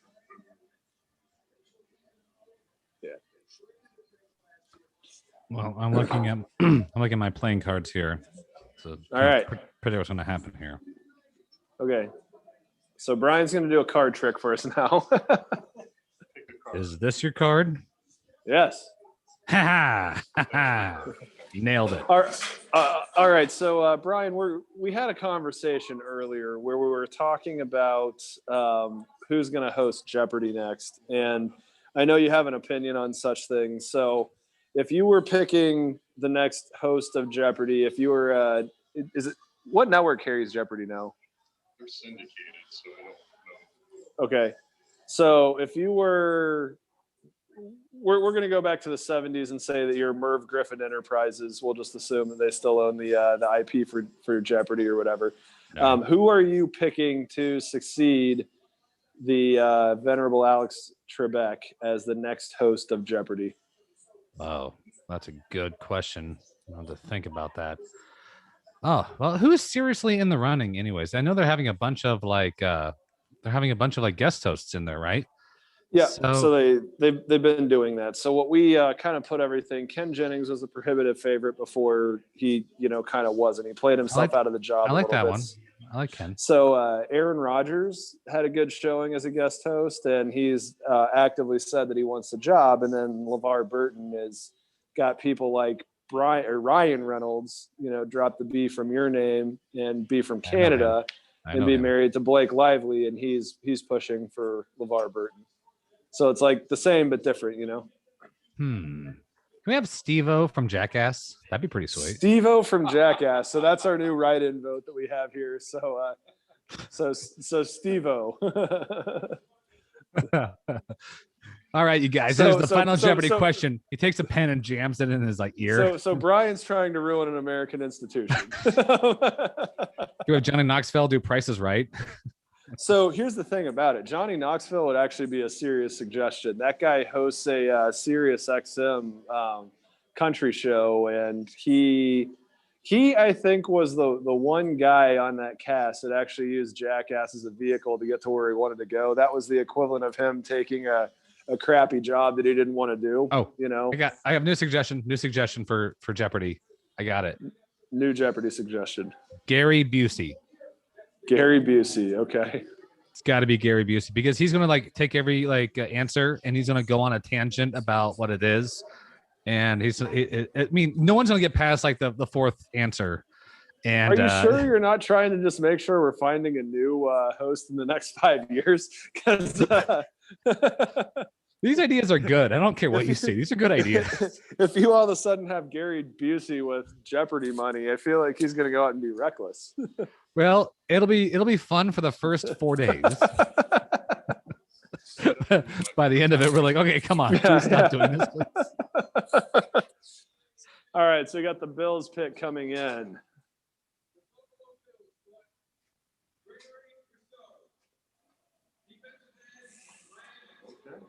All right, so we got the Miami edge rusher off the board to the Bills, so a good defense.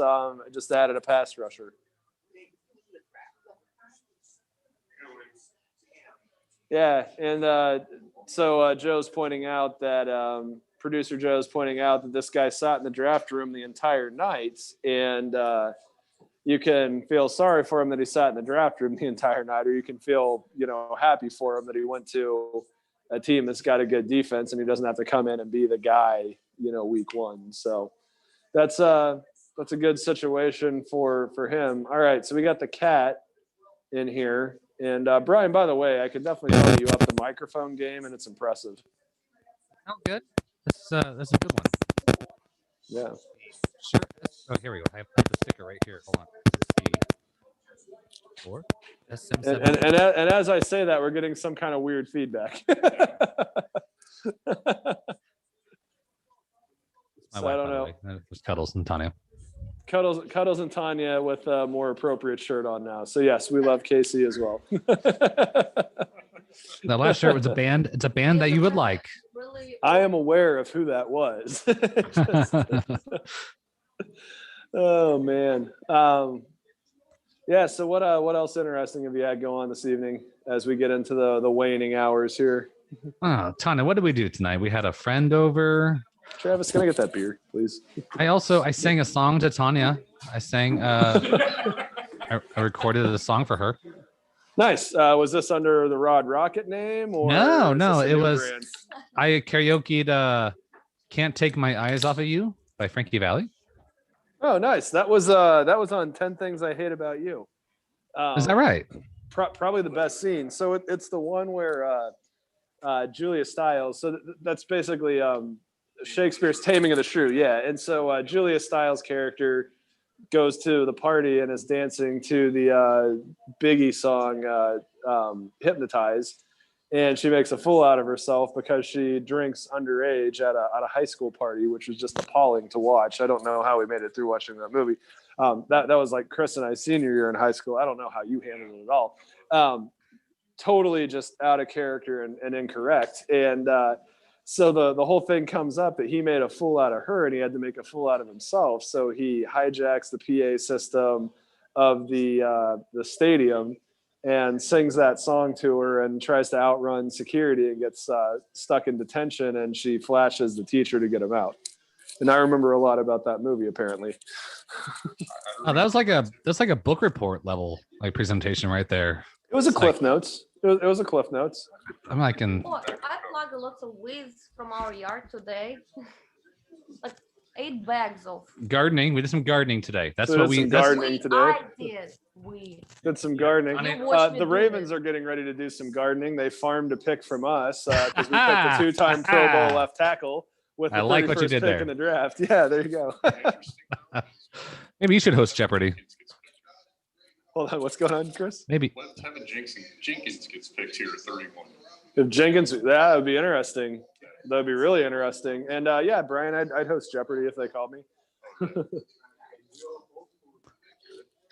Yeah, you know, and like before, we got Boulevard Wheat here in our place. That's how good this Buffalo Wild Wings is for us. So, yeah, just give another shout out to them. They've been a great host for all of our watch parties, and you know, big fan of what B-Dubs does here. And they brought in Boulevard Wheat for us, which again, they're not sponsoring us, but I'll pick up the phone if they want to call and talk about it. The Buffalo Wild Wings sauce. We bought Buffalo Wild Wings sauce. It's in our house now. It's part of our part of our consumption in home. So yeah, B-Dubs, you know we love it. It's good stuff. Yeah, for sure. Yeah. Every time I come to Kansas City, I go get a bottle of the Oklahoma Joe's Night of the Living sauce. Their spicy barbecue. That's good stuff. What do you get time. what do you get at B-Dubs? You get the wrap, what do you order when you go to Buffalo Wild Wings? crunchy Buffalo Wild. Buffalo Ranch. The buffalo chicken wrap, probably. Yeah. Wrap, yeah. Yeah. They have a steak wrap that's really tasty. That's new to the menu here. They've upped their food game here in the past couple of years. Y'all have the good cheese up there too. We do have good cheese up here. Yeah, I always switch back and forth to what they're going, but yeah, Buffalo Wild Wings. Well, I'm jealous. Super jelly. Like I'm super jealous. Monster? We need to go to jelly school now, Brian. You want to go to the jelly school? Yeah, I got a little Hadel girl here for the jelly school. Okay. All right, there's not really a jelly school. It's a Dunkin' Donuts. I'm a couple steps ahead of you. Oh my gosh! And I like how at the end of the round, the NFL is allowing the TV time to cut down, and we got the Ravens pick in here. So even though we've already picked right here, 2-time Pro Bowl left tackle Trent Brown.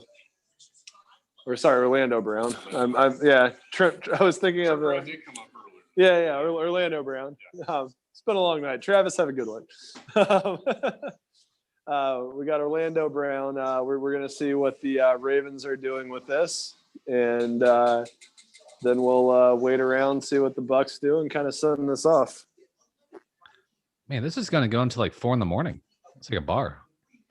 Yeah, I mean, I was kind of thinking I might be joking when I said 4 hours and 11 o'clock when Joe and I are setting this up, but apparently I'm not joking.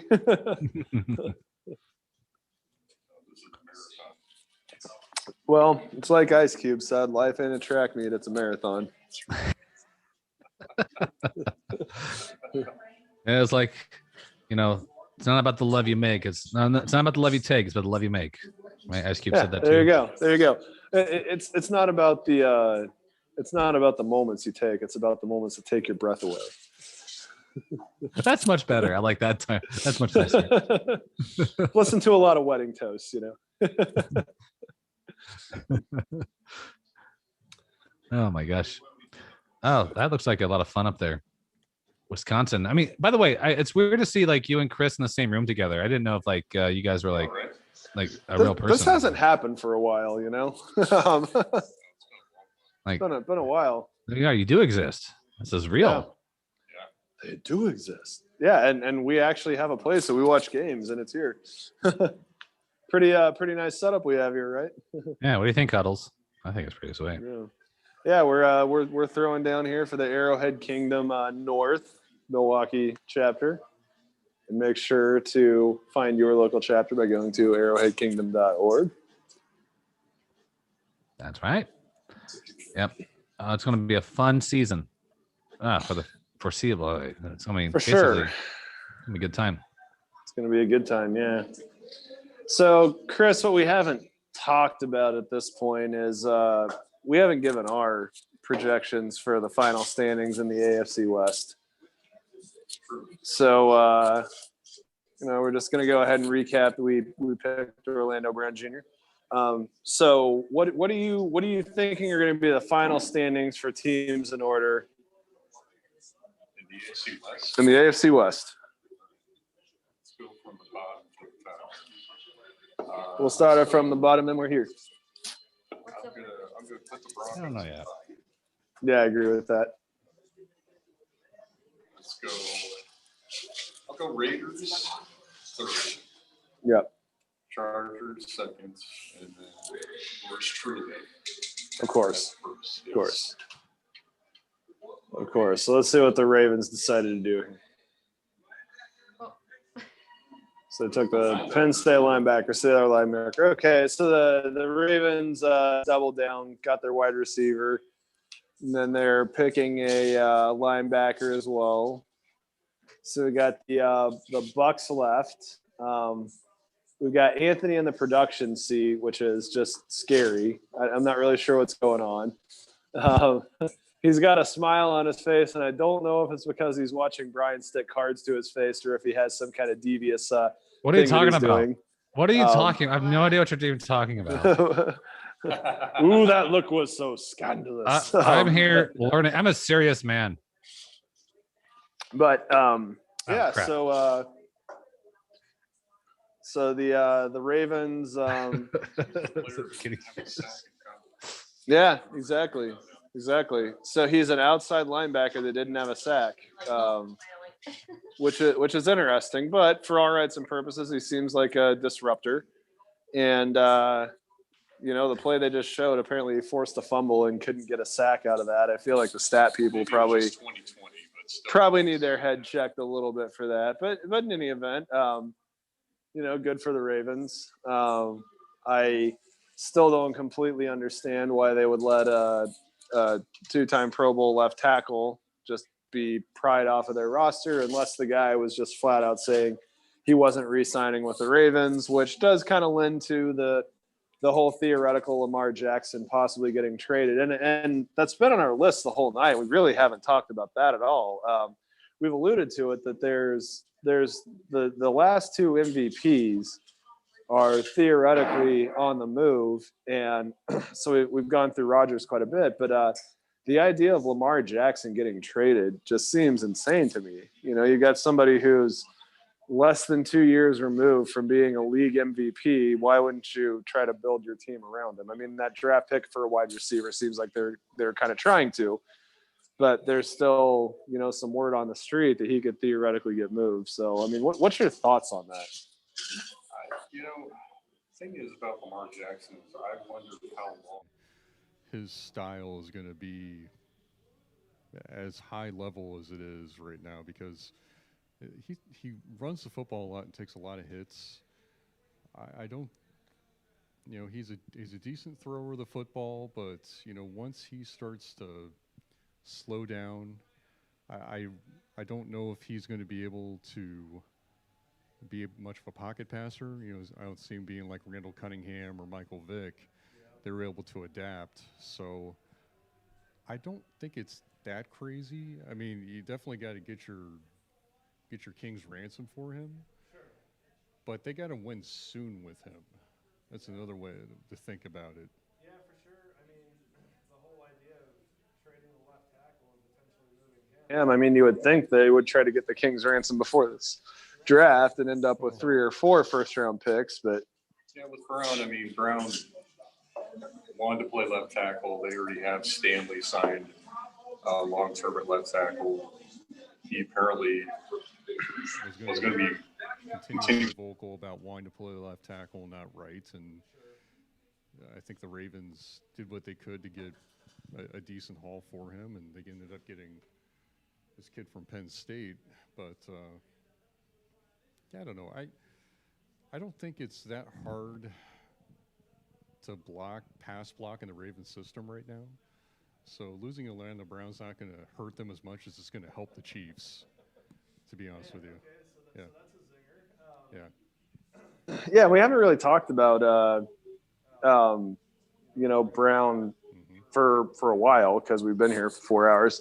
But, Chris Stockdale came up and talked quite a bit about him and his professional work ethic and everything like that. But I like this commentary where he came in and just said, 15's not going to be running for his life and getting his uniform dirty on account of me. And I like the way that he says that because it's an eloquent professional way of saying I'm going to do my job and I understand what that is and I'm going to give you guys the soundbite that you want without going too terribly over the top. So yeah, I enjoyed the commentary from him and we don't get to talk about an actual draft pick, which makes this whole thing really curious, but at the same time, again, we did pick the 31st pick, and we picked a two-time Pro Bowl left tackle, and I couldn't be happier with how the first round rolled out for the Chiefs. And this has been a good evening as far as I'm concerned. Yeah. No, Brett Veach addressed the biggest need going into next year, and that's protect Patrick Mahomes. So Brett Veach accomplished that. Anything else you want to get into before we send everybody on their way this evening? No, I mean, do you feel like any team to the Chiefs got closer to the Chiefs tonight? Team that could be a threat that got closer. I think the Broncos got closer to sniping a game from us one of these years by picking up Teddy Bridgewater. Either he's going to turn Drew Lock into cream that rises, or he's going to take the job and he's going to play better than Drew Lock. I'm thinking the second one's going to happen. There's not a very far stretch of the imagination to picture a game in Denver in November, December, where the snow's starting to fall and Patrick Surtain manages to keep his footing when Tyreek Hill tries to run his routes and, they end up sniping a game from him. I would also say that the Bills probably got a little bit better, but I don't know that adding, one pass rusher is going to change what happened in the AFC Championship game. The Chargers getting protection for Justin Herbert, I would say, is, a big time move. So I agree. I would say the Chargers got a little bit better tonight, and obviously, I mean, there's 6 more rounds to go here, but yeah. Comes down to it, I would say that I'm still probably more cautious of what the AFC side of the ball is doing than the NFC side of the ball is doing than the AFC. I don't think that anybody in the AFC did anything to just close this gap in a large way. The Patriots possibly. If Mac Jones turns out to be the real deal for Bill Belichick, yes, Brian, we see your eyes. If the Patriots, caught lightning in a bottle with Mac Jones and got the situation where they have the pro-ready guy who can step in and be that guy sooner than later, maybe the Patriots are kind of fighting for that number 1 seed. But, outside of that, I just look at the offseason that the Bucs had bringing everybody back. It was similar to what we did. I kind of halfway expect to see a rematch of last year's Super Bowl. So I can only hope that happens for sure. Yeah, for sure. All right. Well, anything else? No, that's all I got for the night. I mean, let's wrap this up now. Well, all right, perfect. Well, good night to Arrowhead Kingdom. Please make sure that you check out arrowheadkingdom.org. Find your local chapter. If there's not one in your local area, please start one. We're here to help you. As Doug said, we've got the formula. We figured this out. We all started in the bar with 6 people, got to be really good friends. That's, where a lot of these relationships that we have up here came from. I've lived in Milwaukee for less than 15 years, but more than 10. And most of the people that I know really well, I met watching Chiefs games, and it's, not a bad way to live life. So you can definitely do that in your local area, and you can find your people that are kindred spirits, if you will. Once again, we are presented by Complete Weddings and Events, your leading provider of photo, video, DJ, photo booth, lighting, and coordination services. And good night, Arrowhead Kingdom. Good night.